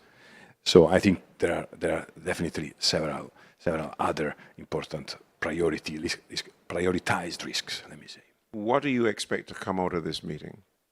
I expect really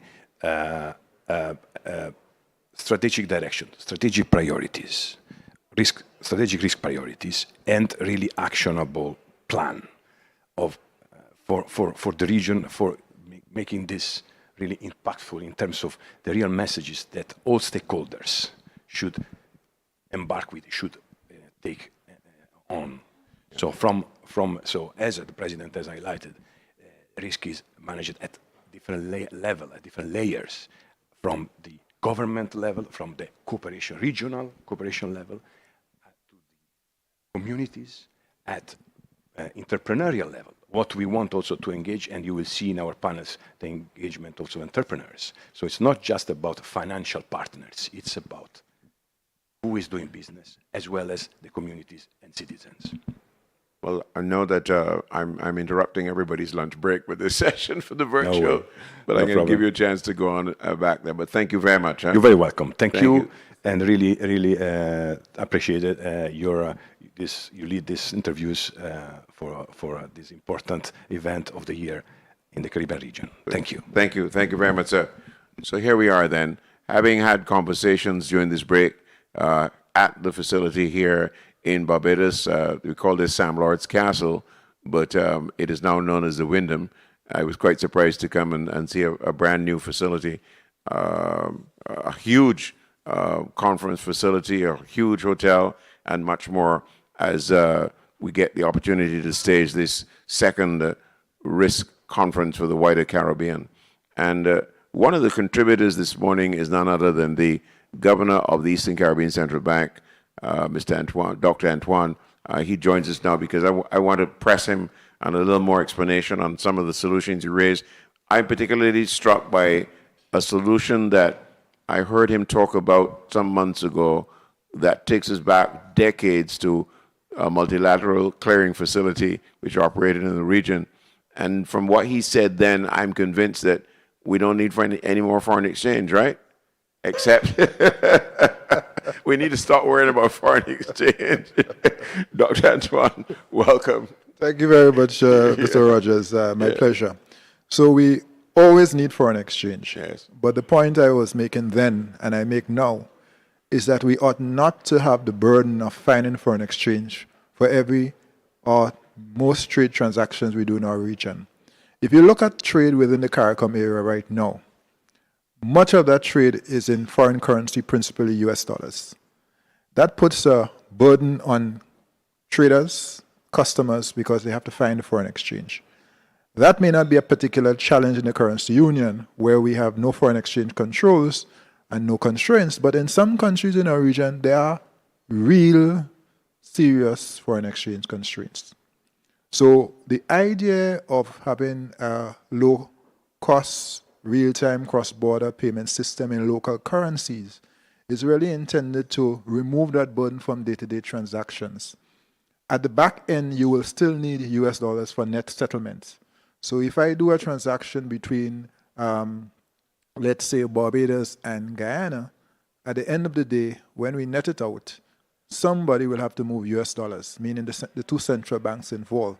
But at the level of the customer, the trader, they are dealing in local currencies.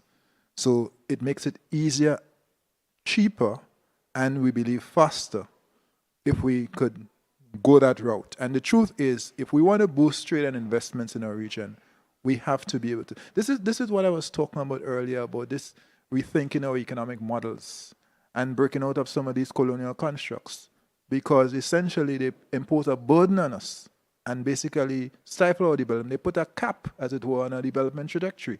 That needs to change. And this reduced cost. Yes. And reduce costs. Because cost of living is not just in the supermarket, it's also the banks and the financial system. The services, what we pay for them. Every time you have to intermediate, every time you have to go through a correspondent bank or go through a third party, the costs are added, the friction points are added, the delays potentially occur. So we need to be able to address that as a region. And my point was, charity begins at home. We have to get our business in order, fix our house, as it were, put our house in order with respect to payments in the region. So that is what our central banks are now working on, the Committee of Central Bank Governors, to try to move that forward. And as you said, to draw on the lessons of the CARICOM multilateral clearing facility, which ultimately failed because essentially the payment system broke down. Payments run on trust. So at the end of the day, behind the scenes, there has to be the wherewithal to settle, to do the net settlement. And of course, at this juncture, it is still in US dollars. I know you're operating this in the sandbox now, but how soon can we expect this thing to be rolled out? Well, I won't speak for my colleagues, but I think there's a lot of interest within the community of central banks to move this forward. And I think there is gaining momentum in light of the very constructive and I will say accelerating cooperation, collaboration between CARICOM and Africa. And of course, just around the corner is the summit. But we've seen some real intent by our political leadership to drive that cooperation and as we like to say, leverage from shared pain to shared prosperity. So we want to play our role as central banks in that regard. And we feel that we can help there. But I want to stress the initial focus for us is on the regional trade system. We have to fix that.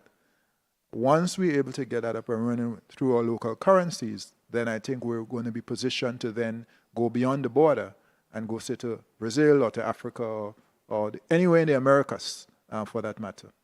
How we benefited, say, from the experiences that the African Union have put together in a similar facility? So we are learning from that. They set it up in 2022, I believe it was. It's growing in momentum, and we obviously have to adapt it to the CARICOM area.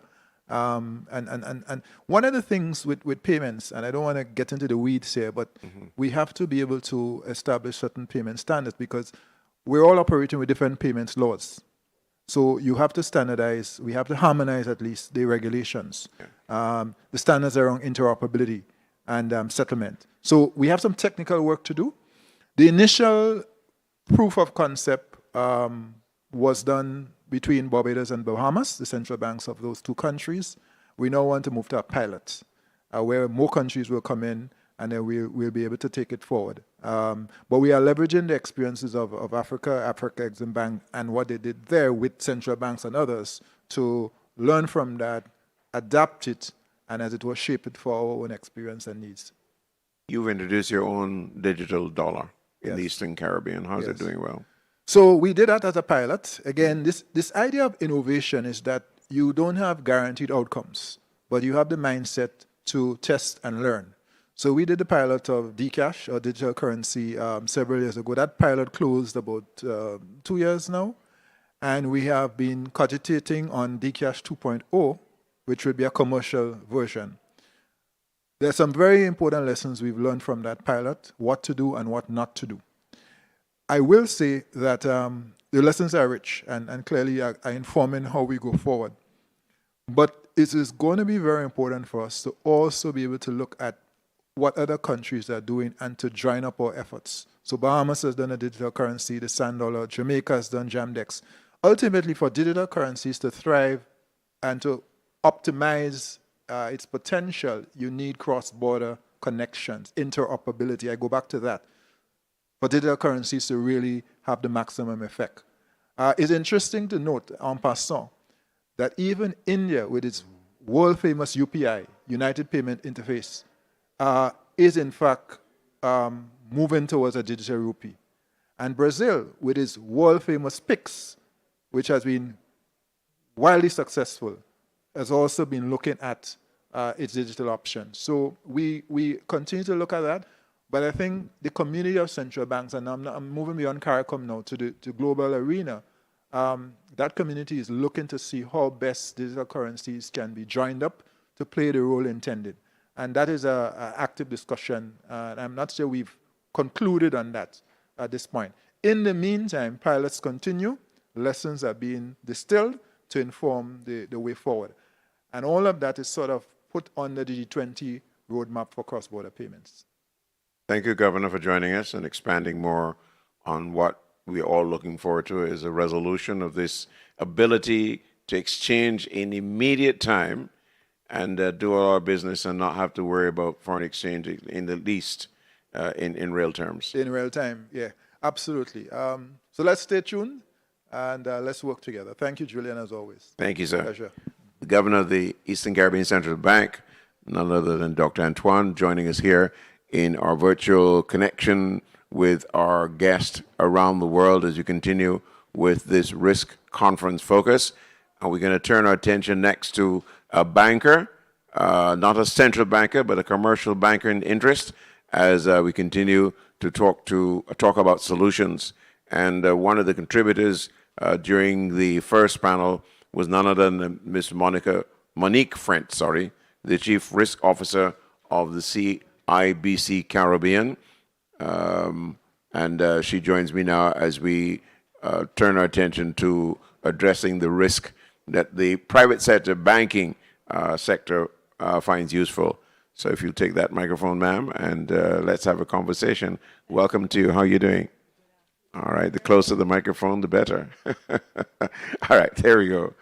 You focused, I would think, realistically, your focus really is on the private sector banking risk. And I wanted you to expand on that for the benefit of the virtual audience, how you see this all playing out. What are your particular challenges?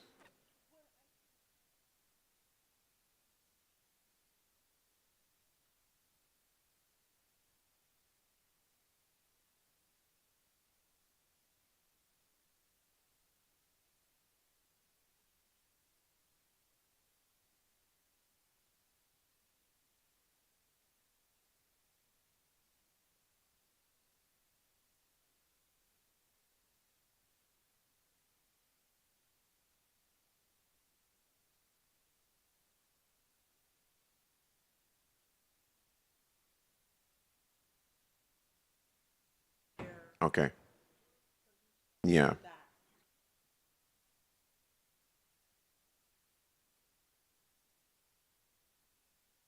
All right, I think we're going to have to switch microphones here for you so that everybody can hear you loud and clear. All right, so let me ask you the question because I think some people will say, you're a little unfair, you didn't give her a chance to be heard properly. Go ahead. Mm-hmm.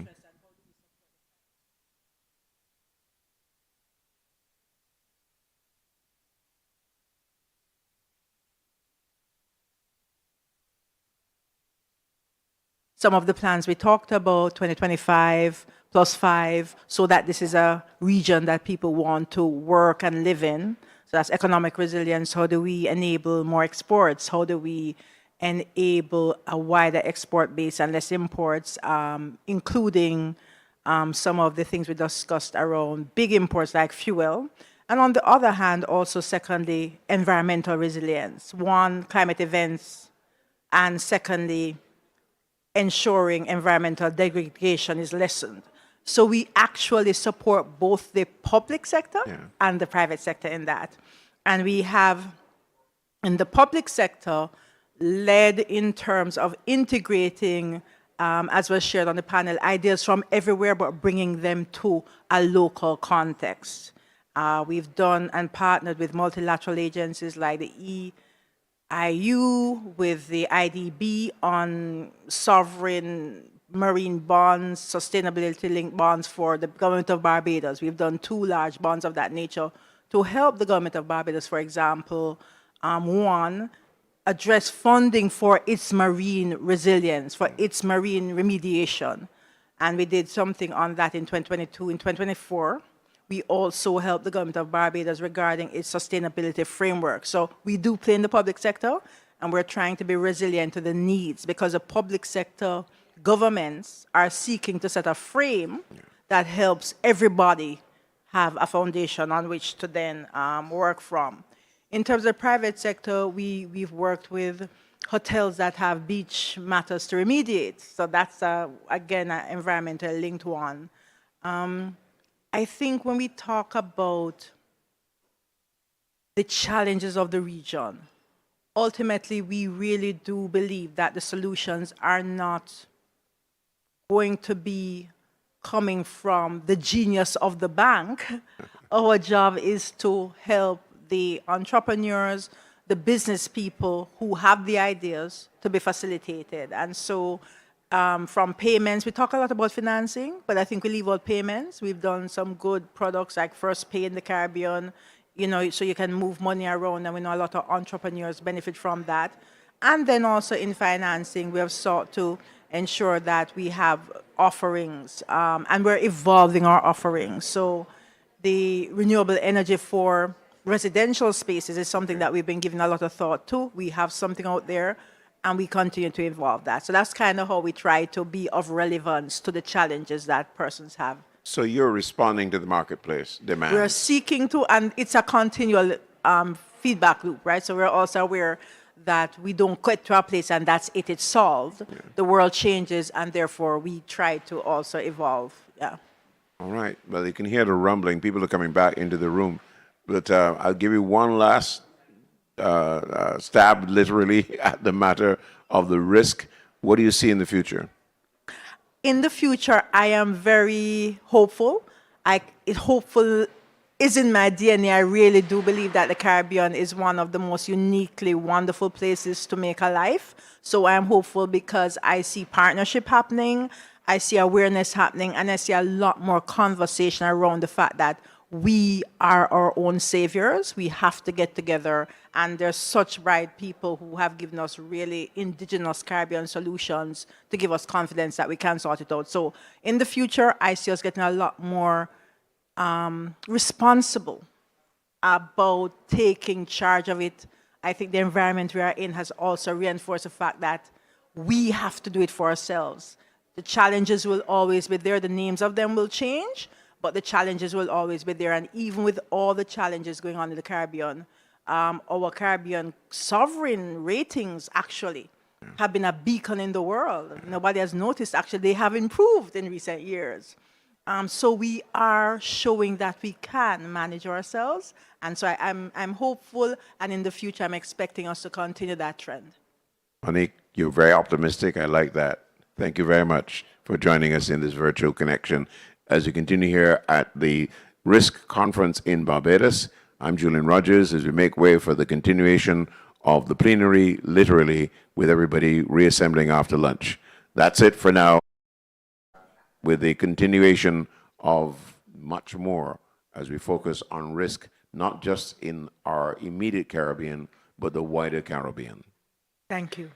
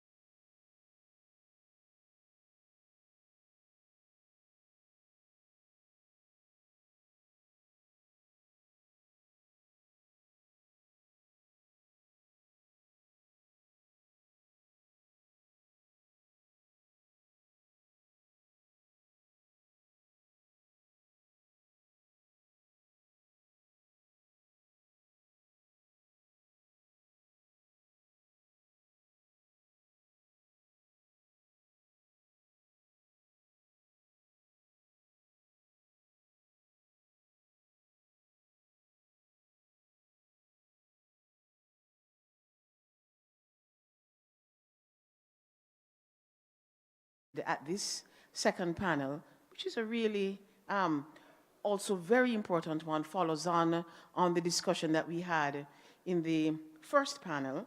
This one addresses the issue of sovereign risk and financial sustainability in the Caribbean, strategic financing and multilateral development bank intervention. And of course, we know how important this is for a highly indebted, highly vulnerable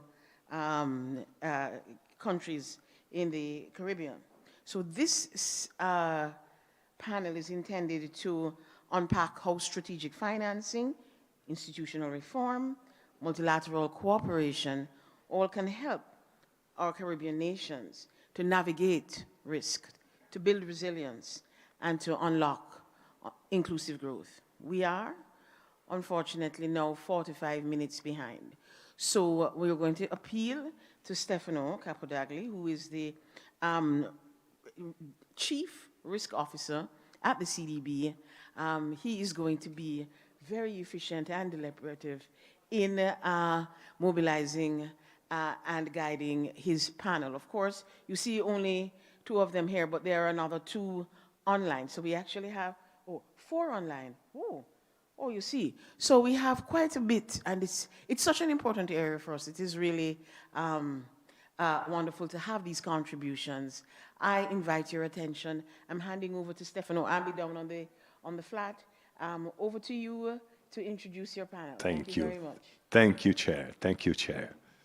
Let's start with an important statement, please. I'm waiting the video. Yes, you may not control all the events that happen to you, but you can decide not to be reduced by them.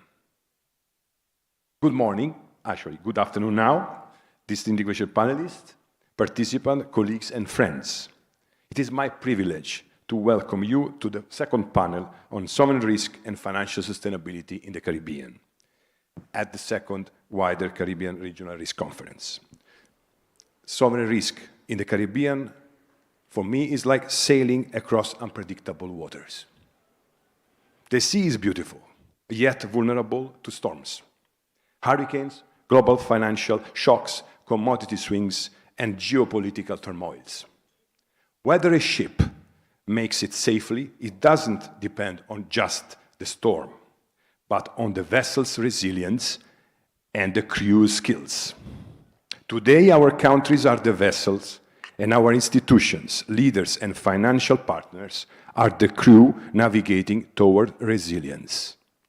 Now, sovereign risk may not sound as thrilling as cricket or the carnival, but these panels, twists and turns, are as many as T20 final.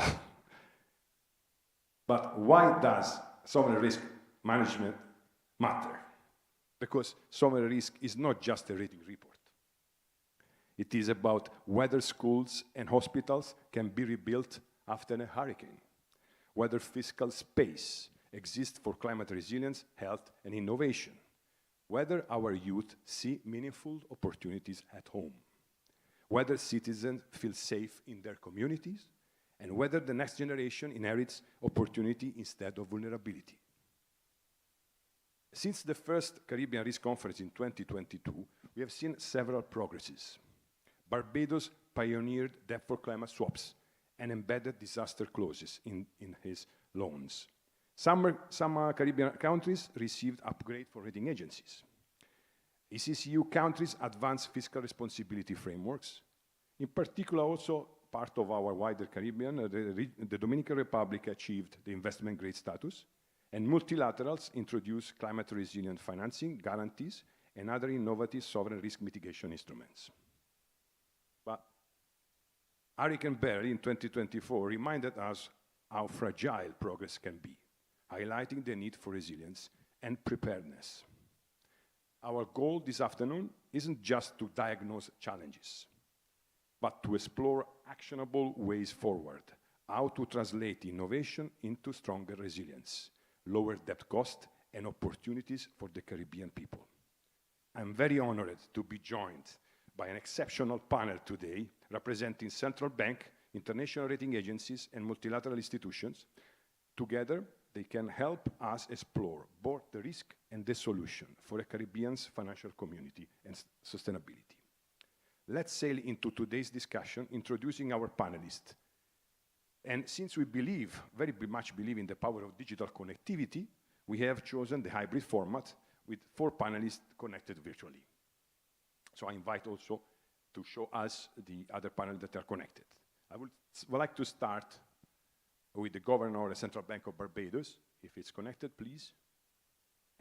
Kevin, yeah, good afternoon. Dr. Greenwich. Dr. Greenwich is a distinguished economist whose expertise spans from economics, finance, and public policy. Throughout his illustrious career, Kevin has held several key positions where he significantly influenced economic policy and strategy.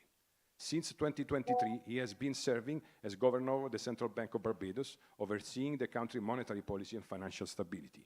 Join me in welcoming him.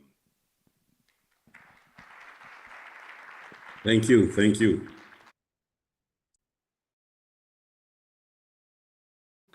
Country Director for the Caribbean countries of World Bank. Lilia is a Moldovan national and is responsible for managing the partnership with the Caribbean countries and address their development challenges. Join me to welcome Lilia. Welcome.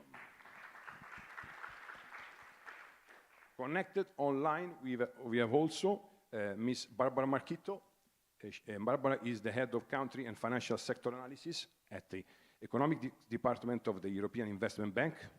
She leads analytical work to support the bank's operations economic surveillance in countries of operation outside the European Union, spanning from sovereign and banking industry risk ratings, macroeconomic scenarios, and country diagnostics.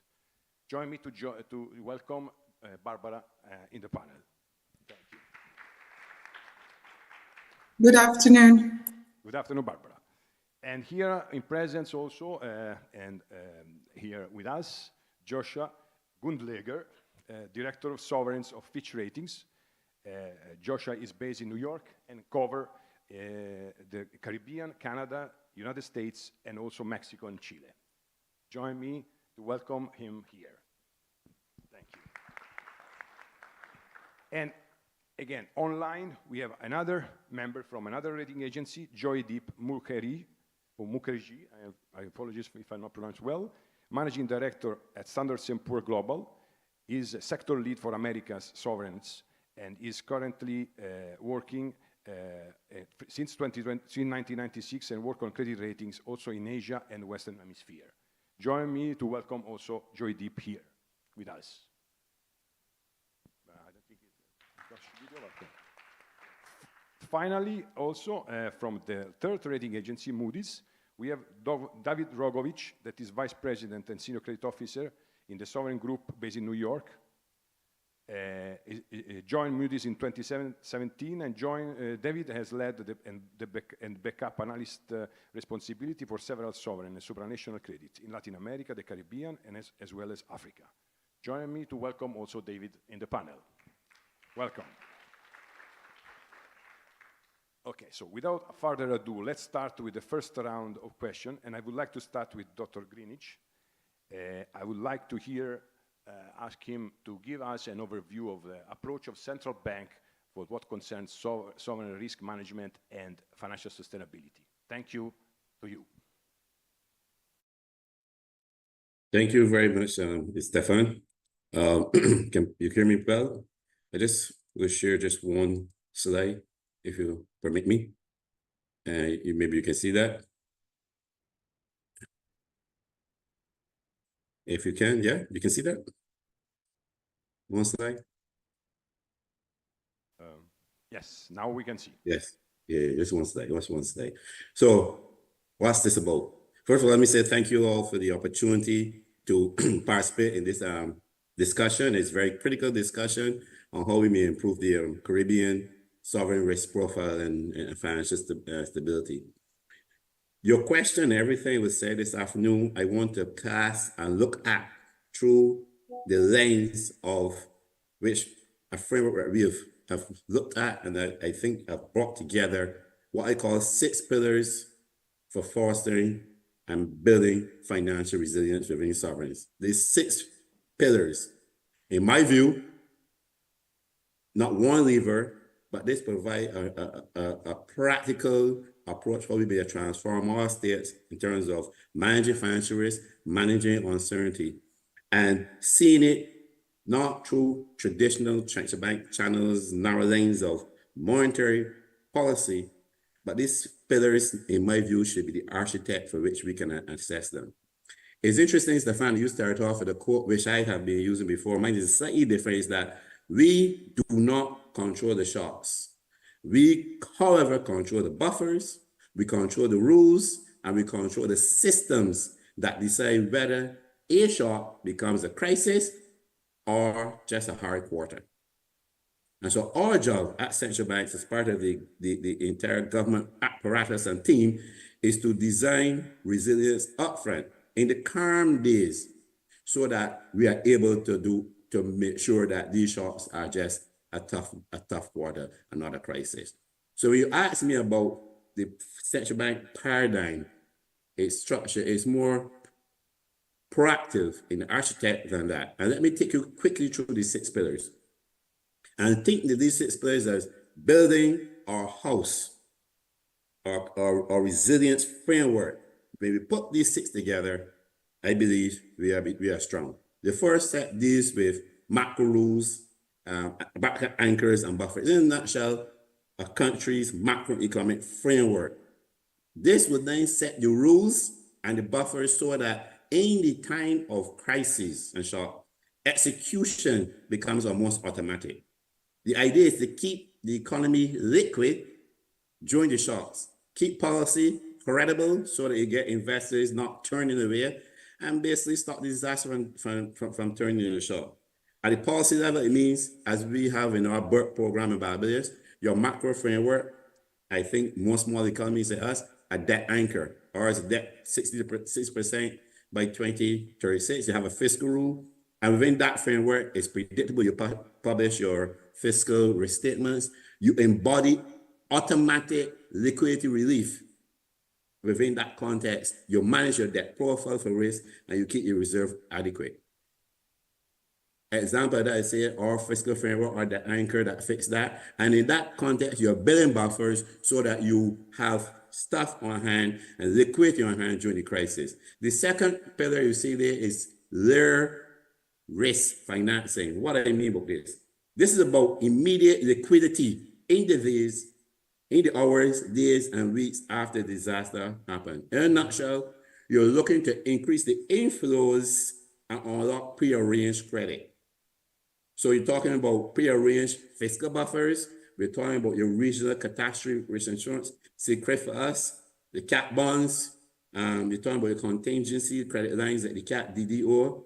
You're talking about MISO and micro coverage for utilities. These is so that cash arrives in the first few days of a disaster. Third pillar, I call that climate smart debt.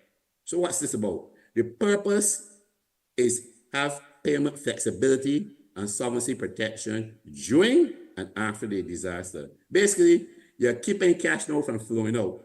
Pillar 2 keeps cash from, allow cash to come in and all out. Now you want cash flow. So by pausing payments, and what we're talking about, you mentioned, Stefan, about the debt clauses. So we're talking about standardizing your debt clauses across institutions, complement with higher layers of risk profiling and transfer.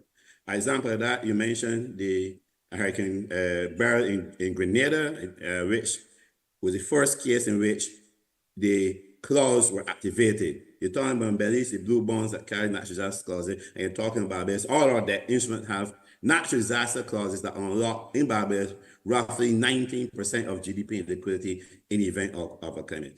The fourth pillar, I call it resilient and inclusive financing. What am I talking about? This is about the financial sector, which falls directly on the central bank.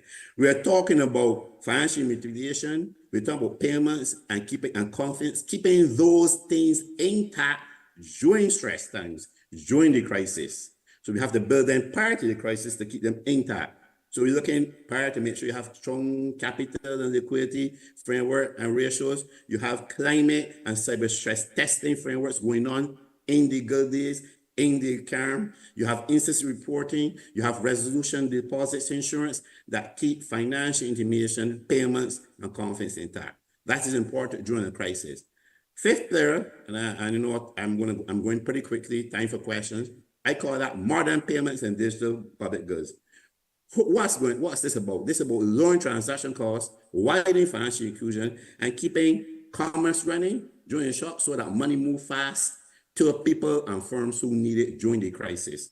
And what's that? A national instant payment system is necessary with mandatory participation, with regional connections in our region. I'm talking about CPAPs, with shared eKYCs, and in my view, at least one no-fee basic account at a bank so that any event or natural disaster, the authorities can quickly, at a punch of a button, distribute money and financing and assistance to those who need it quickly and effectively. And we saw the failure, in my view, the kind of restrictions that had in the case of Grenada, one was not in place. And the sixth and final pillar of this is partnership that moves cash and liquidity, capacity, are not just about communiques. What we are trying to do here is bring affordable finance and capacity to the table and keep everybody honest in the delivery of that. So you're talking that in the calm times, you align your structure, your framework with the development partners, with CAF, IDB, IMF, RST, with IDB, with the World Bank, with CDB, even African Central Bank. Plus, you align it with your private capital. All of that is built on one program. Timing, who comes in, who comes out. I went really quickly, but within this framework are key metrics and targets that you're meeting in the term so that when the time comes, you're able to execute. I believe that this framework, this proactive, multi-approach framework for central banks and governments in general working together will help what I think covers all aspects of building sound and financial resilience. And let me pause there for now. Thank you, Kevin. This is really insightful, and it provides a holistic approach, indeed, to financial resilience. Let me just ask you a quick follow-up question, because I've been interested in following the recent announcement of the central bank. I'm interested in the new payment system modernization, the BIM Pay. If you can spend a few words on this, that is quite really connected to what you have said so far, but maybe you can provide this a bit more. What is the role of this in strengthening fiscal discipline and resilience? Thank you. Pay is the architect, the entire payment system. Right now, in Barbados, and I suspect in the rest of the region, you have payment systems that are defragmented. So we have a partnership system in Barbados called BASHI. The problem is interoperability. The issue is speed and quick access. BIM Pay brings that all together. All financial institutions are connected to BIM Pay. Fintechs are connected, everyone operating on one structure. Why Central Bank took it on? Because of the small sizing market, we have to play a larger role in small economies. That's my belief. So you build this payments rail, everyone connects to it, you get instant operability, you get reduced costs, and you get faster economic activity coming out of that. But on top of that, the instant component, which is the e-wallet, now provides even greater access for businesses and everyone to do much faster, much more secure. So you can request payment, you can pay ahead of time, you increase business cash flow. But the more significant part, and I believe this instant payment system is part of the financial architecture and resilience framework. Because in the event of a natural disaster, most things are done. If you design this quickly, it allows that when you get a payout from CRIF or whatever regional or local structure you have to provide money and financing to those who need it, how does government get it to the people? If you have to use a traditional system, then you've got to get in bank accounts and all that. It takes time. Grenada is a good example where CRIF paid out very quickly, but it took months for the money to get the persons who need it in days. With this, and I say combined with a no-fee account for every individual access, even with the BenPay app, you don't even need an account. Once government, everyone's using it, government can flick a button, push the necessary support for businesses and individuals at that time. So this is extremely critical. And even beyond that, it allows us now to solve all the issues in our domestic payment system, but it positions us that we can now even connect at the regional level once we get the work on the regional framework together, so that the ECCB, Trinidad, Jamaica, we have one ecosystem, one financial system, and now you see true resilience building in that regard. Perfect. Thank you to Kevin. This has been very insightful, and I think give us a really different perspective of what means modern advanced central bank management and to say sovereign risk management. Thank you. I would like to move to Lilia, and Lilia from World Bank. The World Bank brings extensive experience working across the Caribbean, and your bank has been the forefront of introducing innovative approaches to financial sustainability assessment, developing cutting-edge financial instruments, and advancing sovereign risk mitigation mechanism. From the World Bank perspective, what is the current outlook for sovereign risk in the Caribbean, and what is the strategic approach of the bank to address specific challenges of high public debt and significant climate vulnerabilities that affect our island, the island and coastal economies of the Caribbean? Thank you. Thank you. I'll start with some numbers.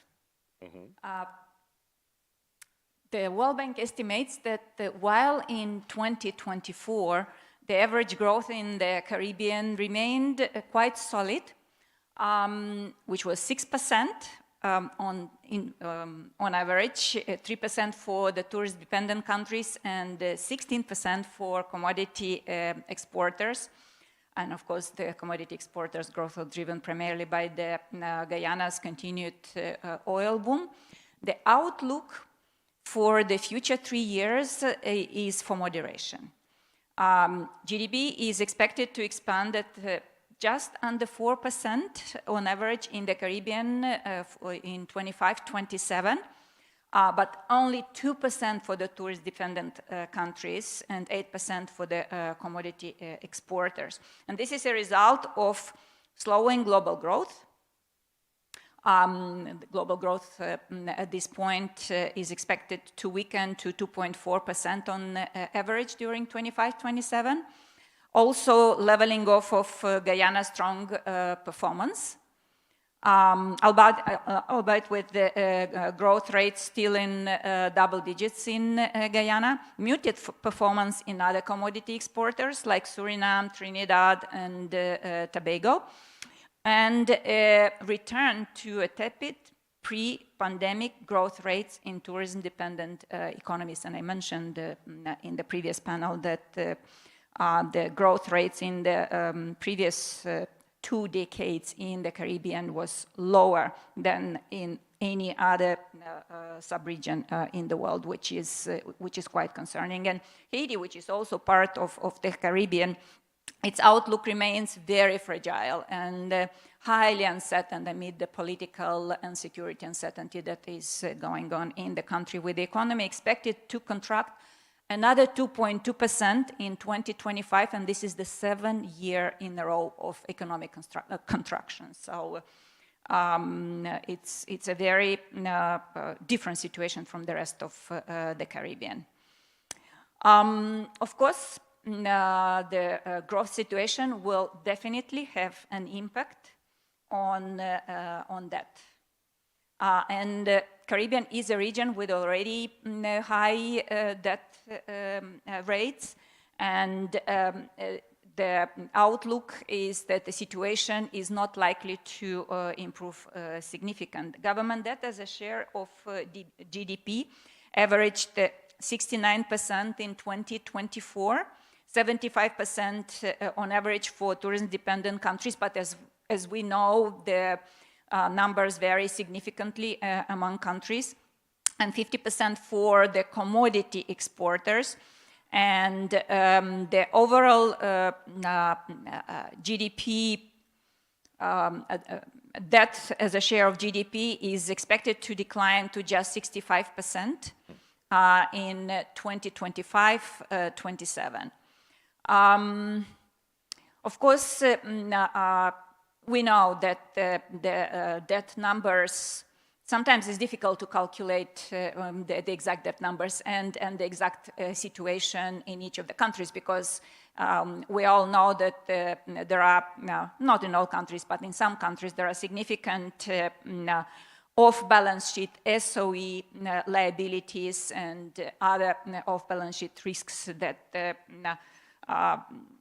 we need to take into account to understand well the overall debt picture and overall debt risks in these countries.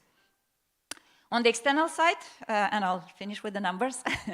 On the external side, the current account performance across the region during 22-23 was supported, of course, by the tourism rebound after the COVID period, decline during the COVID period, by citizenship program inflows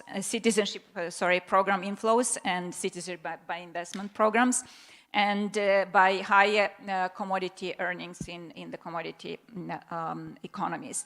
However, with base effects on tourism arrival growth dissipating and investment-related imports set to rise in several countries, the overall external performance will weaken moderately over the forecast period. And the current account deficit will widen to an average of 6% of GDP, which is even higher, 7% for tourist-dependent countries in 2027 versus 4.5% of GDP in 2024. So as we can see, the outlook, I mean, the overall global situation is reflected in the outlook for the Caribbean. Now, in terms of what we want some recipe or some sorry? We want some good news in terms of what recommendation, in terms of what the World Bank is doing in terms of measures, innovative instrument, mechanism for addressing and improving the sovereign risk of the Caribbean. Yes. So in terms of what the World Bank is doing in the Caribbean, first of all, I would like to mention that there is a lot of discussion ongoing and has been a lot of discussion ongoing about the very high level of vulnerability of the countries in the Caribbean and the need to understand the vulnerability and to include the vulnerability in the financing terms from various development institutions. I'd like to say that the World Bank has done it and has done it now for quite some time.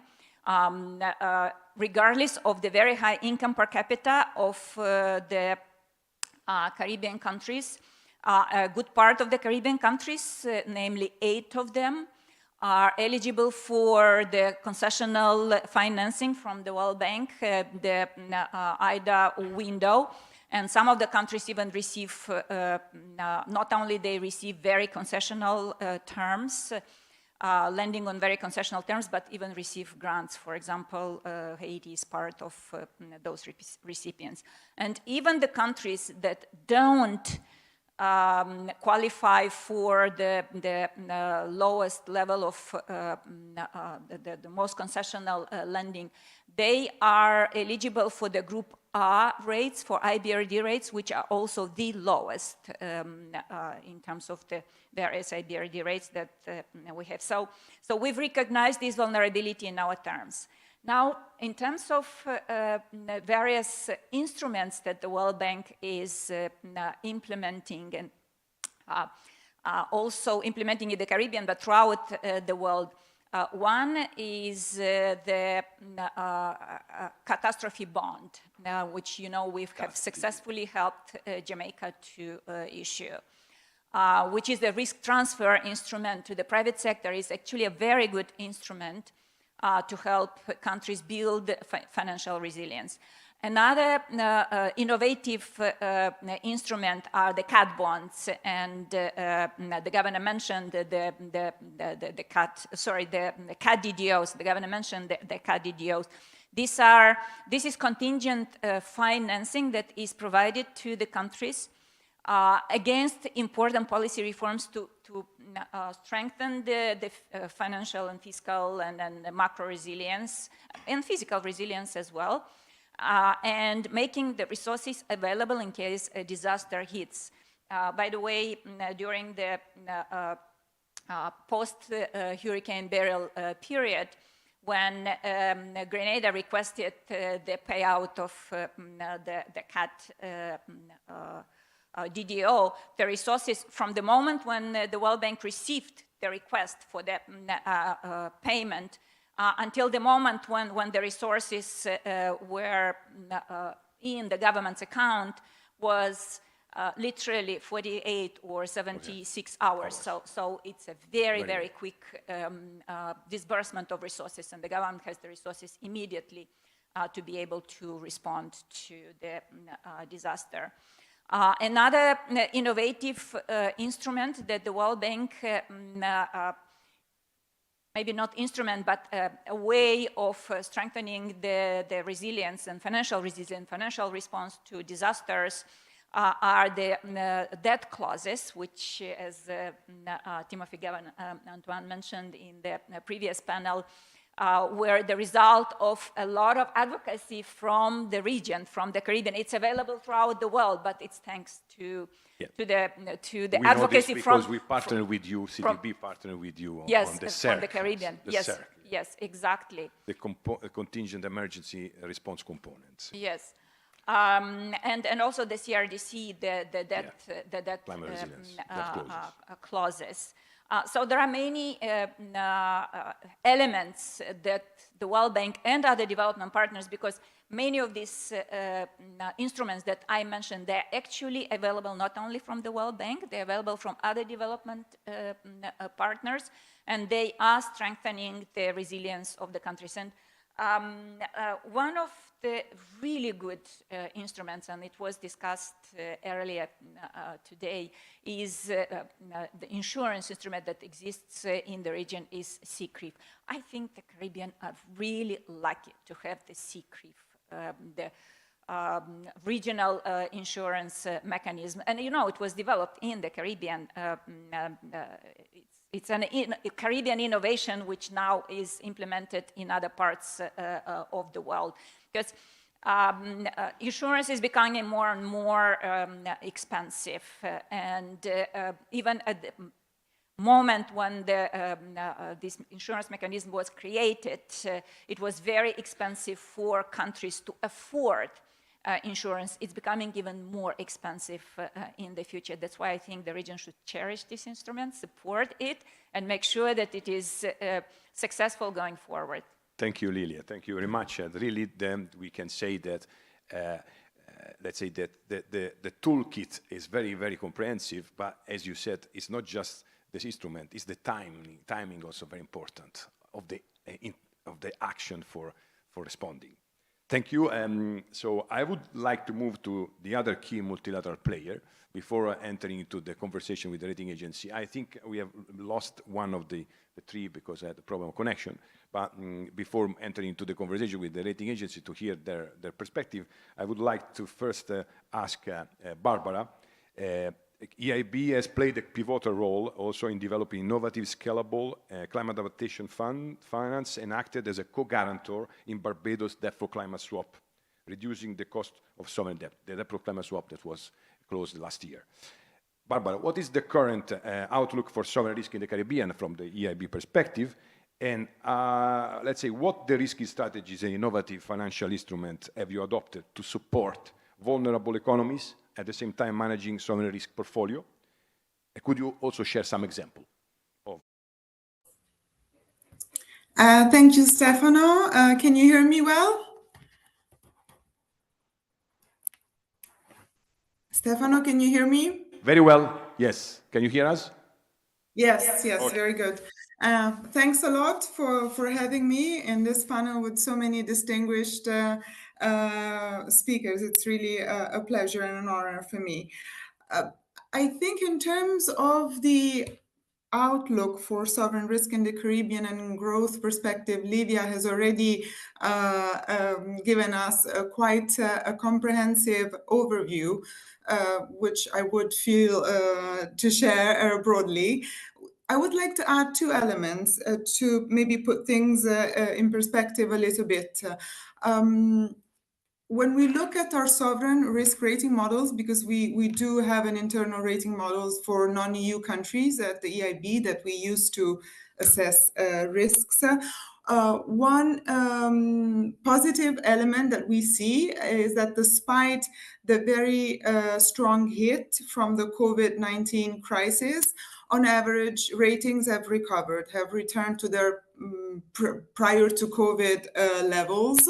Of course, averages always mask country-specific situations. We have countries that have seen their ratings upgraded compared to the COVID crisis, and others who have not really fully recovered.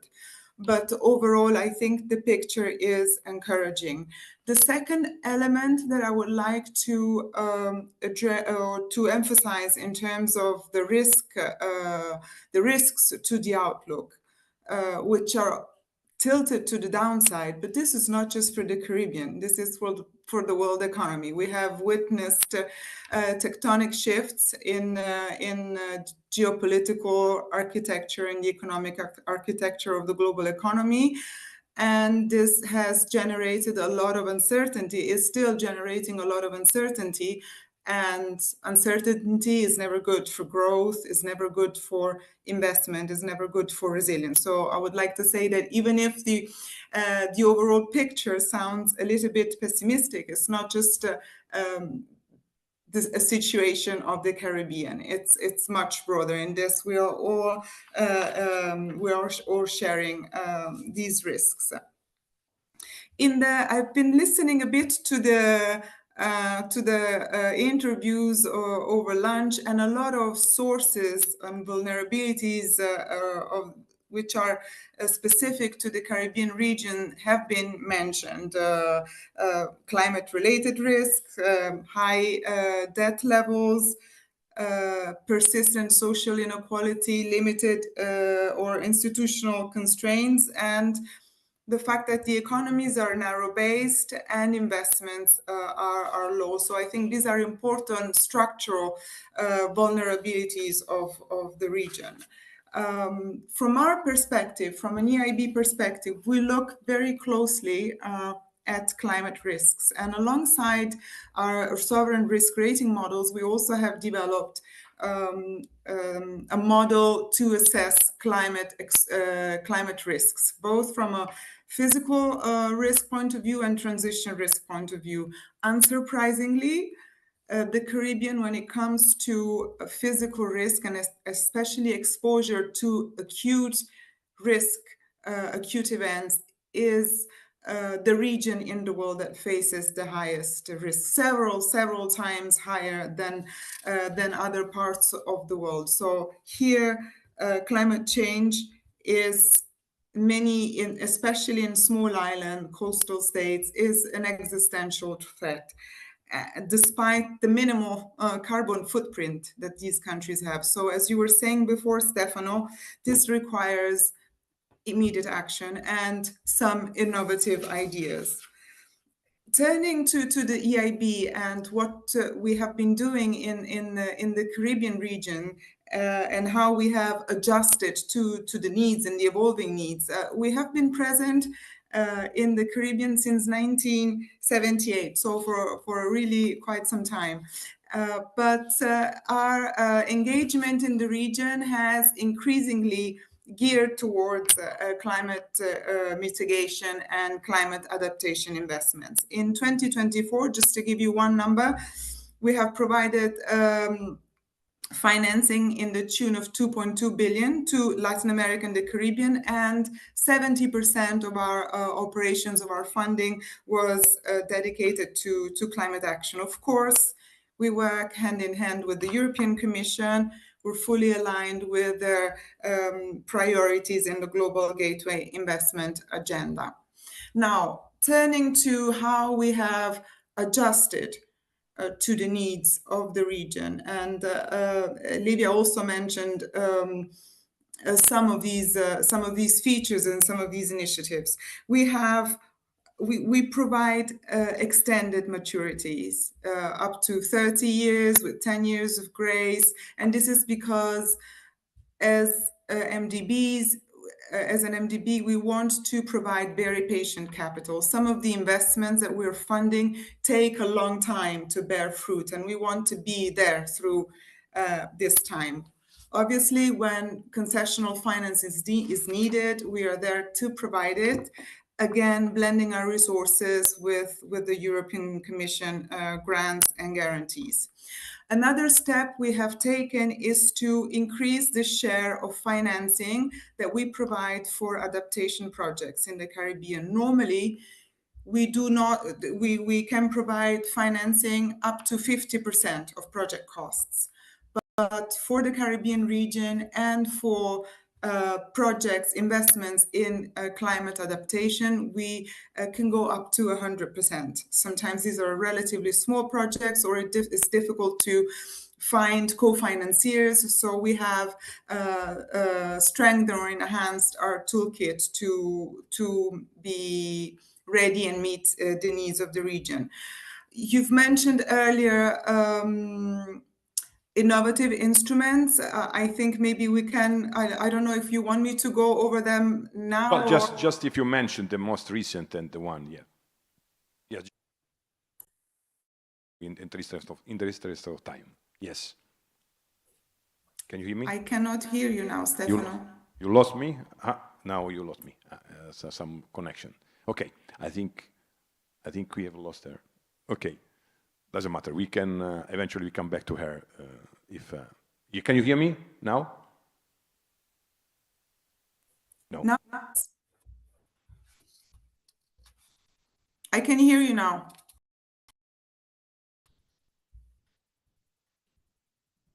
The Caribbean, just briefly, very brief. Thank you. Sorry, Stefano, I missed your question. You're breaking off a little bit. I think there is a problem of connection now. Okay, let's move forward. Thank you, Barbara. We will come back eventually.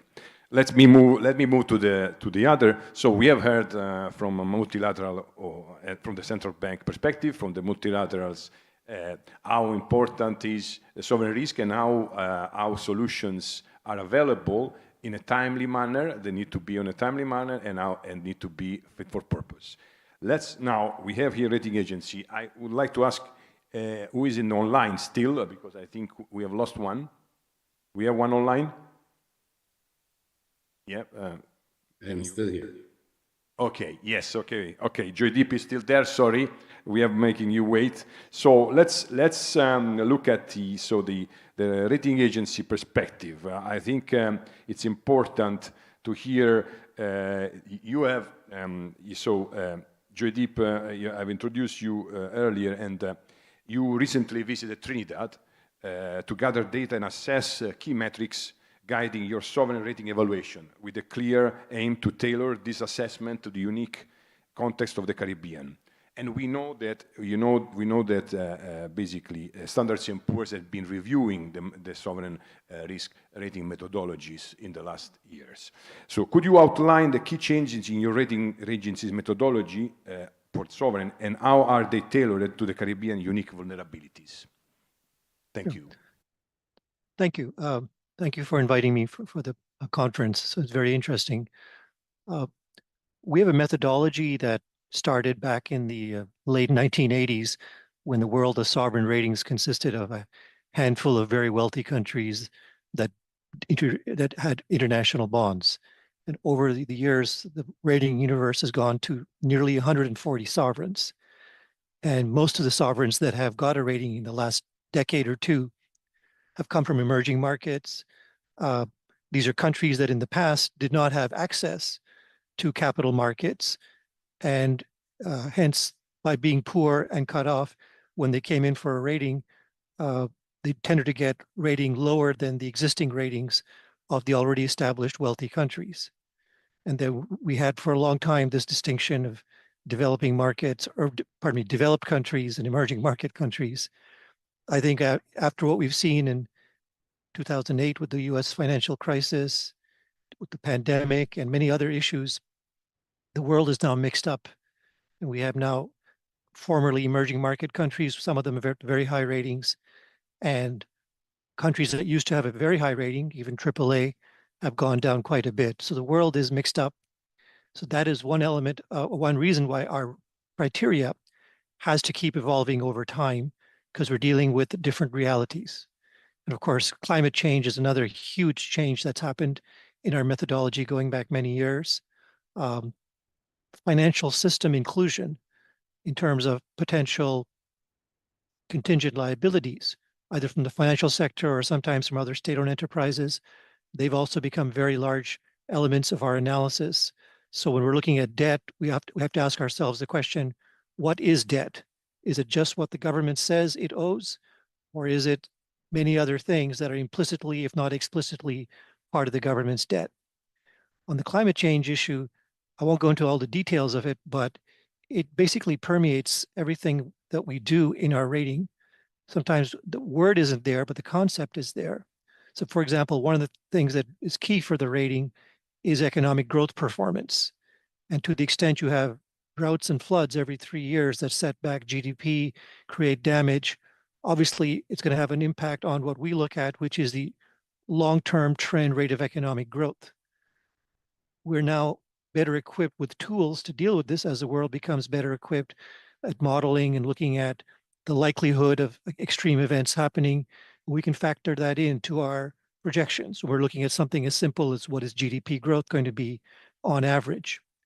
When we're looking at the external side of a country, meaning the balance of payments, the international investment position, the debt, the assets that it has with the rest of the world, a key factor there is, again, whether it's climate change or some other shock, what happens when the tourism industry suddenly goes from booming to bust because of something that happens thousands of miles away, or other factors like the pandemic.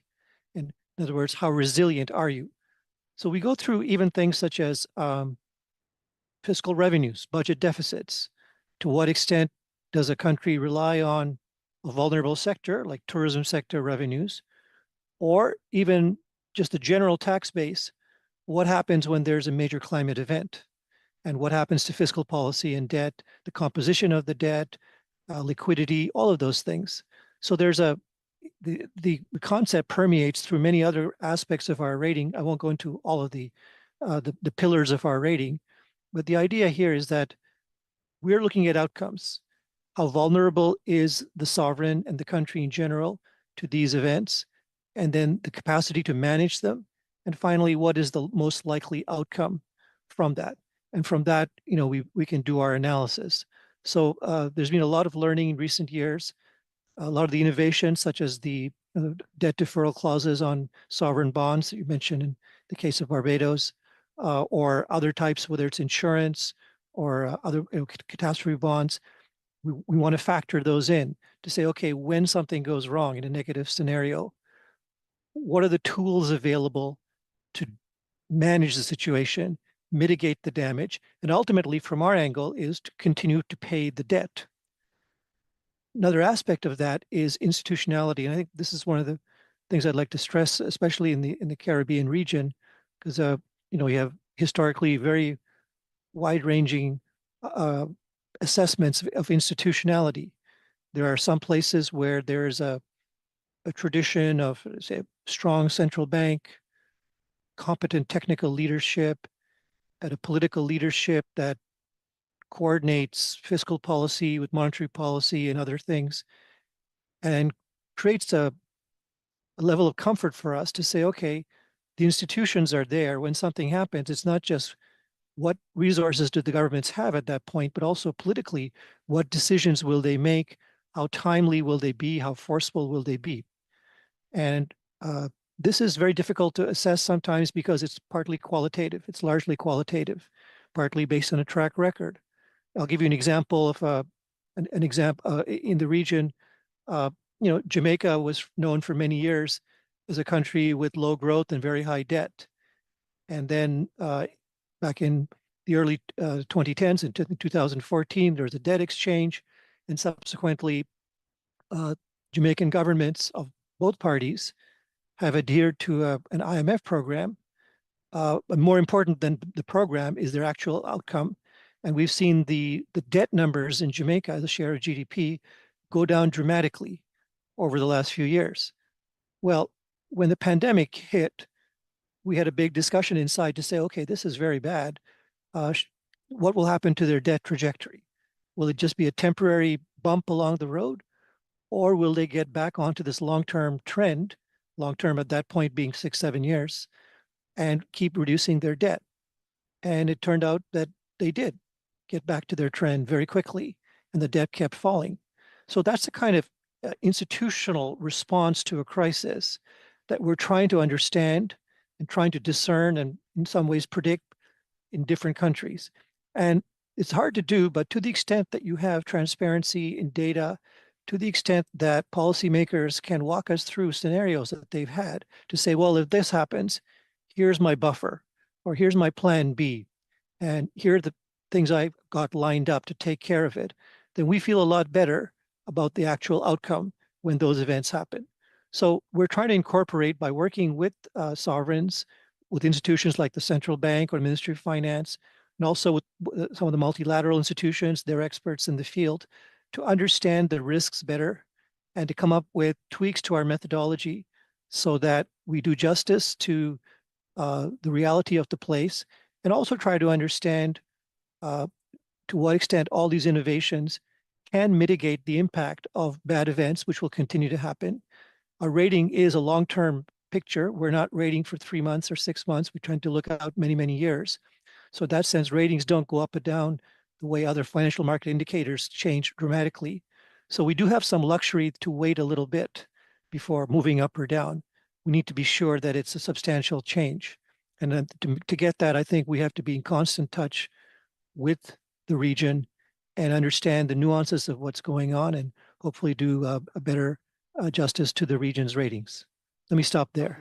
Thank you. Really, this is very insightful and really make a different perspective, because we understand how you are approaching this matter, the sovereign risk, in a forward-looking, really trying to look at the long-term perspective, not looking at the past or looking just at what are the analytics and the reality of the moment. And important that what you said about factoring this new instrument, this new mechanism that can really reduce and actually permanently mitigate such risks. So I think this is really, really insightful. Let me close this the round with Joshua from Fitch.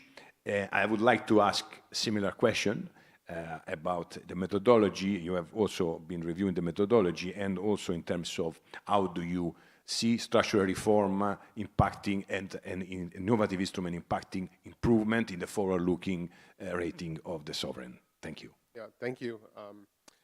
So similar question may get you a similar answer, so I'll try to be a little different. We are trying to see if you are different. Or no, there are a lot of similarities between how we analyze at the different agencies. Maybe to step back just a half step, our criteria looks at sort of 4 main pillars. We look at structural elements, which include things like governance and institutionality, which is very important. We also look at the macroeconomy and the policy framework, GDP growth, et cetera, as well as the fiscal side, which is the 3rd pillar. And then finally, the external. And we've heard some statistics before on that, so I won't cite any now. All of these together, help shape our view of the sort of 2 to 3 to 4 year horizon of where we think basically the ability and willingness of a government to repay their debt. As you mentioned, we're in the process of updating our criteria. There'll be a handful of some minor changes. This will probably come out later in the month. But one I think that's worth highlighting for this group is that we're adding what we're calling the climate vulnerability signal. It's a score essentially, not directly in our model, but as a screening tool that looks at sort of the forward risks over 10 years and then up to 2050 and then a longer time horizon to sort of see where climate vulnerabilities may arise. And then this will allow us to then take a sort of a deeper look at countries that are exposed to certain either physical or transition risks in a way that will potentially have the insights for us to, adjust our ratings appropriately. It should be said, though, of course, that, hurricane risk, for instance, has been a long-standing issue in the Caribbean. We've focused on it, so this is more of a sort of a new framework and a way of thinking about it.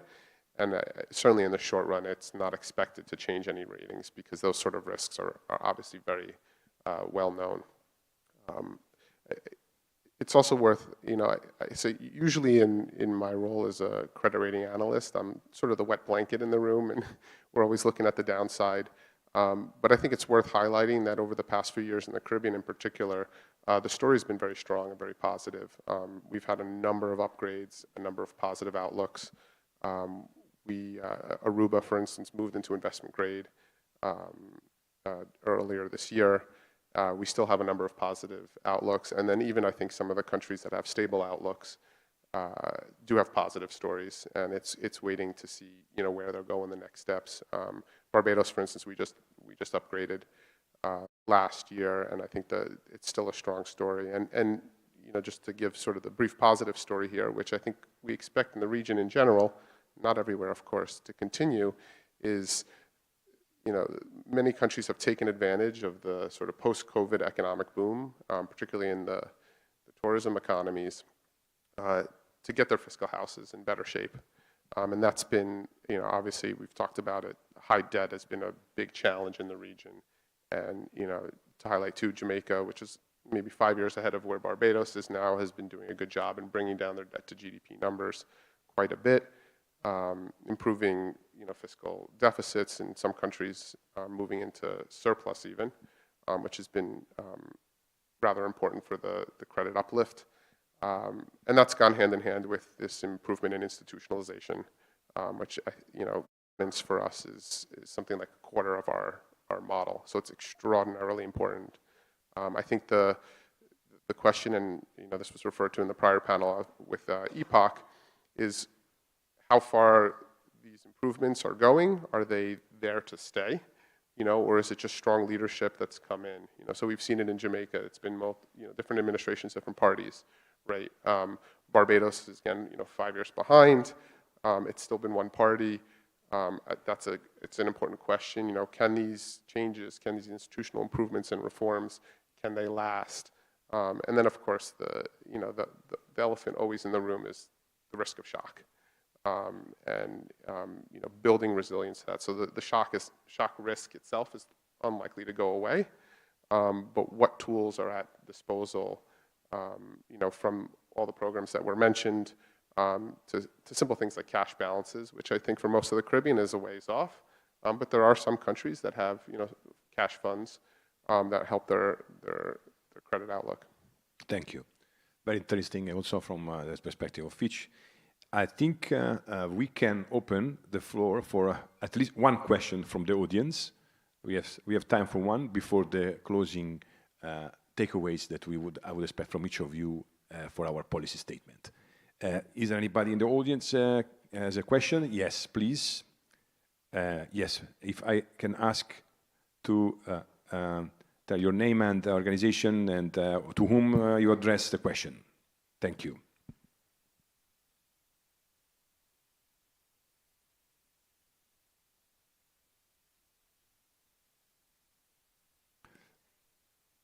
My name is Mala Dukaran. I'm an economist. I have two questions. If you To would whom? To everybody? Or? Especially the rating agencies. Okay, please. So I've observed, like you just outlined, Josh, that we've had some fiscal improvement in terms of fiscal primary surpluses and smaller overall deficits. But to what extent are you all looking at arrears? Because what I am observing as an economist is more and more countries racking up arrears that they are not transparent about, so they're window dressing their deficits. So that's my first question, because I think we're not measuring these arrears. And the second thing is we have countries like mine, Trinidad and Tobago, Bahamas, Barbados, where all of their reserves are borrowed. Is that really a reserve? And also, to what extent are you looking at that in your assessment of external strength? Because for me, a reserve is only really a reserve if it's not a loan. But insofar as we have increasing levels of reserves that are borrowed, I think that's a real risk that we're not properly measuring and assessing. Thank you. Thank you. I will leave to Joydeep first and to Joshua Yuta second. Joydeep, to you. I hope you heard. Thank you. The first question on arrears is important because what we often find actually is before a sovereign defaults, the budget deficit actually gets smaller. And that's because they can't fund it anymore, so they stop spending. And then you realize, oh my God, the last 2 years they ran up huge arrears, which nobody knew.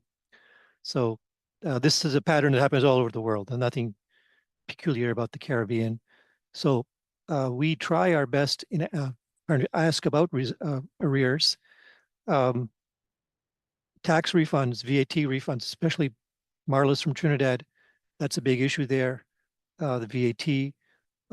We talk to people in the private sector who may be the creditors for those arrears, or in some countries, the arrears go to are payments owed to SOEs or pension funds, things like that. We try to talk to as many people like that as we can. A certain amount of arrears is understandable for cash flow reasons, but if it's more than, if it's significant that it actually changes the fiscal picture, we will account for that. Our analysis is not very driven by a magic number that, if government debt to GDP is 59% as opposed to 61%, that's a huge erosion. No, 60 might be a barrier, but it's a question of we'd rather be generally right than precisely wrong. So if the debt is at a certain level, we try to understand the best we can what is the extent of arrears, what share of GDP they might be, are they growing, are they having a strategic impact? If you're not paying obligations, there's obviously a negative impact on the economy. Someone else is owed money who's not getting paid. So it's a growing area for us, but I have to confess it is also difficult to get data because by definition, governments don't like to give that out. Regarding the borrowed reserves, yeah, we don't distinguish by looking at a central bank's reserves the source of each dollar that's in there. But I think qualitatively, it makes a big difference to know that there's no external debt liability attached to the external asset of the foreign exchange reserve, or if there is, just how much it is. Money can be borrowed and still count as reserves. If you look at the IMF's definition of foreign exchange reserves, they don't restrict that to non-borrowed reserves. But you do have to look again, in a particular situation, something goes wrong, there's pressure on the exchange rate, outflow of dollars. What is the capacity of the central bank, along with fiscal policy, to staunch the outflow and stabilize the situation? They may have good capacity even if they have borrowed reserves. Maybe they borrowed it on a swap from a central bank in Europe or China or someone like that.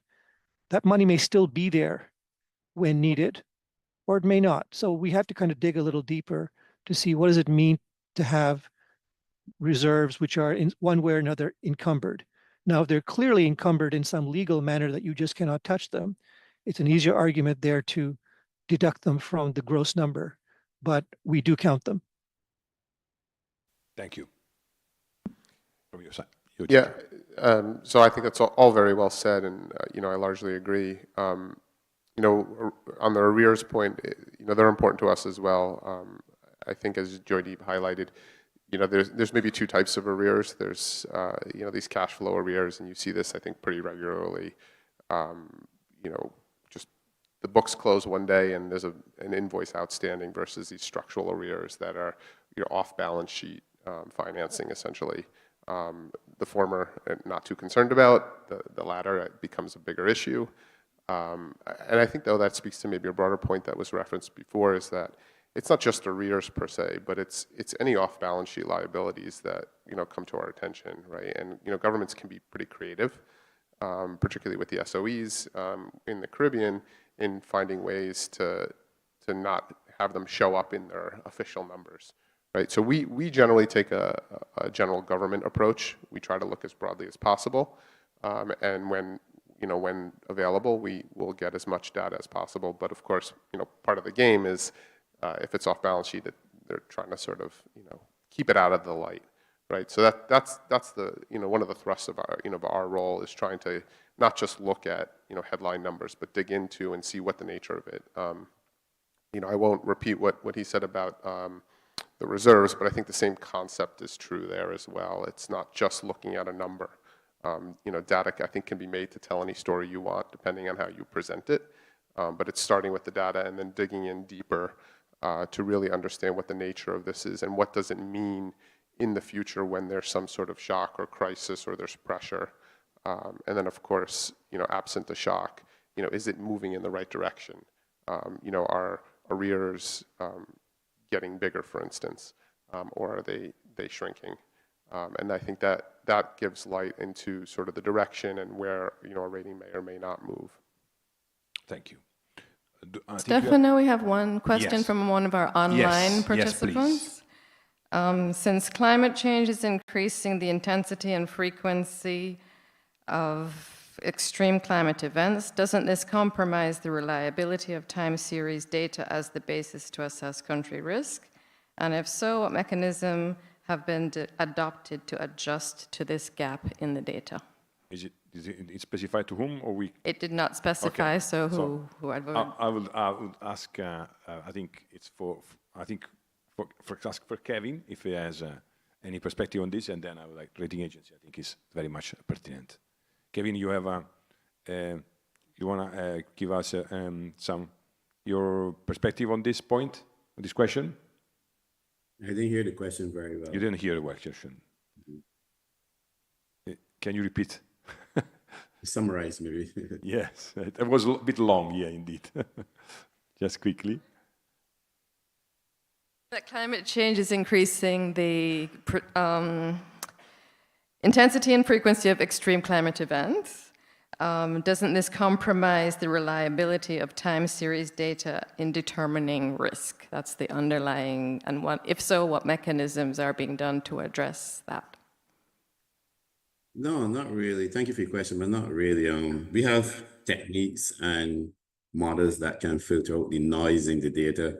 And in fact, we do various scenarios that incorporate high frequency movements into our stress testing, in the banking system, in our debt analysis. So when you think of time series, don't just think about trend. There's a lot of noise around the trend that we can model, and our modern techniques allow us to do it. So it's not a problem at all. And the frequency increases, there are persons who specialize in that. So not at all. We do incorporate these things. Just one, since I have the floor, just one other comment. Correction in terms of the earlier question. The central bank reserves at the Barbados Reserve are right now at 9.5 months. The data will show, and we can share it with the speaker, that more than 60% of our reserves are earned reserves. And that's on Central Bank website. The data is there, and we don't mind sharing and going through it with the aspect. So I just want to correct that a bit, because it's important to understand that billing reserves are also a buffer. And true buffer means much that is earned as the economy goes, you're earning it. So that's a correction I want to put there. Thank you, Kevin, for the correction. And thank you. I hope our online person heard that earlier response. Thank you. I would like to hear from Joshua also the answer from this question. On the time series data. Yes, yeah. yes. Yeah, I mean, I think the short answer is that, you know, no good analyst can just rely on a straight linear extrapolation and say, this is where it's going to go, right? I mean, you know, like Kevin alluded to, you know, we have to understand non-linearities, and that there will be structural changes. So I think we're well attuned to that in our analyses, even if, say, our starting point model is a linear model. You know, we know that things change, and it's not just on this one topic, but it's, you know, it's the same on any forward-looking metric is it's going to be different than what history said is most likely the case. And so history gives you guidance, and I think it's an important starting point. But as I said in the last answer, data has its limitations, and I think a good analyst doesn't hang their hat on what the data says, but uses it as a tool to get to what the underlying story is. Thank you. I think we are approaching the end of our panel, so we have the duty of the policy statement. So I would like to suggest to ask each of you one urgent priority as a panelist takeaway for sovereigns to enhance financial sustainability and market confidence. What would be? I would like to start from Lydia. Yes. Getting the growth going, addressing the economic and social issues like we discussed in the first panel, tourism, digital development, diversification. So getting the growth going. The second, I would say getting the house in order, or continuing to get the house in order in terms of fiscal consolidation, in terms of solid fiscal, economic, and social policies. And the third one, for the region to become one economic space, one region, because together the region can overcome many of these difficulties much easier, and actually can overcome them, because at the country, individual country level, some of these challenges may even not be possible to overcome. I think the last one, it's really, yeah, that's, thank you. I would go to Barbara. Thank you. I think one takeaway, and it relates to what I was saying before, is to be open to innovative solutions. Like we mentioned earlier, the debt resilience clauses, which allow situation where countries have a liquidity problem not to become solvency problem is very important, and this is one solution that we are pioneering in our contract. I didn't have the time earlier to speak a bit about the debt for climate conversion that we did with Barbados, but I think it's an example that is well known. It's an instrument that has released some fiscal savings, allowed to invest in a very important adaptation infrastructure, with catalyzing resources from third parties, and above all showing and this is a point maybe that we haven't stressed in the panel, of a cooperation among MDBs. We have carried out this operation with the Inter-American Development Bank, and against the backdrop of the IMF Sustainability and Resilience facility. So it's really very important when we can bring our resources together with an eye to keeping things simple, as the governor was mentioning earlier. When many MDBs are working together, it's important to streamline, to adjust, so that we don't have too many requirements and too many strings attached with our program. And of course, the last, I think, important point, and the lesson that we learn in our engagement with countries, is country ownership. We can facilitate, we can bring financing, we can bring capacity building, but we cannot replace country-led initiatives. And I think, again, Barbados, Jamaica was mentioned, are very eloquent examples in this respect. Thank you very much. Thank you, Barbara. I will go to Kevin. Kevin, please, from you. Thank you very much. I would like to just pull back the lens and look at the big picture, and suggest that we treat resilience like a cash flow problem. And what would that cash flow playbook look like? Arrange the inflows before the storm. Budget contingencies for the first 72 hours. See CRIF cover, cap bonds, contingency credit that draws in days, and MISO or micro policy for the utilities and household sector, with execution rules pre-cleared so that the cash move automatically. Pause on the outflows when the trigger hit, when that crisis hit. using disaster and pandemic causes to defer eligible coupons and principals with no drama. Then you focus on keeping payments and the banks alive. Run the instant national rate with shared EKY, no fee accounts. Rehearse your cyber and continuity drills so that relief and the payments are cleared within minutes and get to where they need to get. Anchor those inflow structures and those outflow structures with a credible debt fiscal rule, a fiscal restatement, and a simple dashboard that you're able to track time to cash and pay out, track the value of pause debt, services, track payments at time, and track the number of households you're reaching over time and impacted. Do all of that with international developed partners who bring along real kind of finance and share toolkits. And with that kind of playbook, I'm confident we can convert uncertainty into stability and confidence, and convert that stability and confidence into economic growth and great and resilience. Thank you. Thank you. Thank you, Kevin. And yeah, I will leave it to Joydeep and then close with Joshua. Joydeep, to you.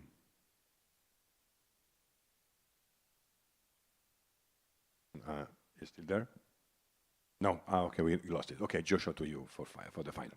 Yeah, so if I may, I'm going to actually maybe answer a slightly different question, since we as rating agencies don't give policy advice. Market confidence, of course, more. But in terms of our outlook and where we see the region going, and what I think would lead to some of these positive outlooks turning into upgrades, is really threefold for many countries in the region.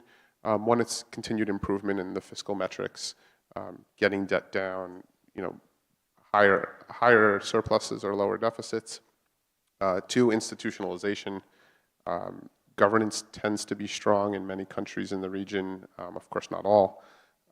So there's a strong starting point for many, but countries are small. The depth of the talent pool is limited, particularly with outflows in terms of brain drain, and institutional structures, can vary. And so there's been some really good reforms in recent years, which, as I mentioned before, has led to some of the upgrades that we've given.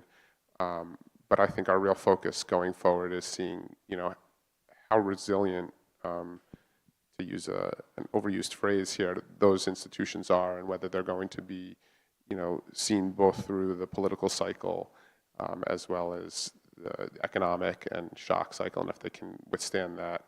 I think that would give us more confidence. And then finally, the topic that's been heavily focused on is, a variety of tools for buffers and resilience, both for cash flow and liquidity needs, as the governor was highlighting, but also more long-term in terms of rebuilding. Since our outlook is very long-term, it's not just getting through the 90 days after a storm, but it's what does that do to the economy. And so it's not just financial tools, but it's maybe hardening of infrastructure. It's diversification of the economy and the deepening of the economy, which is probably maybe a fourth pillar there, but I think that is probably a much longer term project before it really has sort of direct rating implications. It's hard to have multiple pillars in an economy the size of many of the Caribbean economies, but not impossible. So I think that would also potentially provide some uplift, but I don't expect that necessarily in the medium term. Thank you. I think we are at the closing. Yes, we are at the closing of our panel. I have to first thanks all the panelists. Let me just close with a bit of a summary. Today's discussion has shown us the sovereign risk in the Caribbean is not only about numbers. It is about credibility, resilience, and ability to access affordable financing in turbulent times.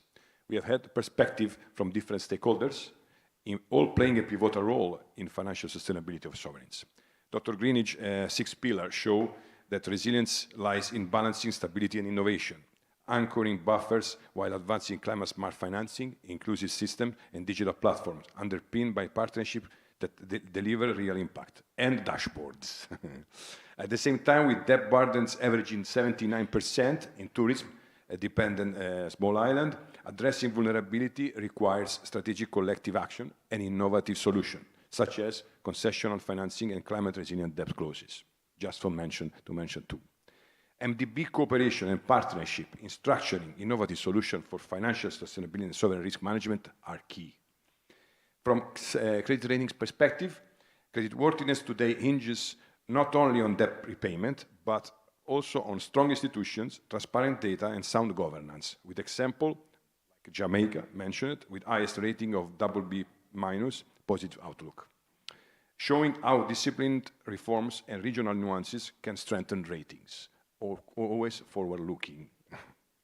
Sovereign risk is a continuous commitment to be managed through strategy, innovation, and collective resolve. In small stakes like ours, national action is not enough. We must act regionally. And I recollect also Timothy remembered this, and also the Governor of Central Bank of Barbados. Across institutions and financial partners, pooling strength and creating instruments that reflect our shared vulnerabilities and strengths. The Caribbean's financial sustainability depends on building confidence together. Please join me to thanking our panelists in their insight. Thank you.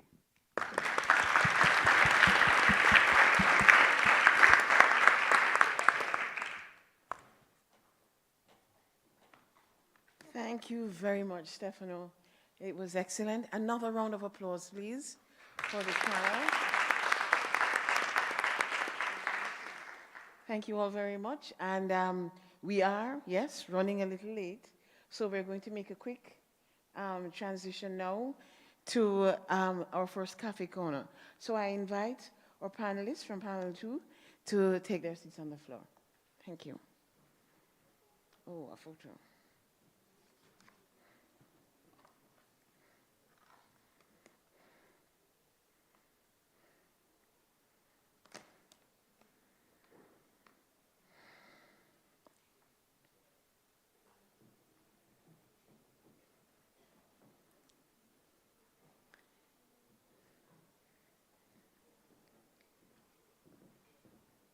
Thank you very much. We're moving very quickly on now to our first Cafe Corner. And we're sticking again with our focus for the time being on economic and finance potentials. This Cafe Corner is, the theme of our Cafe Corner is blended finance for Caribbean resilience, mobilizing public and private capital, concessional and non-concessional funding. And it is going to be moderated by Mr. Stephen Lander, who is the coordinator for development financing, private sector division at the CDB. So I invite Stephen and the members of his Cafe Corner team to join me on the platform.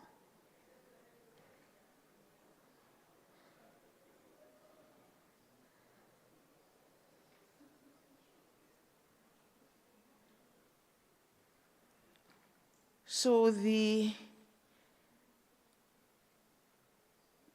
is intended to be a little more interactive. To tell the honest truth, I've never really been in one of these or observed one of these. These are innovations that I myself am experiencing. I'm looking forward to seeing how we gain a more interactive modus operandi in the delivery of the Cafe Corner. We are hoping for a greater level of interaction from the floor because, we're not really here to just have a one-way flow, and this is why I was extremely pleased to have a couple of questions coming up during the last panel. We want to have more interaction from the floor. We want to have more interaction from our participants online. And so the idea is to have a greater level of engagement, of cut and thrust, of back and forth. And I'm hoping, I'm looking forward to seeing how we achieve that with this Cafe Corner. So it's not as full length and detailed as the regular panel, but it is addressing an extremely important issue, particularly for the Caribbean, you know, the potential of blended finance for building resilience. It's key. In the Caribbean, where you have declining ODA, we have declining foreign direct investment, you have mounting climate risk, which causes a depreciation in the ratings of our countries in order to be able to get long-term, low-cost loans, access to regular financing from commercial banks and so on, almost impossible for the majority of the countries of the Caribbean, facing economic volatility and development pressures. So the whole idea of the blended finance, which strategically combines public and private capital, concessional and non-concessional resources, is a pathway to unlock scale and innovation and impact. So hopefully, this Cafe Corner will, have a lively discussion on how we leverage blended finance to bridge investment gaps, to de-risk projects, to catalyze sustainable development. I leave it there. I hand over to Stephen and his team. Greetings, Simon, colleague. I have abandoned the team. Happy to see you. Please, can you welcome the Cafe Corner group? And let's look forward to a great discussion. All right, thank you, and good afternoon to everyone. Thanks, Madam Moderator, for setting the context of the discussion, articulating the challenge and the relevance of blended finance in solving it. So I think what she essentially set up is that blended finance presents a pragmatic solution to the challenges that we're facing by integrating concessional and non-concessional capital and leveraging public and development finance to mitigate risks, thereby opening the door for private sector investment at scale. And some of the key actors in the blended finance space include what I would call generally our development partners, including DFIs, development finance institutions, and multilateral development banks. And they strategically deploy catalytic capital and offer robust risk management mechanisms that address sovereign risk barriers and optimize risk-return profiles. We also need commercial banks. They bring strong local insights and financial solutions to the table. And private investors who bring crowding capital and bring in very critical expertise to the blend. So I'm happy to be joined today by my panelists. I'll start by introducing the panelists online, Mr. Juan Miquel. He's the Principal Investment Officer in Blended Finance at IDB Invest, based in Washington. And since joining the institution in 2017, he has led the design and structuring of blended finance solutions across Latin America and the Caribbean, with a focus on infrastructure and energy projects that advance climate mitigation and adaptation goals. Welcome, Juan.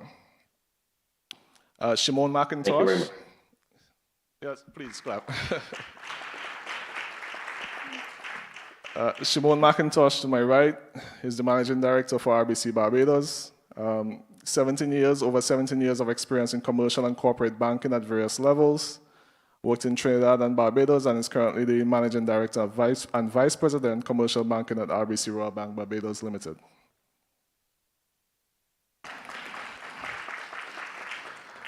Mr. Simon Sprignet, United Nations Resident Coordinator for the Eastern Caribbean, has over 30 years of experience in humanitarian development and peace-building operations. Simon has worked across a broad range of programs, including large SIDS-focused multi-country programs in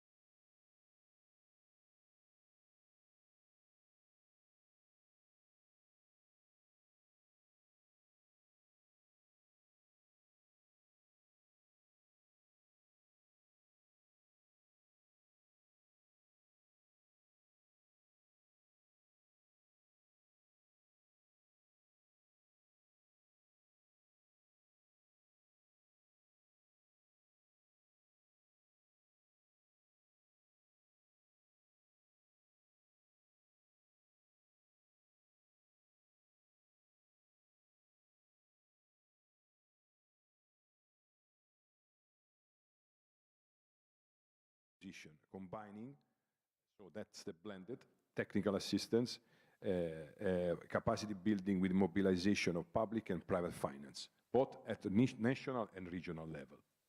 Thank you. And can you share with the audience some of your recent experiences, particularly in designing or applying risk mitigation tools in the blended finance structures? Yes, well, I mentioned, you mentioned my previous experience in the European Commission, and this is something that also CDB is thinking about, and other MDBs that already adopted.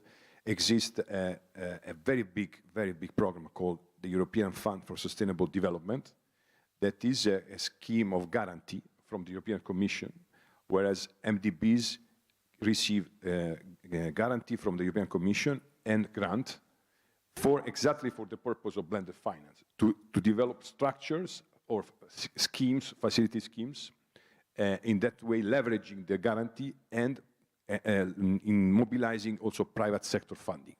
There are several examples developed by the EBRD, by the KfW, for example. So it's not only for a multilateral, but also for regional development bank, where they have received this guarantee, they have included their own guarantee, and they have attracted private investors because these guarantees have a very low cost, so they can reduce the pricing and the cost of such financing for renewable energy projects, for example.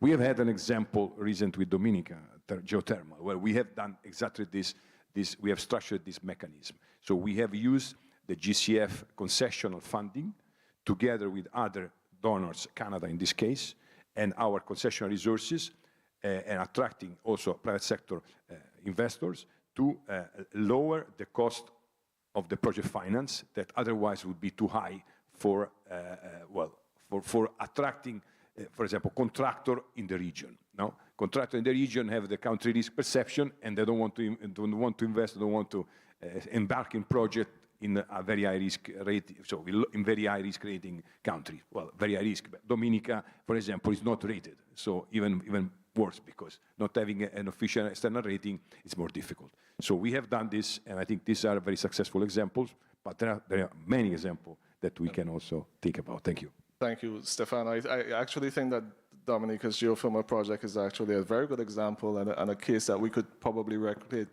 particularly to try to tackle the energy transition issue across the region. Good examples of how we can help mobilize finance, but resilience is not only dependent on financial resources. So let me turn my attention to Mr. Sprignet and ask, we're not only dependent on financial resources, we also want to see institutional frameworks and policy that will support investment in the Caribbean. So in what ways can the UN assist governments in fortifying their enabling environment, specifically for improvements in regulatory aspects? Thank you, Stefan. And maybe to step back a little bit, we recently had the Financing for Development conference in Seville in Spain. And, despite the numerous number of finance instruments and more attention to both business and finance legislations, total global investments in sustainable development have clearly not met our expectations. And I think what's interesting about this is that it's certainly not due to lack of capital, nor is it due to lack of ambition. Rather, many would argue that it really reflects a persistent misalignment between short-term financial incentives and the longer-term impact required to achieve sustainable development writ large.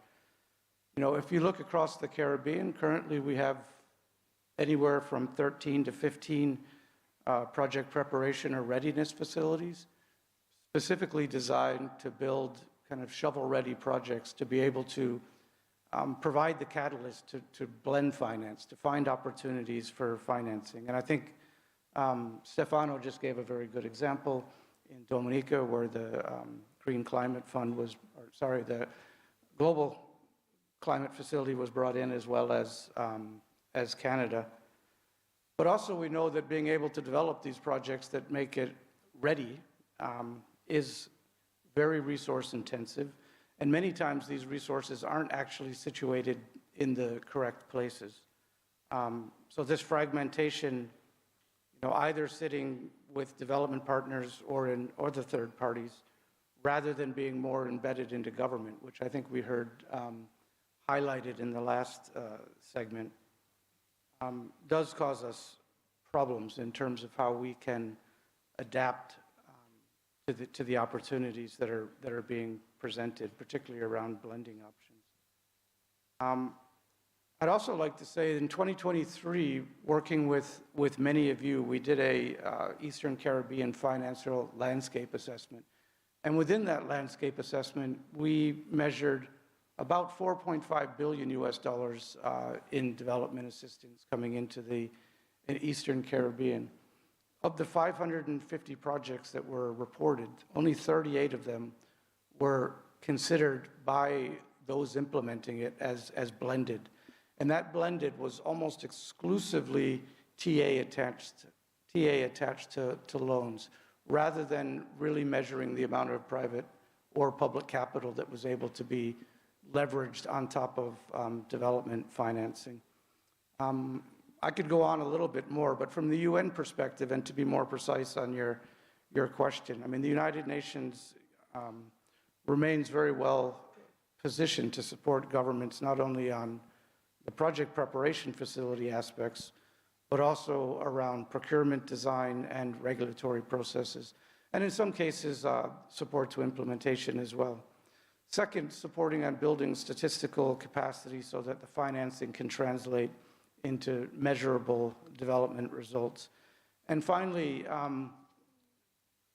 another very important aspect is we do many times provide the de-risking capital, not in the intent to crowd out the private sector, but to find opportunities to be able to share risks. So the risks and the rewards are equity-based, and really to avoid existing vulnerabilities.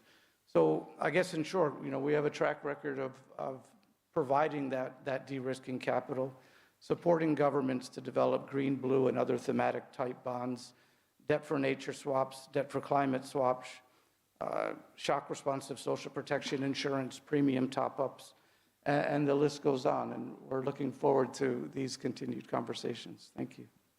All right, so I want to build on this idea a little bit more. I mean, the UN plays a very pivotal role in bringing together MDBs, DFIs, and private sector stakeholders to advance the Sustainable Development Goals.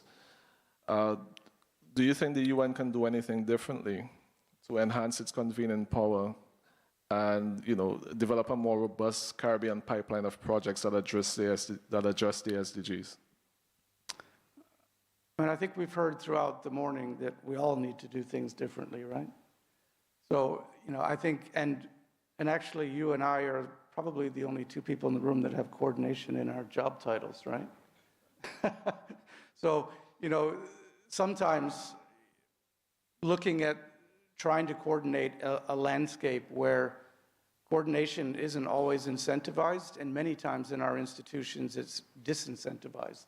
So we need to get out of the mindset that we're in competition with each other, but there are certainly enough capital out there and enough opportunities across the Caribbean that we need to find ways that we can build those partnerships to build on our added value, rather than sometimes the institutional competitive that we sometimes draw back into. All right, so I'm hearing no shortage of players, no shortage of capital, but yet still we hear calls for MDBs to do more. So let me turn my attention to one online and ask. So we are being asked as MDBs, one, to do more and adopt bolder strategies. What modifications do you think MDBs can implement in their financial structuring to significantly increase the mobilization of private capital aimed at enhancing climate resilience and overall economic stability in this region?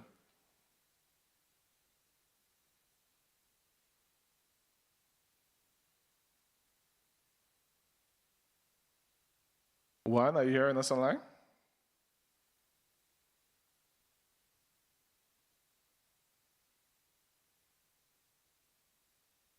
Juan? Okay, so I think we have some technical difficulties there. We'll come back. I don't know if you hear me. I cannot hear you, and I'm following through the website of the event. So, do you hear me? Delayed. I can hear you. Can you hear me? Yes, I can hear you, but we're probably a bit delayed coming to you because you're listening to the live stream. So let me just pivot to Shimon at the moment, who's going to give us a bit of the private banking perspective on the issue. And Shimon, from your vantage point, Okay, so on your question, but I think yeah, there's a delay.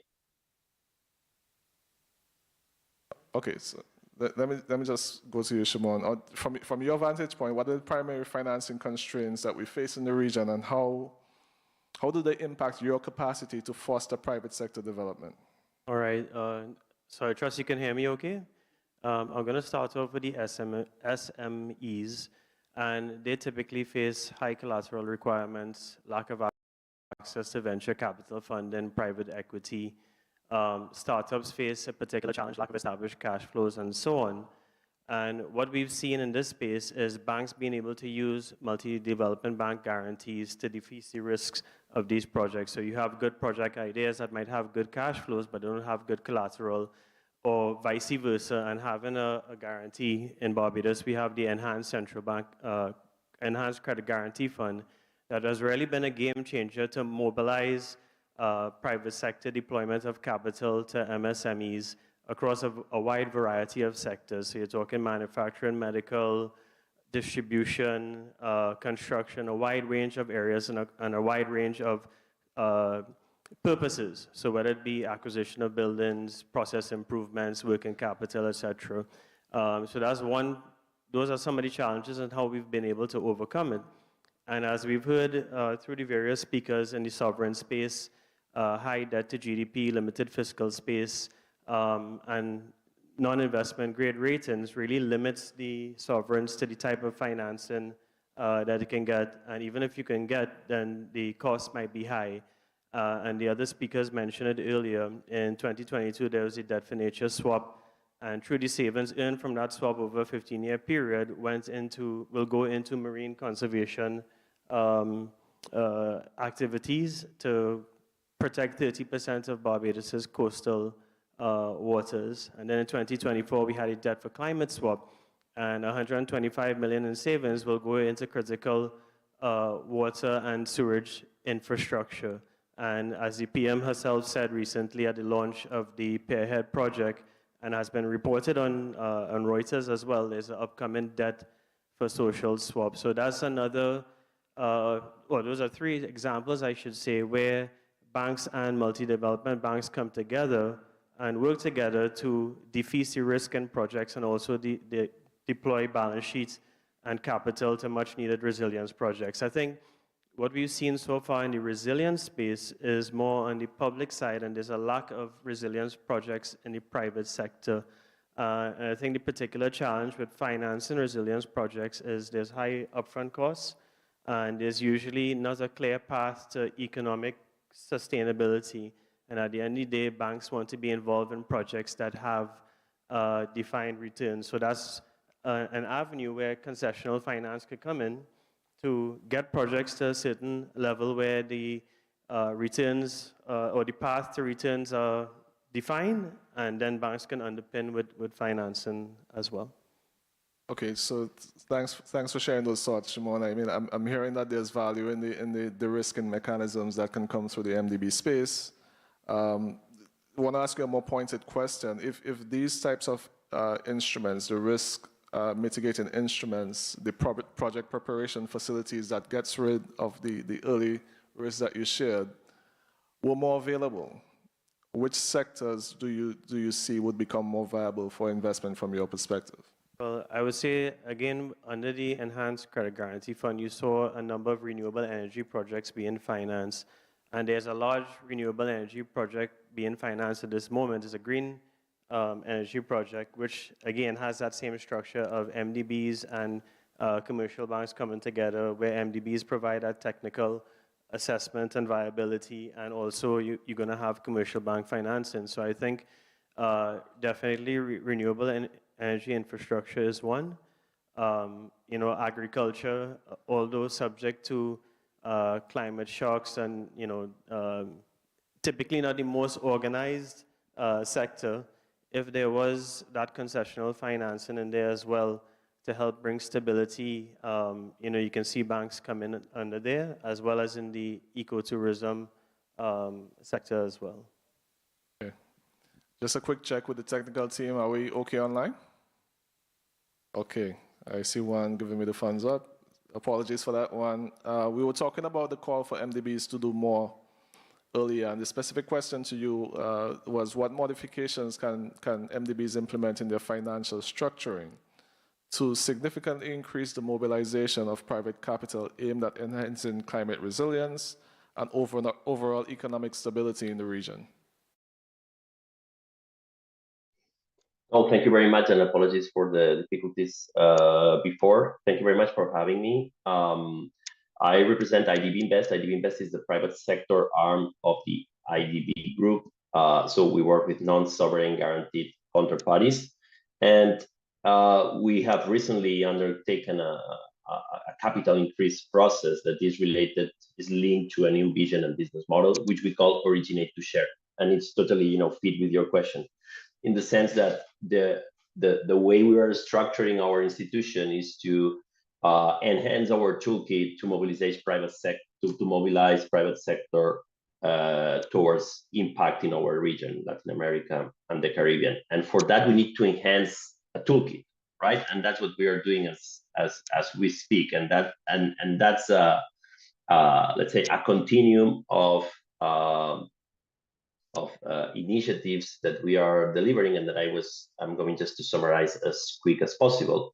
But I just want to mention that blended finance is just one of these tools that we have, which is, probably the most extreme, which is the one where we are channeling subsidies through the private sector. But we start with what we call the upstream support, which is related also with our cooperation with the Inter-American Development Bank, public sector, and our use of technical assistance to prepare the markets, to prepare the projects, to prepare our clients for future investments, right? So that's a first piece that it's envisioned to support market creation, right?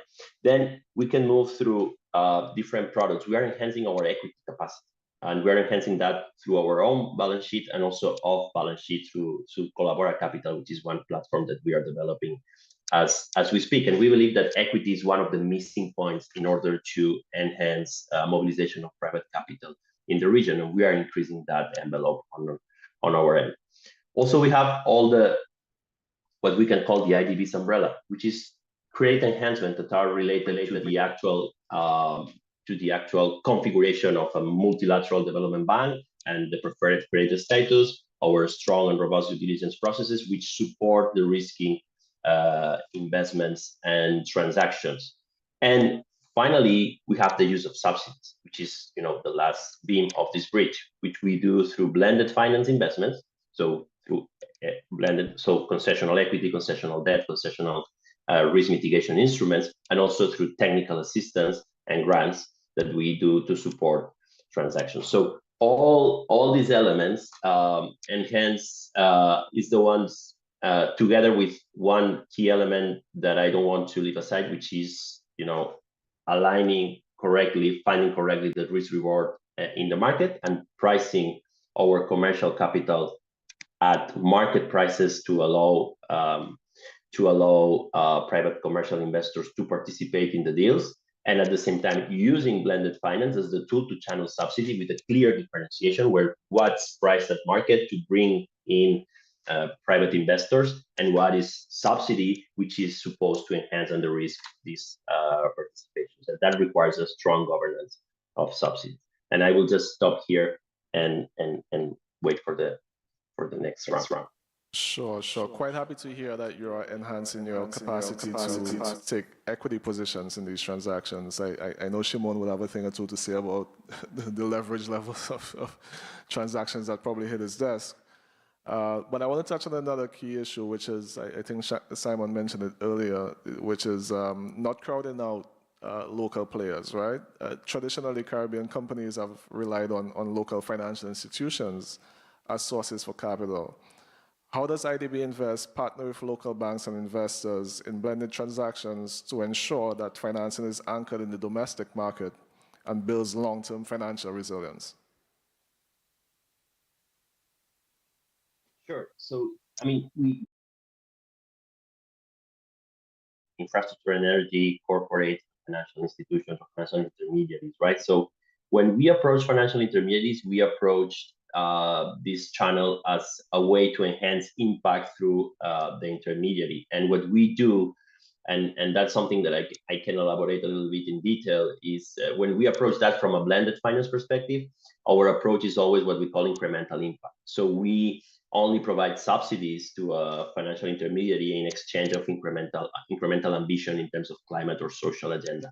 So we have developed some sort of a solution slash product where what we do is that we have three pillars to intervene in with an FI, which is first, we of course need the use of proceeds to be aligned with what the mandate of each donor is in each case. So that's kind of the eligibility gate. But then our approach is to enhance ambition across the balance sheet of the institution, right? We are not just following, let's say, our piece of investment, our concessional part, and the use of proceeds of that part, that we are embedding incentives based on what we call portfolio milestones and corporate milestones. So we define, I mean, we do that in hand in hand with the use of advisory services. For instance, we help with advisory services in the segmentation of the portfolio, and then we incentivize a certain target of green portfolio. And that comes with a discount in the interest rate that the financial intermediary will have to pay at the end of the life of the loan. We also support corporate ambition, and that's mostly related to climate adaptation and climate risk mitigation. And here we support those companies with advisory services to engage into the ISSB standards or other standards that inform climate risks. And then once they are ready for that, we provide incentives based on the level of disclosures that they do on climate risk and how they anticipate those climate risks, and those climate risks are impacted in their balance sheet, right? So, and they have like a set of incentives based on that, and they have a period of time to accommodate to this objective. So in this way, what we are trying is to have an influence beyond the actual use of proceeds, and have an influence on how the financial intermediary sector is looking at their portfolio. We are doing that also with investment funds, and we are providing equity investments in investment funds that are also linked with a similar structure with what we call impact carry, which is like, okay, we are going to sacrifice our return in exchange of certain impact milestones, and that would be directly to the general an incentive for the general partner to achieve certain standards. So, and also I will stop here and happy to. Yes, thank you so much for that response. I mean, incremental impact at CDB, we see additionality. It's one of the things that I think we can do probably a better job at messaging to our stakeholders in the market, that we're here to enhance rather than to compete. Thank you so much for that response. I have a couple of general questions that I'll throw out to the entire panel. Anyone can feel free to chime in. But one of the major issues that are cited when we talk about blended finance structures is coordination. Simon touched on that a little bit earlier, and it's something that is seen as a bottleneck in the implementation of blended finance initiatives. And to enhance the efficacy of the financing solutions and mitigate complexity and delays, how can development finance institutions and commercial banks better synchronize their incentives and operational processes?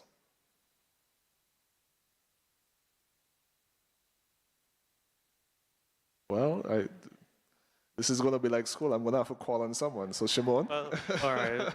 No, I'm smiling here because, traditionally the length of time working with MDBs was somewhat of an issue, but I think it's gotten way better in recent times, the coordination between MDBs and commercial banks.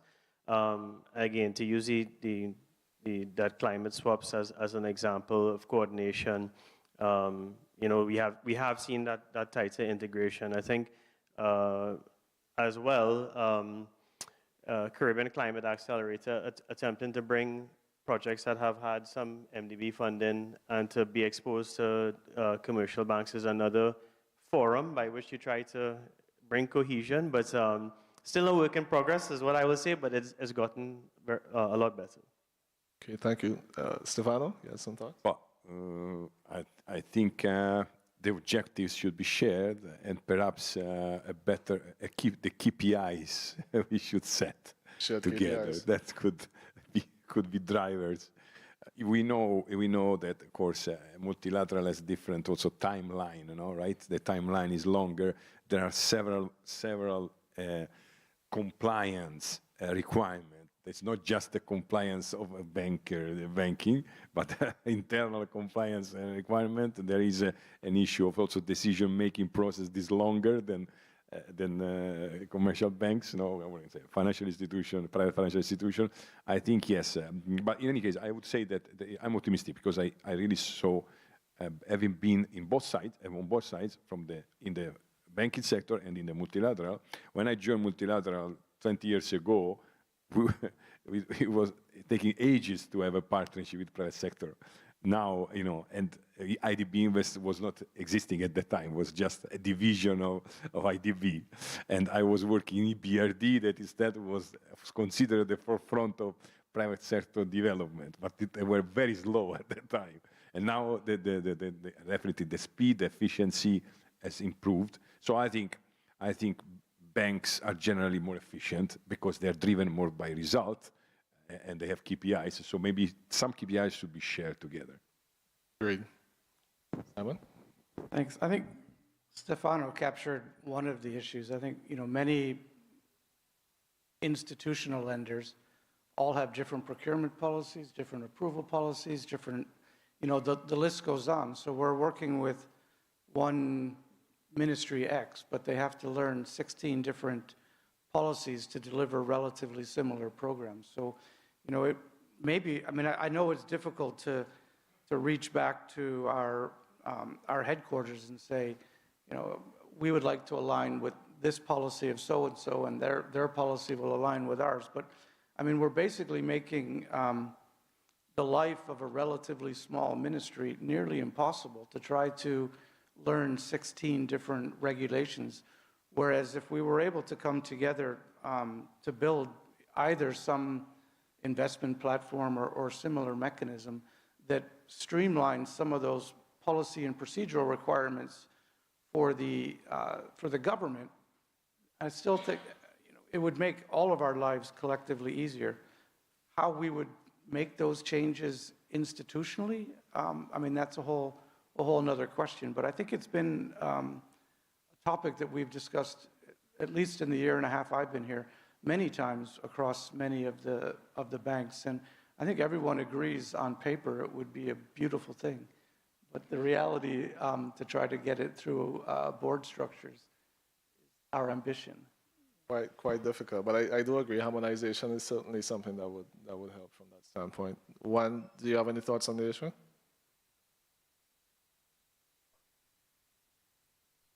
Sure, and thanks for the comments down there.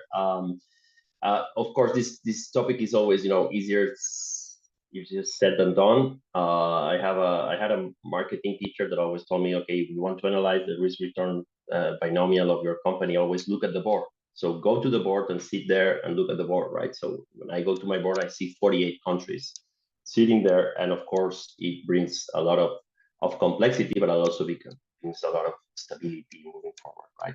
So having said that, I think that when we talk about a certain standardization, at least I see 3 areas of potential standardization, and 3 areas where at least my division is trying to work, analyzing the limits of reality, right? So, but first of all, we have the provider of concessional funding, right? So we work based on the provision of concessional funding by governments, by multilateral climate funds, by philanthropies, etc. Right? So I can attest there's no alignment between donors in that business, right? So my team is right now in Korea negotiating with one donor, and it's clearly a tough task, right? And what we try and what we are one of our goals, strategic goals at IDB Invest is to establish some sort of a donor platform, right?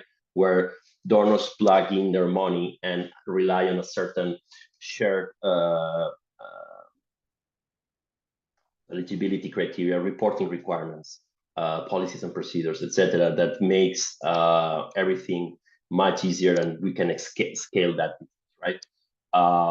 Then you have, the vehicle to transmit, to channel the concessional finance toward the recipients, right? So here there's a lot of movement in the sense of creating like blended finance vehicles that are some sort of standardized, layered tranche, etc. There's the initiative that Germany is doing through Scale. There's Boston Consulting Group has been working on that and providing support to BII on that end. So there's a certain also momentum on that end, on the structure to channel the resources. And finally, there's the solution provided to the recipient, right?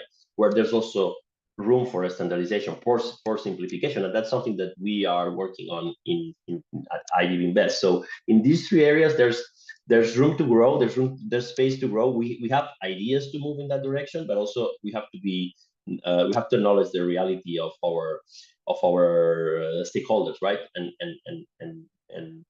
act accordingly. Well, the trick is making that reality as common as possible. So I think we've established really that blended finance can play a catalytic role in the mobilization of resources to finance our future. But just interested to know from the panel, which innovative instruments in the Caribbean context do you think show the greatest potential for scale and resilience finance in the Caribbean?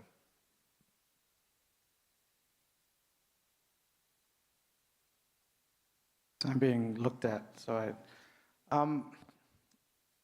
there are so many instruments out there, and I think we need to be careful to not limit ourselves to which ones are better than others. And I think we should try to work to take advantage of as many as possible. I mean, a recent example from the United Nations, we created a regional energy infrastructure facility in Uruguay with Santander, CIBC, and 5 private banks in Uruguay. And essentially, the UN's role was to provide a significant amount of capital up front to provide comfort to allow investment. This program is now growing exponentially.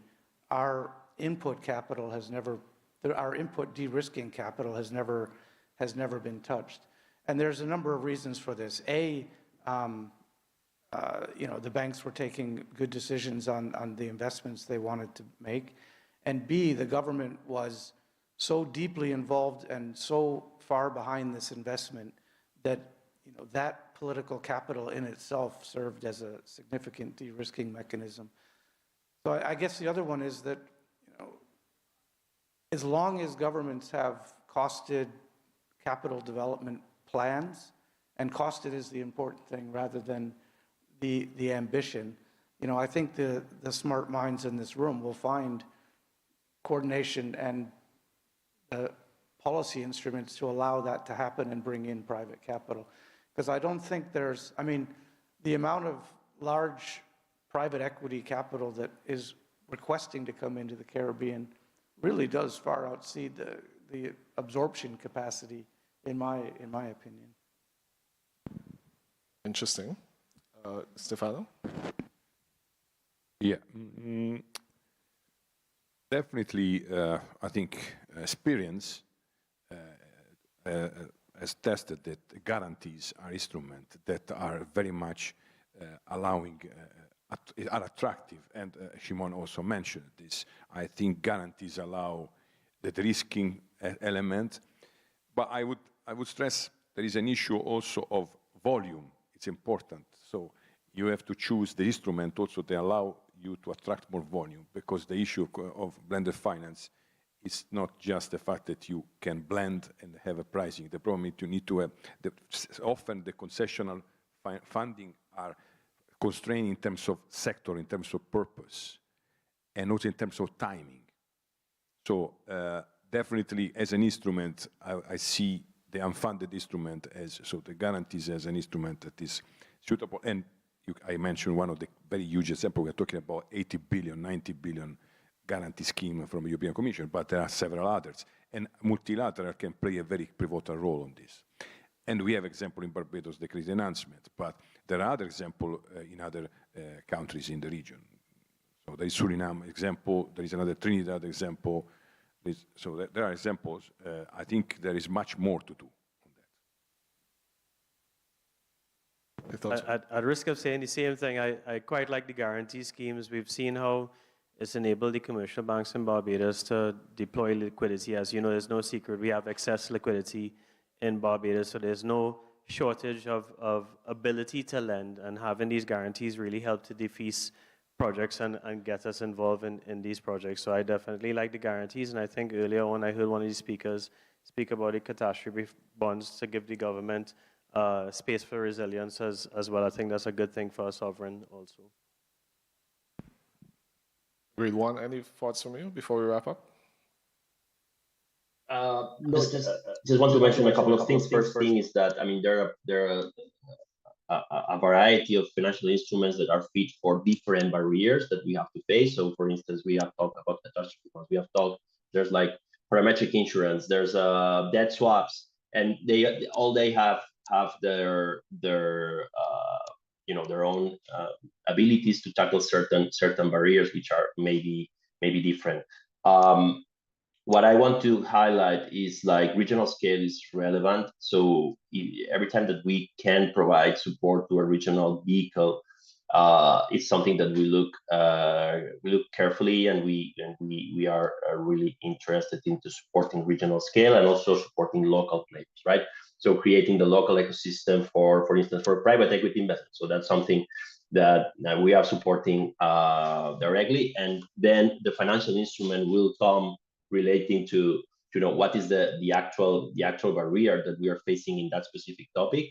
And of course, in climate resilience, so we have this type of products that have been mentioned, and guarantees for sure may play a relevant role to provide liquidity when there's a certain events.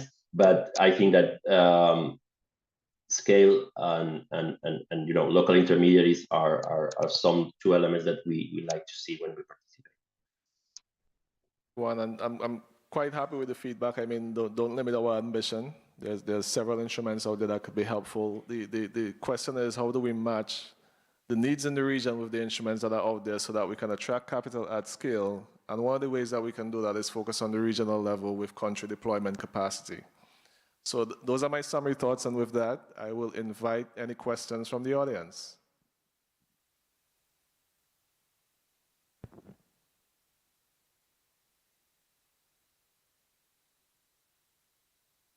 We had a very excellent and clear presentation from the panel.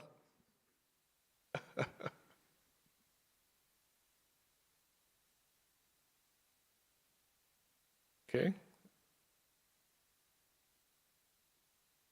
So if we have no questions, gentlemen, I'd like to take the opportunity to thank you for your time and your contributions today. I think it was very valuable for the audience, and we look forward to discussing this topic in more depth in the future. Thank you. Thank you very much.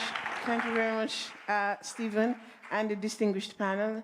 Thank you so much for paying attention to such an important issue for the Caribbean. And there will be, I think, other opportunities. Certainly tomorrow, when we're doing the wrap, I want to see that we have some focus put on this, because it is one of the important areas that the Caribbean will find the resources that they need to invest in resilience more effectively.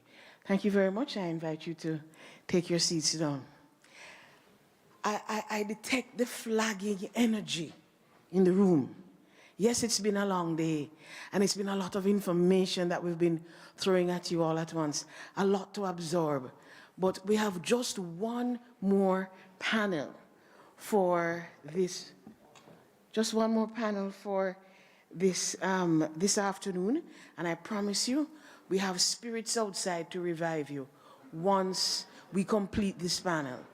We will be inviting you to move directly into a cocktail reception, and it's going to be just outside here. You won't even have to walk anywhere to get it. So stay with me, just stay with me. Take a deep breath. One more panel to go, and then the line begins outside. Thank you very much, gentlemen. Pleasure. Okay, so now I would like to invite the final, well, it's only panel 3, but it's the final one for this afternoon. And I would like to invite the members of that panel to move swiftly to the platform. We gotta go. We're already late, but we gotta move quickly, and we're going to make this one lively and exciting. And I am going to start even as you arrive. This is panel 3. It is titled Demystifying Misinformation, Disinformation, and Fake News. How risky are these to our region's development? I mean, and you know, anywhere you go now, I find that conversation has declined because everybody is stuck on their phone. Everybody is glued to their phone, taking in TikTok and X and everything. This business of disinformation and misinformation is a very serious one. In an age of digital saturation, the Caribbean is not immune to the global surge of misinformation, disinformation, and fake news. These forces, often subtle, sometimes deliberate, pose real threats to democratic institutions, public trust, and evidence-based policymaking, from undermining health campaigns and disaster preparedness to distorting economic narratives and fueling social division. The risks are far-reaching and deeply consequential. So this panel will unpack the anatomy of false information, how it spreads, why it sticks, what it costs. We'll explore the implications for Caribbean development, including governance, investment climate, regional cohesion, and the role of civil society and tech platforms in building resilience against information disorder. The goal is not just to demystify the problem, but to spotlight solutions that safeguard truth, transparency, and the integrity of Caribbean progress. Now, this panel is not going to be conducted in the same way as the previous ones. It'll be slightly different because we will first receive a presentation from Mrs. Lolita Davis Mattis. She's a former General Counsel of UE. Her presentation on the impacts of misinformation and disinformation will then form the basis for a lively exchange among the expert panelists. So this discussion will be moderated by Mr. Peter Richards, Senior Editor at the Caribbean Media Corporation. Peter, I hand over to you to introduce the members of your panel. All right, run with it. Good afternoon, everybody. And well, as they say in cricketing terms, we are into not really the night watchman as yet, but we're just there to make sure we could all come back out tomorrow and bat again. On a good wicket, I hope. Not one where, I don't want to say like the West Indies because I don't want to break your heart. And if you're a footballing fan, I will not tell you like my team, Manchester United, and you'll go through the hills. So I just hoping that we could really set the panel as good as we can this evening. In no particular order, I will start off by introducing, I say no particular order, but I still have to give you an order anyway. Dr. Craig Bramnall. He's the Executive Director, Artificial Intelligence Innovation Center at the University of the West Indies. Mr. Al Edwards, the Chief Executive Officer of Our Today. Ms. Charlotte Scadden, I had it right? Charlotte? Ah. She's the Senior Advisor on Information Integrity, Office of the Undersecretary General at the UN Global Communications. And Mrs. Lolita Davis Mattis, she's the former General Counsel of the University of the West Indies. As you heard from before, I think it's important just to set a sort of framework, we've heard so much about the economic developments around the Caribbean today. So I would not bore you on Caribbean development, but just to say, the CDB, for example, highlights three key areas for action in 2025. Investing in climate resilience, particularly disaster preparedness and climate-proofing infrastructure, accelerating economic diversification by modernizing trade infrastructure and the institutional framework that supports and regulates businesses, and increasing fiscal discipline through sound fiscal policies and institutional reforms to ensure sustainable growth and debt stability. Disinformation is a definition as any form of false, inaccurate, or misleading information presented and promoted to cause public harm or for profit. In today's digital age, misinformation and disinformation have emerged as critical risks affecting businesses, societies, and individuals. Misinformation refers to false or misleading information shared without harmful intent, while disinformation involves the deliberate spread of false information to deceive or manipulate. Both have profound impacts across various sectors, while fake news has become a social problem exacerbated during the COVID-19 health crisis to the present. It is against this background that we will discuss how we manage the issue of misinformation, disinformation, and fake news, and their effect on the region's development. And we'll start off with the presentation by Mrs. Lalita Davis-Martis.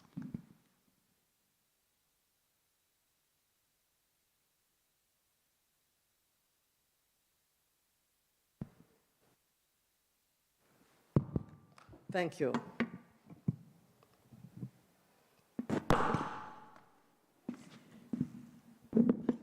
Good afternoon, colleagues. The panel's objective this afternoon is not just to discuss this topic, but to keep you awake so that you can enjoy the cocktails after. So I'm going to start off my presentation with a bit of news that I think we'll all find very interesting and alarming. Tensions rise after cartel boat bombed off Venezuelan coast, Caracas, Venezuela. The text reads, following the bombing of an alleged cartel drug vessel off the coast of Venezuela, President Nicolas Maduro has announced sweeping reprisals targeted at the United States. In a hastily called press conference, the Venezuelan president insisted that the boat was traveling on the high seas and therefore not subject to the jurisdiction of any state. He denounced Washington's actions as piracy and vowed to deepen Venezuela's military and economic alliances with Russia, China, and North Korea to secure the nation's sovereignty. The US government immediately rejected the Venezuelan leader's position.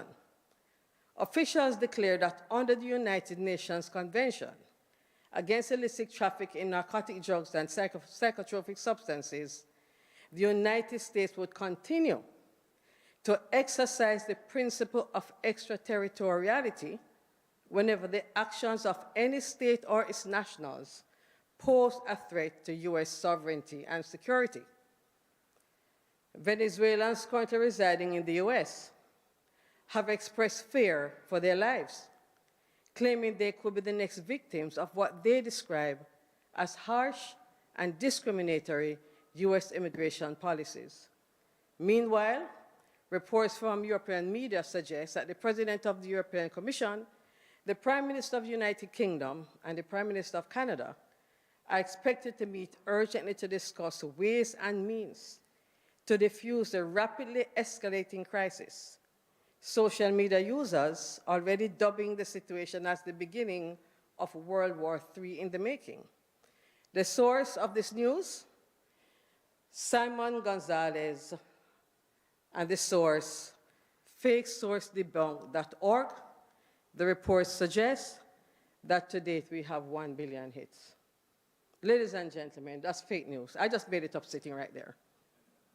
So, having said this, I just gave that example to show just how much fake news can impact our lives.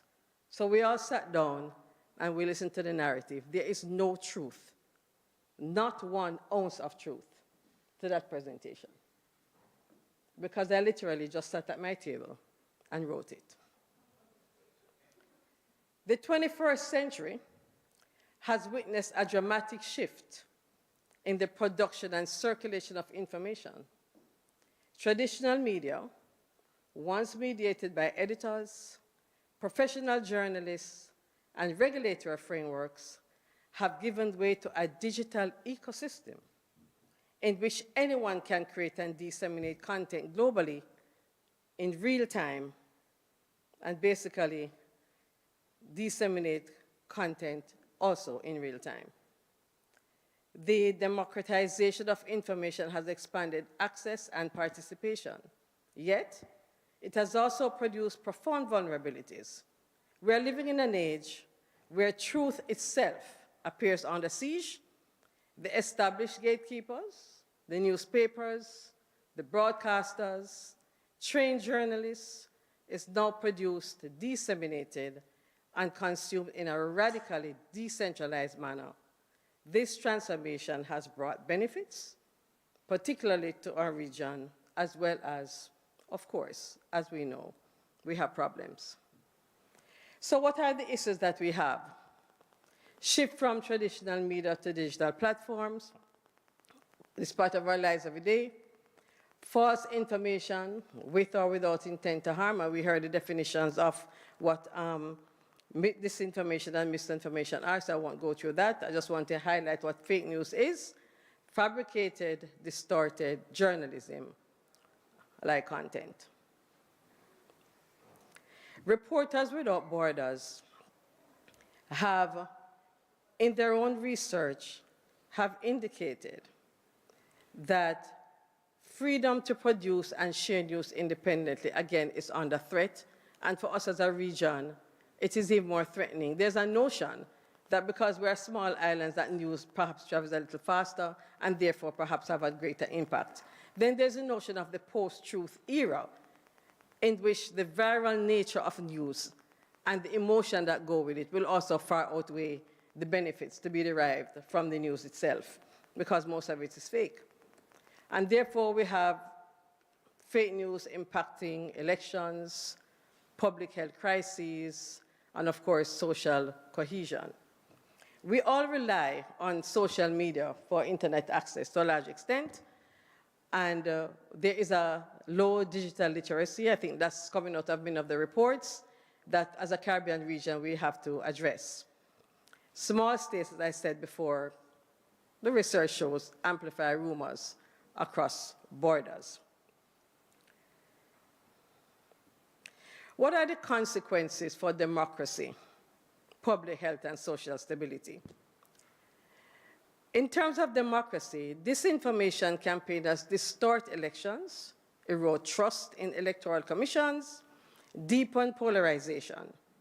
We saw echoes of this in the 2016 US elections, and similar tactics have been attempted in smaller states as well as in our region. In terms of public health, we all saw what COVID-19 did in terms of the false claims about the vaccine, etc., and the implications of all of that that we are feeling today. In terms of journalism, fake outlets masquerading as news platforms. I just read you a piece of fake news that could have gone viral anywhere.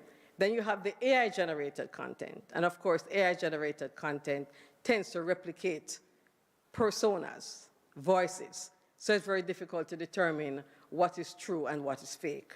Youth and families, of course, are also exposed to these fabricated stories. So how has the region responded? And let me pause here to say that I'm really happy that the organizers considered that fake news and misinformation and disinformation is a risk to the region's development, particularly also within the context of sustainable development. We tend to sometimes focus very narrowly on the developmental paradigms, but it is important also to understand what drives some of those paradigms and to also influence and determine how we go forward as a region, as a people. So, whilst we are reeling from the effects of misinformation, disinformation, and fake news, we really ought not to remain mystified or mesmerized. We must actively demystify the narratives and the processes and carve out a path for ourselves. Because even in the discussion on AI, I think the region has been discussing very critically the role of artificial intelligence on us as a people and how we go forward. What is our role in the formulation, for example, of these AI platforms? Because we all know that they are based on different algorithms. And therefore, what is the input of the region? What is our input in terms of how do we wish to see ourselves within the global space? Or are we still going to continue to rely on what the developed world gives to us? At the regional level, CARICOM heads in July 2025 considered fake news on the formal agenda, with Prime Minister Mia Mottley calling for coordinated regional action and a stronger justice framework. In Jamaica, the Broadcasting Commission has urged a fundamental rethink of media regulation. It advocates technology-agnostic rules spanning broadcasting, social media, and artificial intelligence. Guyana is aiming to amend its cybercrime laws to combat social media attacks. And Minister Nandal, I want to read a quote from him. He said, "It is an abuse of freedom of expression, and a government cannot stand idly by in the face of such onslaught against its citizens." The minister emphasized that in a recent speech. The cybercrime bill, passed in 2016, is expected to address a plethora of issues relating to fake news. A new situation report released by the Public Media Alliance in collaboration with regional partners calls for the integration of media and information literacy within the region, and the report is titled Situation Report on Media Literacy, Disinformation and Misinformation in the Caribbean. The study spans 8 Caribbean nations: the Bahamas, Barbados, Grenada, Guyana, Jamaica, St. Vincent and the Grenadines, Suriname, and Trinidad and Tobago. Now, a few insights from the report. Distinct national contexts are important. Each country faces its own set of challenges despite the regional context. There's a need for deeper regional research, and the report underscores the importance of broader and sustained regional analysis to effectively address disinformation, strengthen media literacy, and rebuild public trust in news media. Emerging opportunities are supposed to be discussed. Despite these challenges, the report highlights clear and achievable opportunities for collaboration between regional media organizations and governments. In terms of international organizations, we have the European Union Code of Practice on Disinformation, the regulation of social media and digital literacy tax. In Africa, large continent, but there's an Africa Facts Network that's seeking to combat fake news. And of course, there are key lessons to be learned in terms of how we deal with regulation, laws clearly, must avoid suppressing free speech, because that's the other downfall, the downside of that. Addressing our legislation and how we actually do that to ensure proportionality, transparency, and respect for human rights. There's a delicate balance, of course. Truth and freedom of expression becomes important in this global and regional discussion. Now, what is the way forward for the Caribbean? Invest in media and digital literacy. And the presentation earlier this morning from that young lady from Barbados, very impressive. I think there is a recognition that our youth are very important to the development of the region. The chair this morning spoke to the notion of intergenerational equity at play.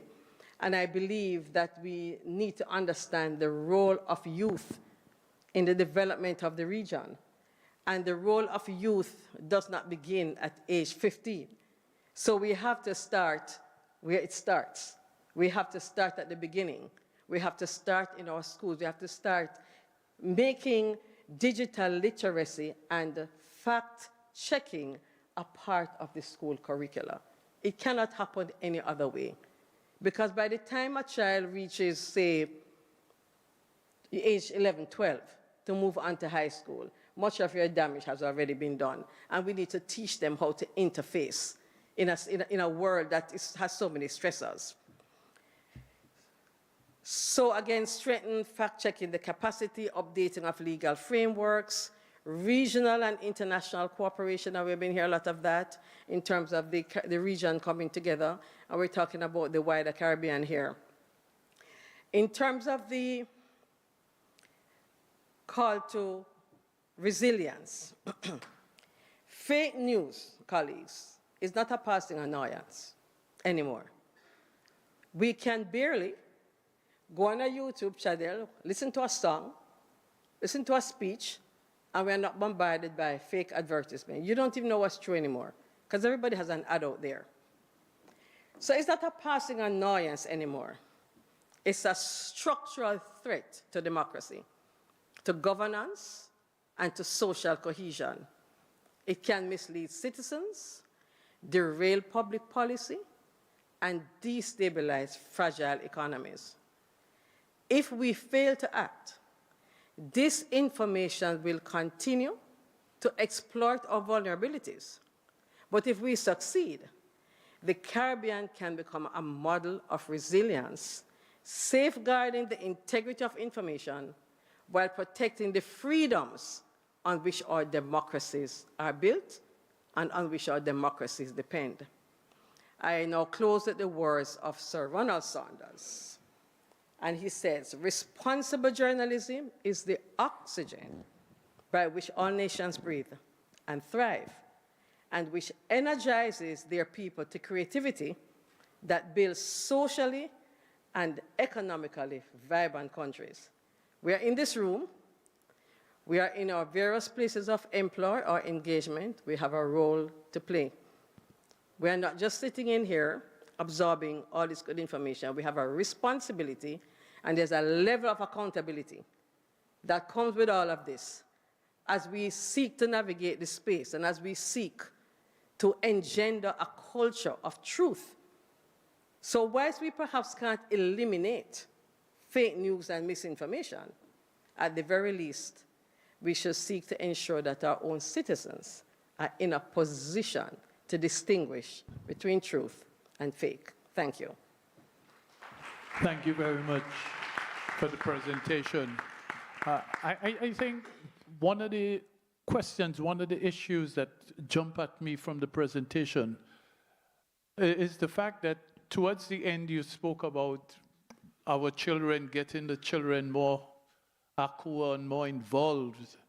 But we also live in a, if you want to put it that way, in a developing countries, where we do not do the production of the AI and the other platforms. There are also a lot of constraints. We have, for example, connectivity. How do we go forward in that regard? But my view on that is this. Yes, I acknowledge that we are a developing country, but I believe that as small island developing states, as a Caribbean, that we have made tremendous impacts on the global stage. I recognize that the economies of scale that we enjoy in the region are perhaps not as great as in other spaces, but I do believe that as a region, we can come together with our partners. I think the presentations earlier this morning speak to the various facets of collaboration that exist. But I do believe that unless we understand what education really means and the impact of education on our population from a very early age, and when I speak about early age, I'm talking about kindergarten, because we give our children these tablets. They teach our children. And we rely on these, in other words, they're not being taught by real people, but we rely on them. And I think we have a responsibility to ensure, even in our school system, to develop. I believe that the Caribbean has the human resource capacity to address many of these issues. And I don't believe we necessarily need to wait on the developed world to develop our own capacity. That's just a view that I personally have. I believe the Caribbean region is ripe and rich with talent. And I believe we just need to tap into what we have. We had a lot of presentations this morning from persons in the region, partners outside, which convinces me that as a region, we can make it happen. I started off the introduction and everything by talking about cricket and talking about being here as night watchmen and what have you. You talk about the Caribbean with raw talent.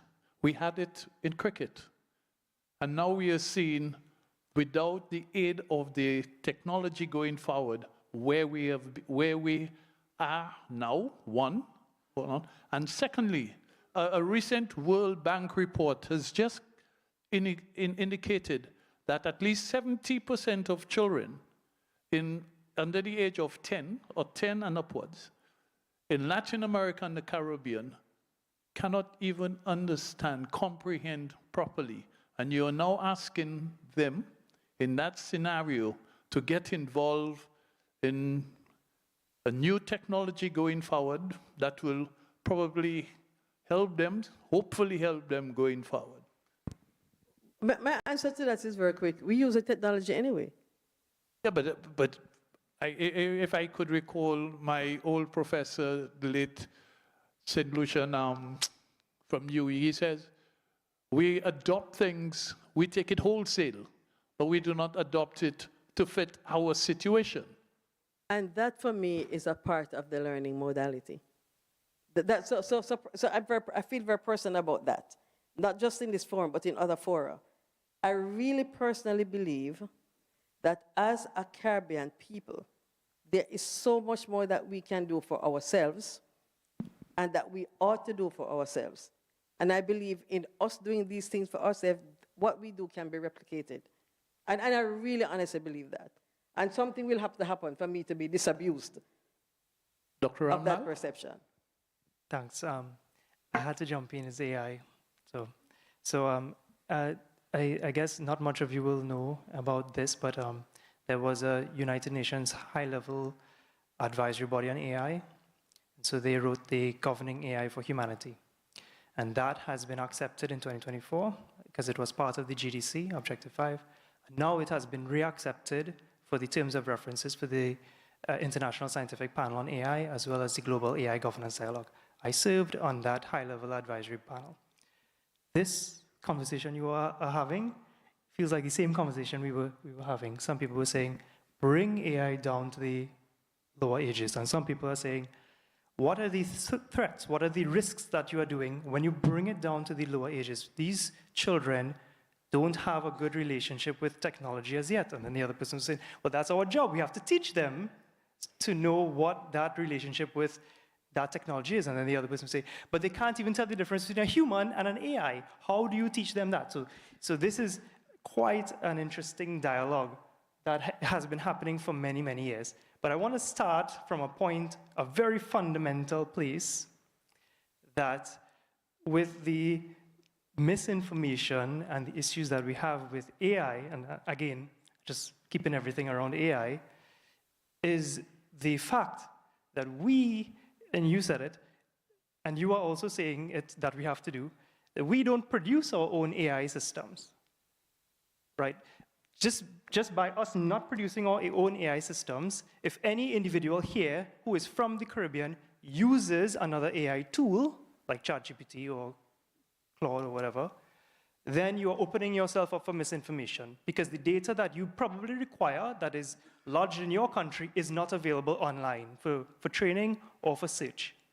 So that's the first thing that I want to make clear, right? So we have to get to that point first, I believe, and we also, at the same time, have to be training our students and our children to understand firstly, the relationship that they are going to have with the technology before we have this discussion about misinformation. I think that that is the first thing we need to do. Ms. Scan?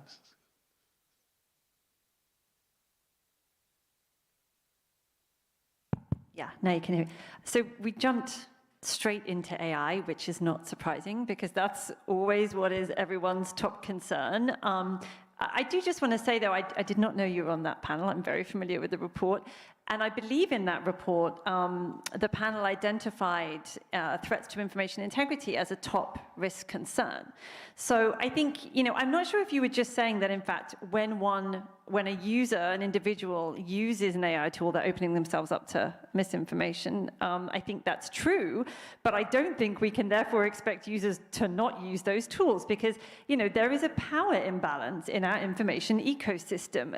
Deep power imbalance between individuals and between tech companies and governments, and in some cases, media outlets. So the fact is, people are going to use these tools, right? We do absolutely need to start very early in not just media literacy, not just digital literacy, but AI literacy. And in fact, we're going to have to continue to change those literacy programs because these tools are evolving so very quickly. But I would say that, when it comes to disinformation and misinformation, I do just want to take a quick step back and explain that from the UN perspective, we actually come at this through the conceptual lens of information integrity. That's my job title, Advisor on Information Integrity. The reason being that, disinformation and misinformation are, yes, two risks in the information landscape, but they are only two. And all of what we've just been discussing around AI bias, AI divide, access to information, suppression of media, the viability of independent media, which, as we all know, is in decline, many other structural risks in the information space are equally damaging. So we have to take a holistic approach and look at them all. Because, somebody, I think it was in that beautiful spoken word performance earlier, I noted down the phrase, the loop of reactivity. And I think when we're just reacting to what we call content-based risks, so misinformation, disinformation, in some cases hate speech, also harassment and other hateful behaviors, we're not really going to be able to progress to achieving a healthier information ecosystem. And I just want to strongly agree with our esteemed speaker, because at the UN, we've been on a journey, I would say, over the past few years, led by the Secretary General, who I think was an early visionary in this space. He understood more than ahead of many others that we are not going to be able to achieve the goals we have at the United Nations, the goals on global issues, our sustainable development goals, including peace and security, but very much also urgently our internationally agreed climate goals, unless we address all of these risks in our information ecosystem. So he gave us our marching orders. We have been working really hard on this, and I'm happy to share what we've learned in terms of response. But AI is a key element of this, and a really important factor, but it is just one. Mr. Edwards, how can we ensure that efforts to combat misinformation don't infringe on freedom of speech and access to information? Mr. Edwards? Oh, sorry. I didn't hear you call my name there. Sorry about that. I think it's very important that we put in guardrails and we really monitor misinformation, disinformation, fake news, AI. We're an archipelago of small island states. 16 million people live within the CARICOM region. We have a total GDP of something around $90 billion and an average income per capita of $4,500. We're vulnerable. This spells a clear and present danger to us, to our development, to our economies. We're largely dependent on tourism, remittances.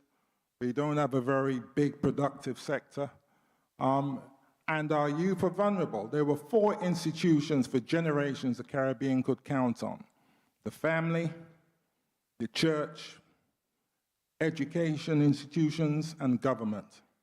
All those now, with misinformation, disinformation, are all vulnerable. All can be questioned. So the very essence of us as a society in the Caribbean is under threat. I'm based in Jamaica. Today we have our general elections, and two things are clear to me. One, we had a situation whereby an eminent lawyer, a member of the PNP, his voice was used by the government, and it was very much a case of misinformation, right? Then it turned into disinformation, and there's a lawsuit around that. The words that came out of his mouth were used out of context. Secondly, there was a case whereby the President of the United States, Donald Trump, told the people in a video, a fake video, I'd say, whereby don't vote for the Prime Minister because he's a thief.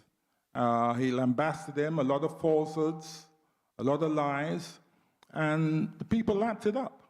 And that shows you the danger of what's happening in the Caribbean. So going forth, you're going to have elections characterized by fake news, AI, and we let it just brush through the Caribbean like a hurricane. It is a hurricane, and it's going unmitigated, and we're not stopping it.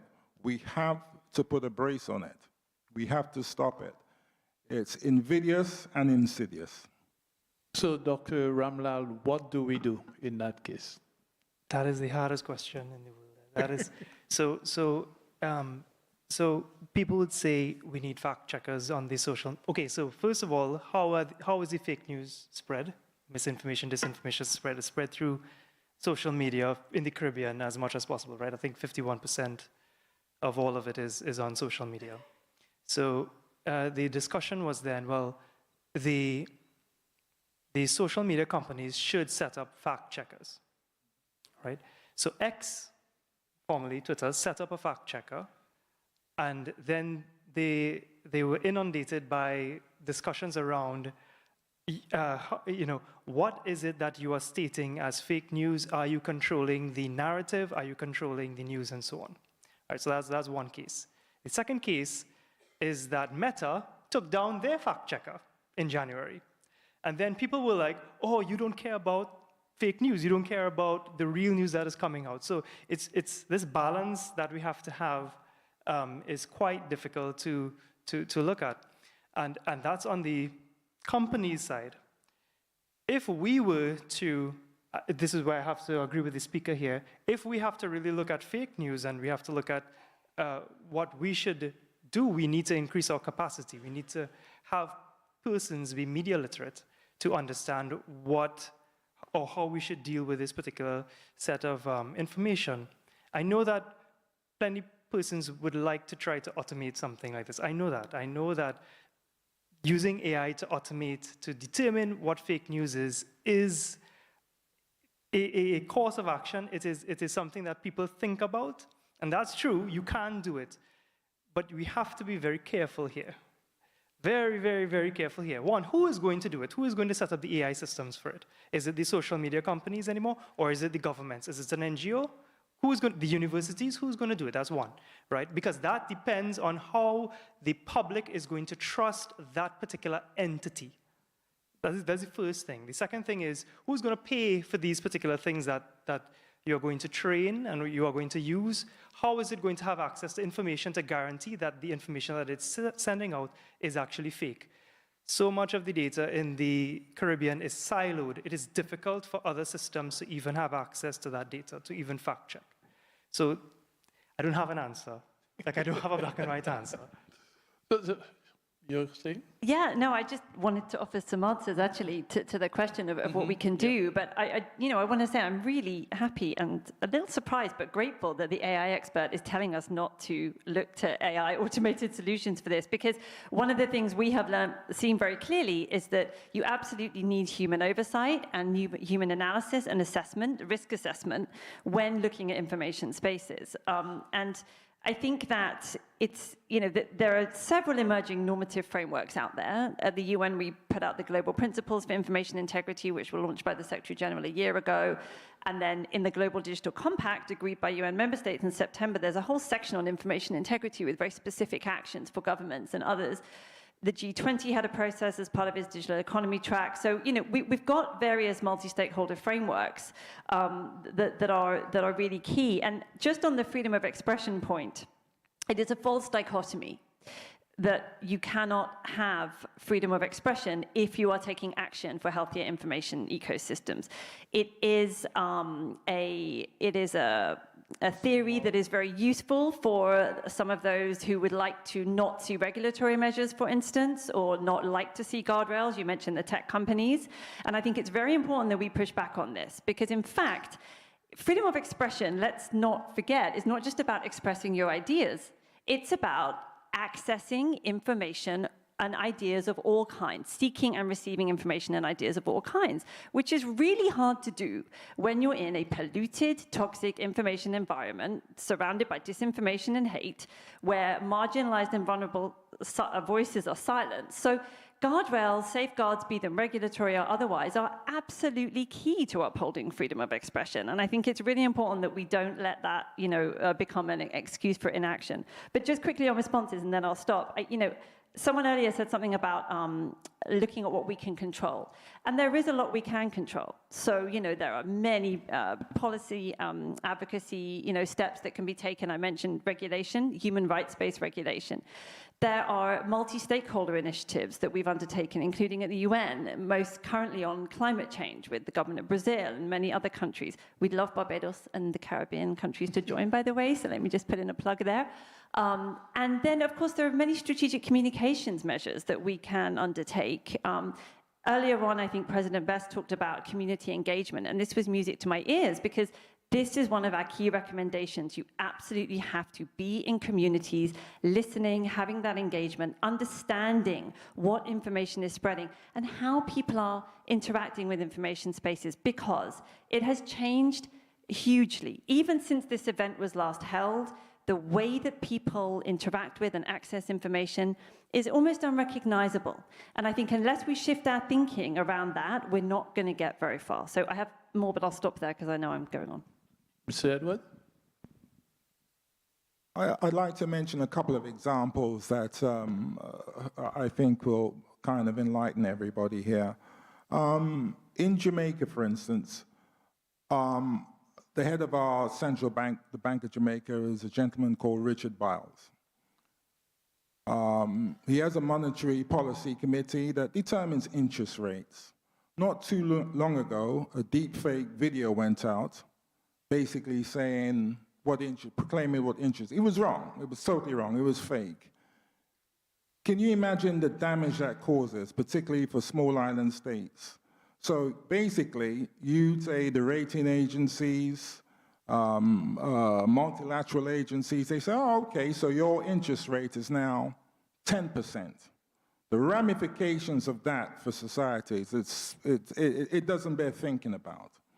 Another instance, Adam Stewart, who runs the Sanders Group's company, there was a fake video where he says he started a company called Stewart Capital, and he was asking Jamaicans to make contributions. Totally fake. People making contributions, sending money. And the problem with that is he has to debunk that myth, right? And it sullies the reputation of a great Caribbean company. It sullies the reputation of people who work in those institutions. You've got to clean up the mess, and no one really cares. Now, you have a number of institutions, good media houses in the Caribbean, who have been around for generations. Here in Barbados, The Nation, you've got the Gleaner Company, the RJR Group, Starbuck in Guyana. They're under threat, and no one's stopping it. Their revenues are declining. The way they do business is under threat, and no one cares. No one is just allowed to happen. So you have to put guardrails. You have to prevent it. It's an oxymoron. We say artificial intelligence. It was created artificially. It could be dismantled as well. So we've got to think about it. We have to protect this region. We've got to make sure that economies thrive, lives go on. The youth have to know what the truth is. They have to build. We have to hand we have to hand our countries over to the youth. They will be the ones to take the country further, to progress. They cannot do so on false information, misinformation. They cannot do so. It is so apparent and it's startling that we just let it happen. We just let it happen. A lot of the tech companies make no contributions to Caribbean companies. They cream off the revenue, they use the content, and they go away. Now you've got institutions that have been here for generations. I mentioned them, the Nation. I've mentioned a few of these houses. And they pay a price for that, and nothing's done about it. It is the inequity is just, to me, it's just stupefying how we let this happen to us as a region. But isn't that historical in the fact that when we became independent, Caribbean countries became independent, we became independent on the basis that the United States, the United Kingdom would be there for our products. And we continued to believe in that theory that these countries will always be there for us. And it goes back to the same question. These countries are producing AI platforms and what have you for their people, not for us. Can I respond to that? And I just wanted to follow from what Al said. The truth is, the technology is not static. There's nothing static about it. So I don't think we have the luxury to sit down and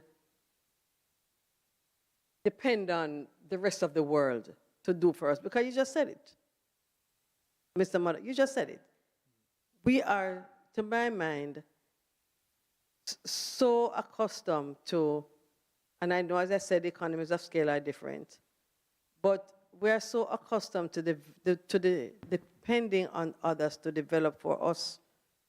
But the technology is not static. There's a new platform, maybe every week, every day. But I think the fundamental issue is, how do we teach our people to fact check? That's the first question. If it is that we know that there is fake news and disinformation and misinformation, and you want to deal with that, you want to combat that, how do we teach our people to fact check? We teach our students in universities to fact check, because they have to do that. And when they do that, the lecturer also goes ahead and does it again. So how do you develop and teach the younger children how to fact check the information that they have? And maybe we need to start from there, but I think we need to recognize that we don't have time to sing in the living room, because the parade is going on, and we need to join the parade. Can I say something? I think one of the ways you can do it is by having certain licensed entities broadcasting and disseminating information. I think if it's just a free-for-all as it is now, you're on the road to Hades. It's over, game over. If anyone can say and do whatever they want to do, and you just say, oh, it's technology, it's what it is, your society is going to be decimated. So basically, what it is, it's really a case of the messenger, really. How are you letting the messenger disseminate that information, right? So there are other countries where that's not allowed, and they're thriving, right? So, I mean, and I've gone to them, and I've seen it firsthand, and I've been invited to. So really, you have to monitor, and you've got to have that bulwark that prevents the proliferation of misinformation and disinformation. Take, for instance, may I say, we all are familiar with the situation with Candace Owens and Brigitte Macron.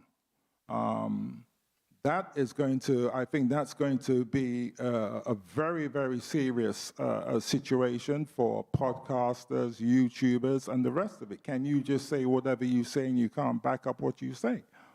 All right? Are we waiting for a similar situation to happen here in the Caribbean? Well, it's already happening. It's happening today, I can tell you that, with our elections in Jamaica.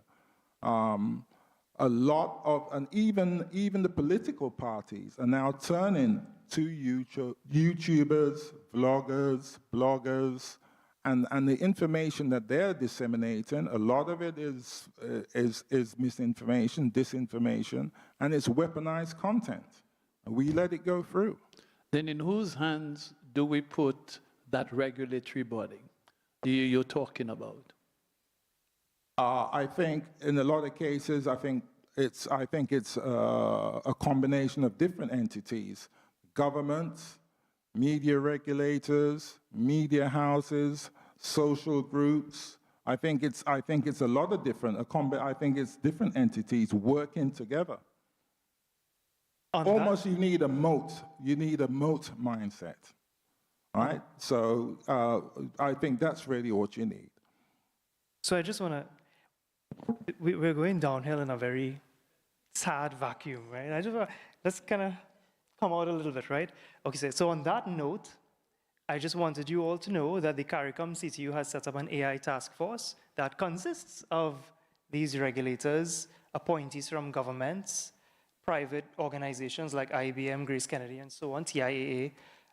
It's a 35-member body.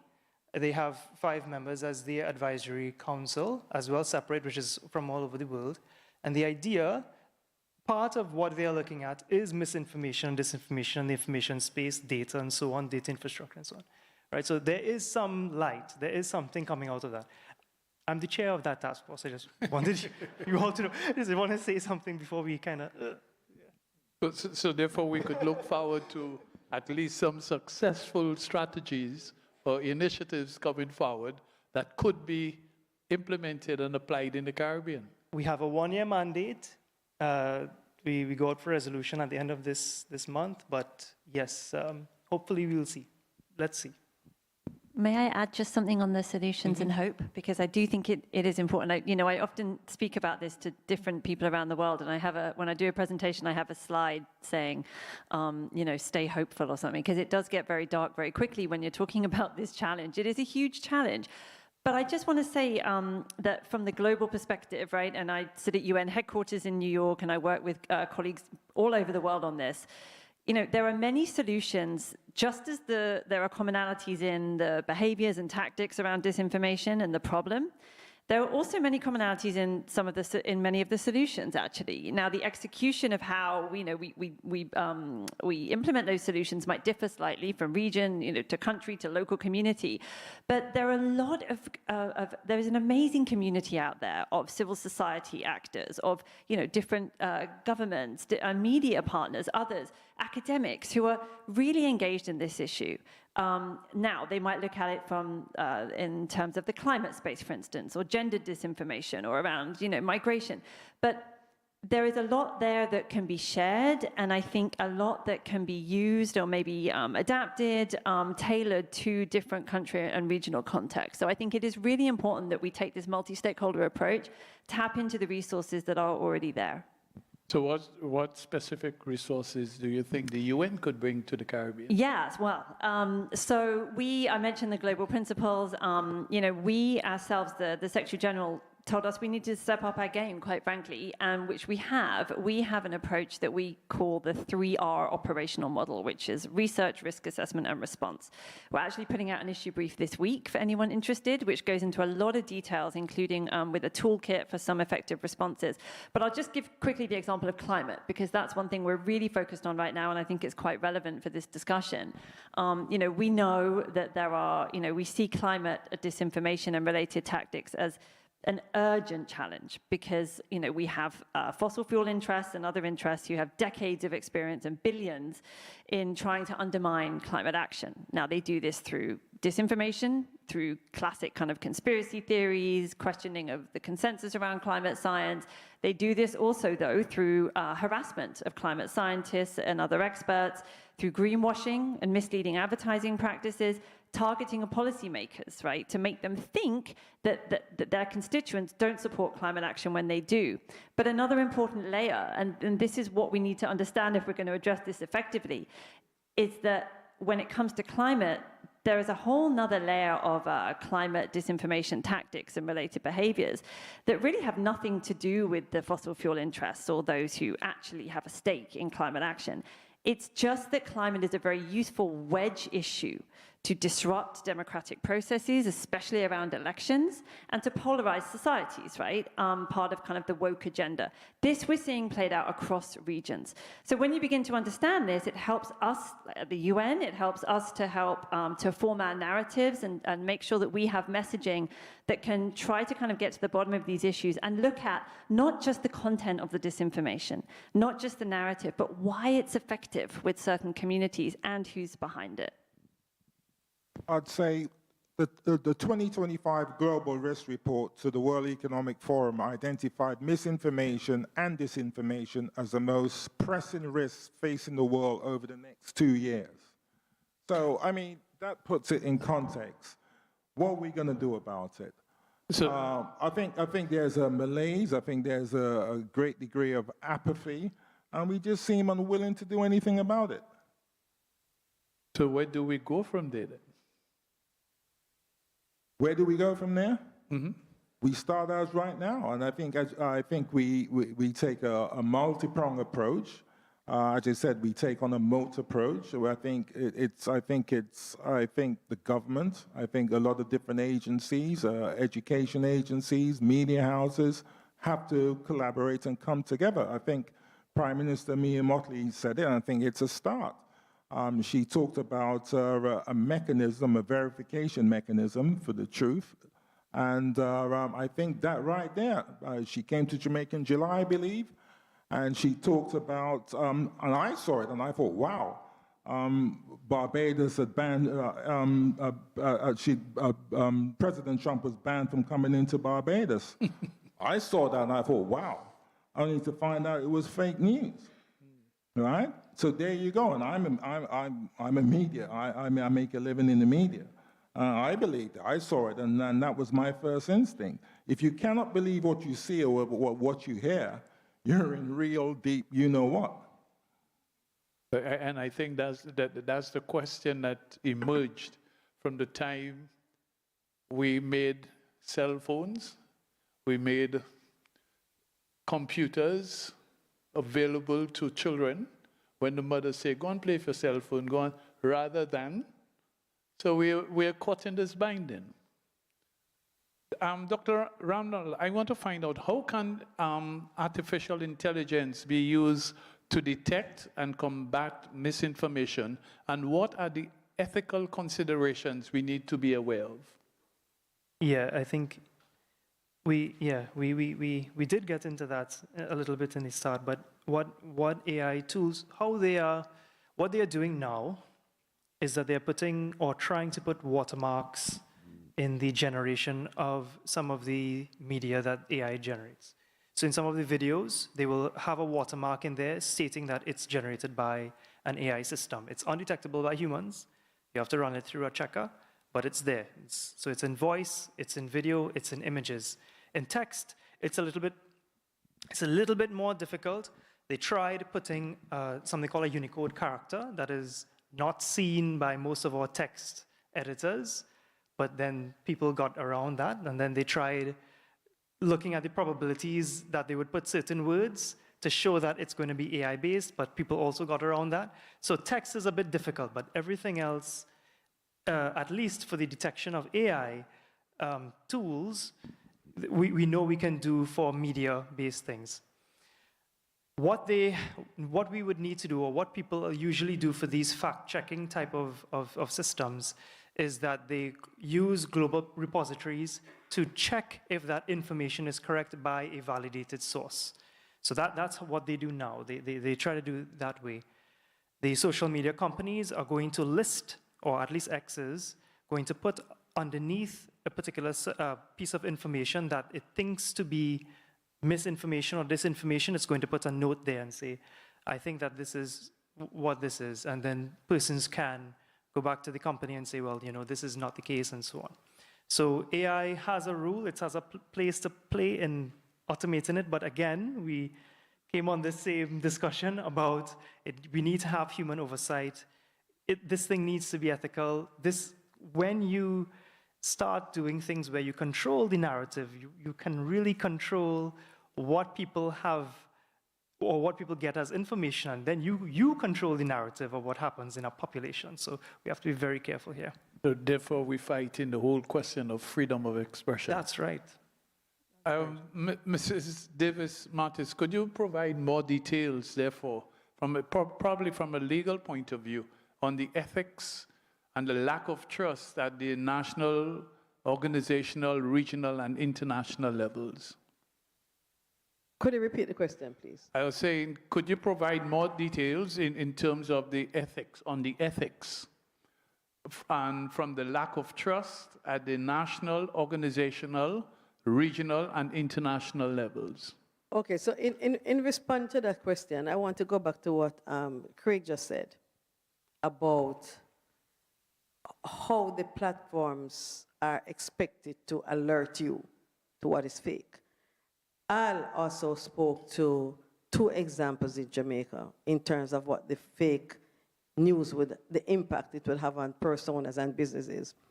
So that has legal implications in terms of the ethics. So we talk about freedom of speech, and what does that mean? And Charlotte also noted that freedom of speech also speaks to access to information. So it's a mixed bag.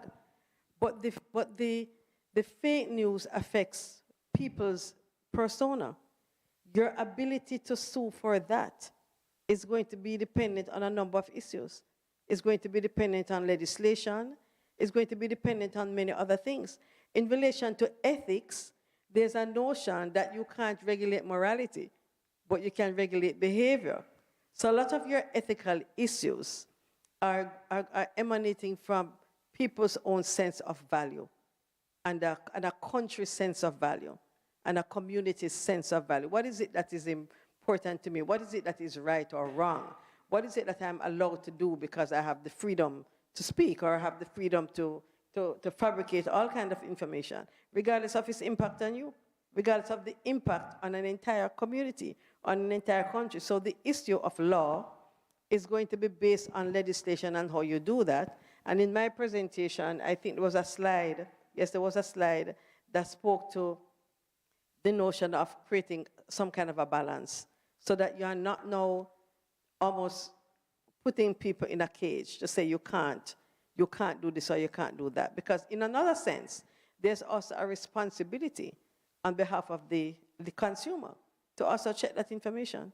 In the same way, there's an obligation for you to check your labels to see if what you're consuming is what is actually in the bottle. And that also is also a regulation, because the law requires that you do certain things. But I think these are issues that we can manage, and I think I'm going back to what Al is saying. I don't think we are in a state where we have choices. I don't think this is a choice issue. I think this is a matter where you're determining the how. So you have recognized you have a problem. How are you going to solve it? And it's more the how than the when, because the when can also always put you back because the technology is so dynamic. And I just want to repeat the fact that you said, Chair, that you mentioned the cell phones and the extent to which our children interface with technology. The fact is that they are using it, right? They are using it. We have put in all kinds of safeguards with phones for children, etc.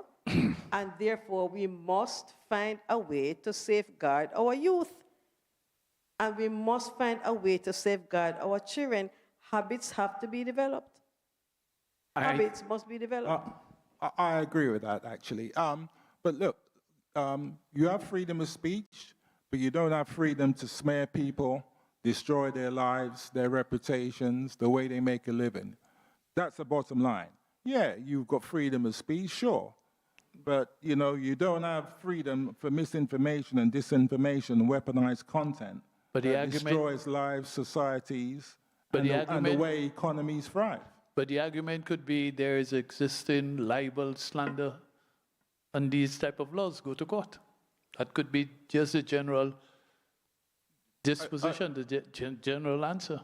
No, I think she made the point well. It talks to ethics and morals and what kind of society we want to be. Do we want to be a society where anything goes, or do we Do we have a society that's determined by a certain standard of behavior, a way we operate, and the way we regard other human beings? That's the determining factor.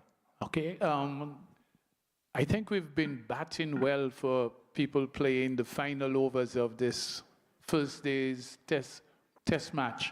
And the umpire came out on 2 occasions and showed up the light meter.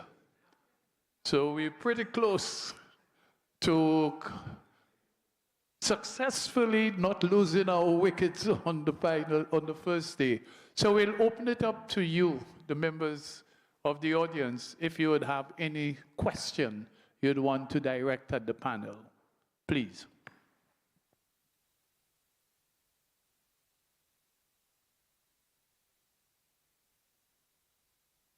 Yeah. Hi, good afternoon, everyone. Thank you for interesting debate thus far.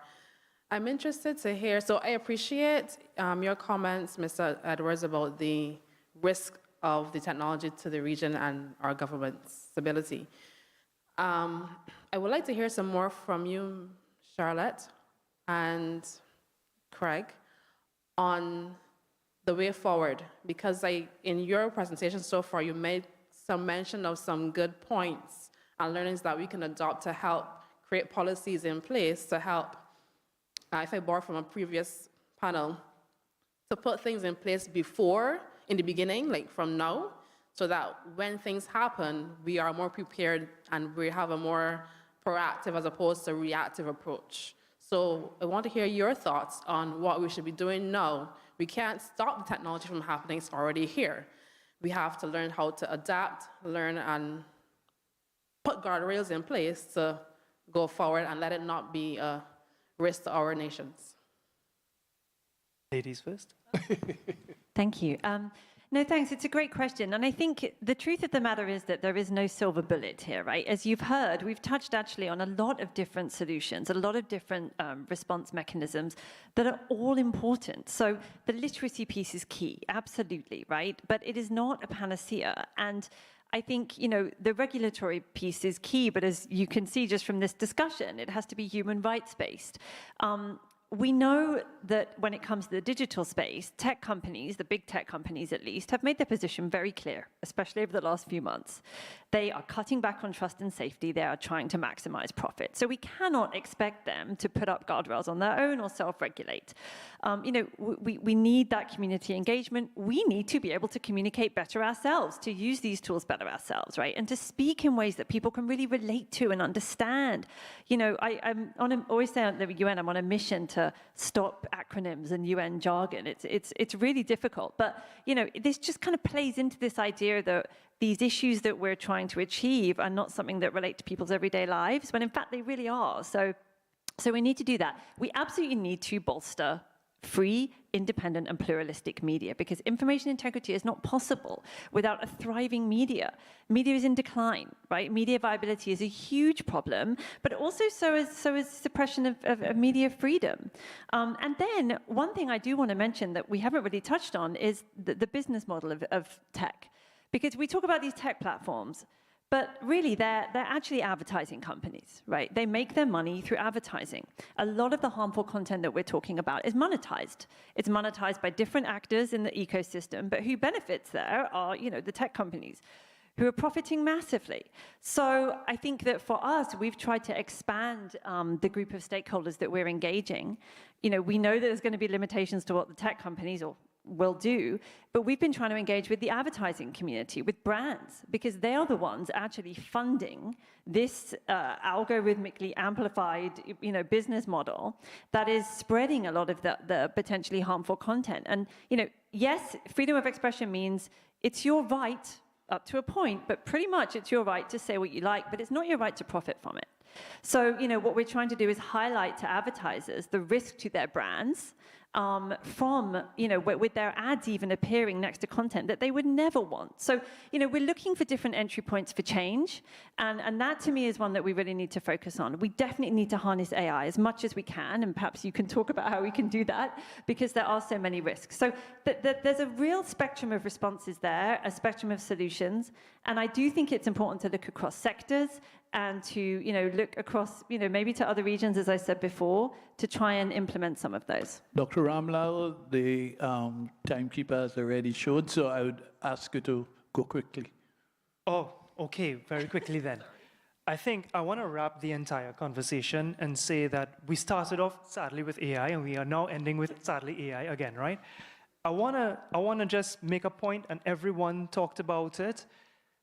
This idea that the control of misinformation, disinformation is not going to happen by us, I think it's false. I also think that we can't look at AI as being this technology that is outside of our region coming in.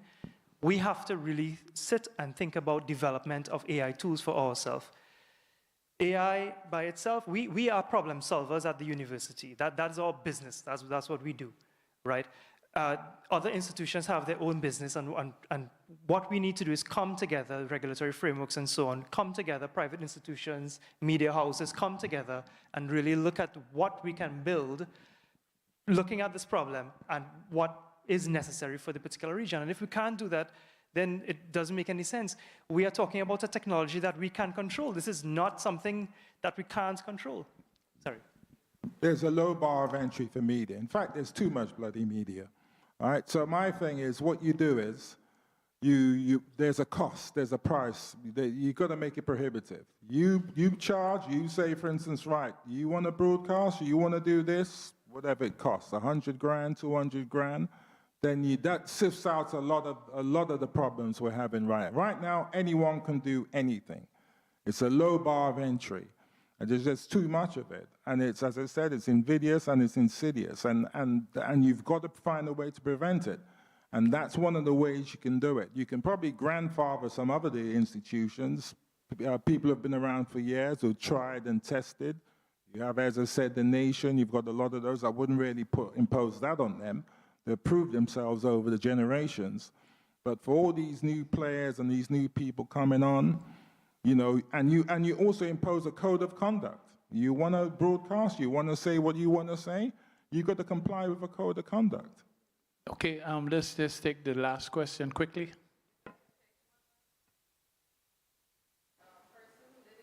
NATO, and it kind of builds on your code of conduct question.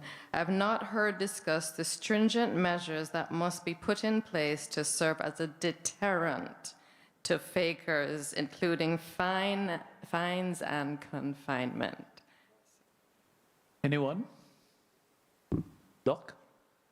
I think one of the issues with that is figuring out who the person is, who started this set of rumors, especially if it's moving on in the WhatsApp space and so on, because it's very difficult to find them behind the IP blocks and so on. So I think that is the first thing. But I do agree with that, though. And I do agree with you that there needs to be some sort of guardrail, some sort of wall that is difficult for some persons to carry through. And if I may add, Gino, that is, again, that's a question of more law than policy. Because you can't take policy to court, but you can take the law to court. But Chris just also spoke about, and it came up before, when you asked about the culpability. You won't necessarily find the perpetrator. So the legislative framework to be developed has to be very well thought out. And it doesn't, and I can't speak to it, I haven't done any research in that area, but the framework has to be so thought out that it will not necessarily be the direct perpetrator if you can't find that person. But the question from online asks about the fines. Fines go to legislation, and fines go to offenses. What are these offenses that we want to create? Because in that mode we are actually regulating behavior. That's really what we're doing. But I don't think we're also going to reinvent the wheel. The research shows that many countries have already embarked upon legislative frameworks, novel frameworks, to capture this. And I think we have the opportunity. As I said, the parade is down the road. Let us join the parade while we talk. But we can't talk and the parade is gone. Thank you. Okay.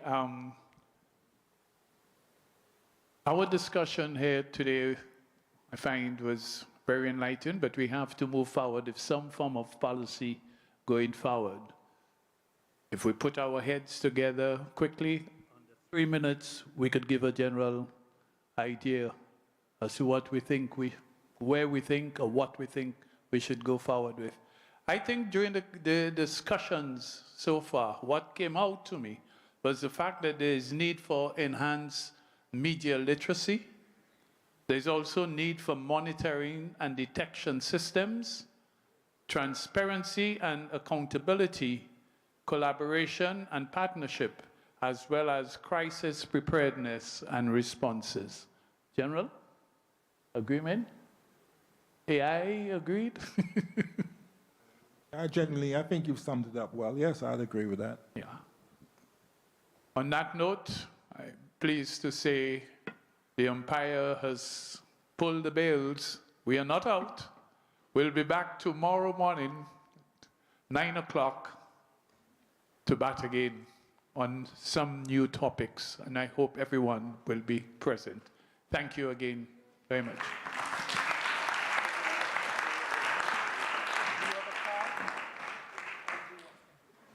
No, this was a fantastic panel. However late in the evening, it deserves a bigger clap than that. One more time.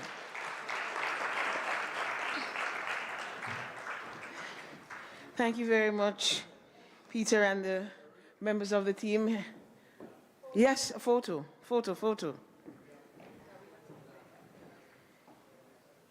And we have indeed come to the end of today's proceedings. Thank you all very much for staying. I know how easy it is to just sneak off to your room. I'm also thanking all of our participants online for staying. I hope you have found it as richly rewarding as we have. And we're looking forward to returning tomorrow, refreshed, re-energized, and ready to seize the day. Our meeting tomorrow starts at 9 o'clock. Today we started at 9:30, tomorrow at 9, because it is going to be a very full day. We have the youth town hall next door. That'll be for the afternoon, though, starting at 3:30 p.m. We'll have that town hall, and I'm hoping, Jamala, that we ensure that there is a dimension to the discussion that we had this afternoon on misinformation, disinformation, and fake news. Really need to have that discussion with the youth. Tomorrow, day 2, we will begin with a kind of a recap of today's discussions, and then we're going to have panels 4 through 7. So we have 4 panels tomorrow, as well as another cafe corner. So there's going to be 5 discussion sessions between the morning and the afternoon. It's going to be a full day before we close. So come fortified, make sure you rest, make sure you take your favorite poison outside as we leave this room before you go. It only leaves for me to say to you, it has been truly a pleasure to have had you all walking this walk with us and reviewing these critical issues. We will continue tomorrow. We will consolidate all the policy statements. So by the end of tomorrow, we will have clarity on what is the message that we will be together taking away from this space. Thank you very much. Our meeting is adjourned for today, and I will see you at 9 o'clock tomorrow morning. Enjoy the reception, please.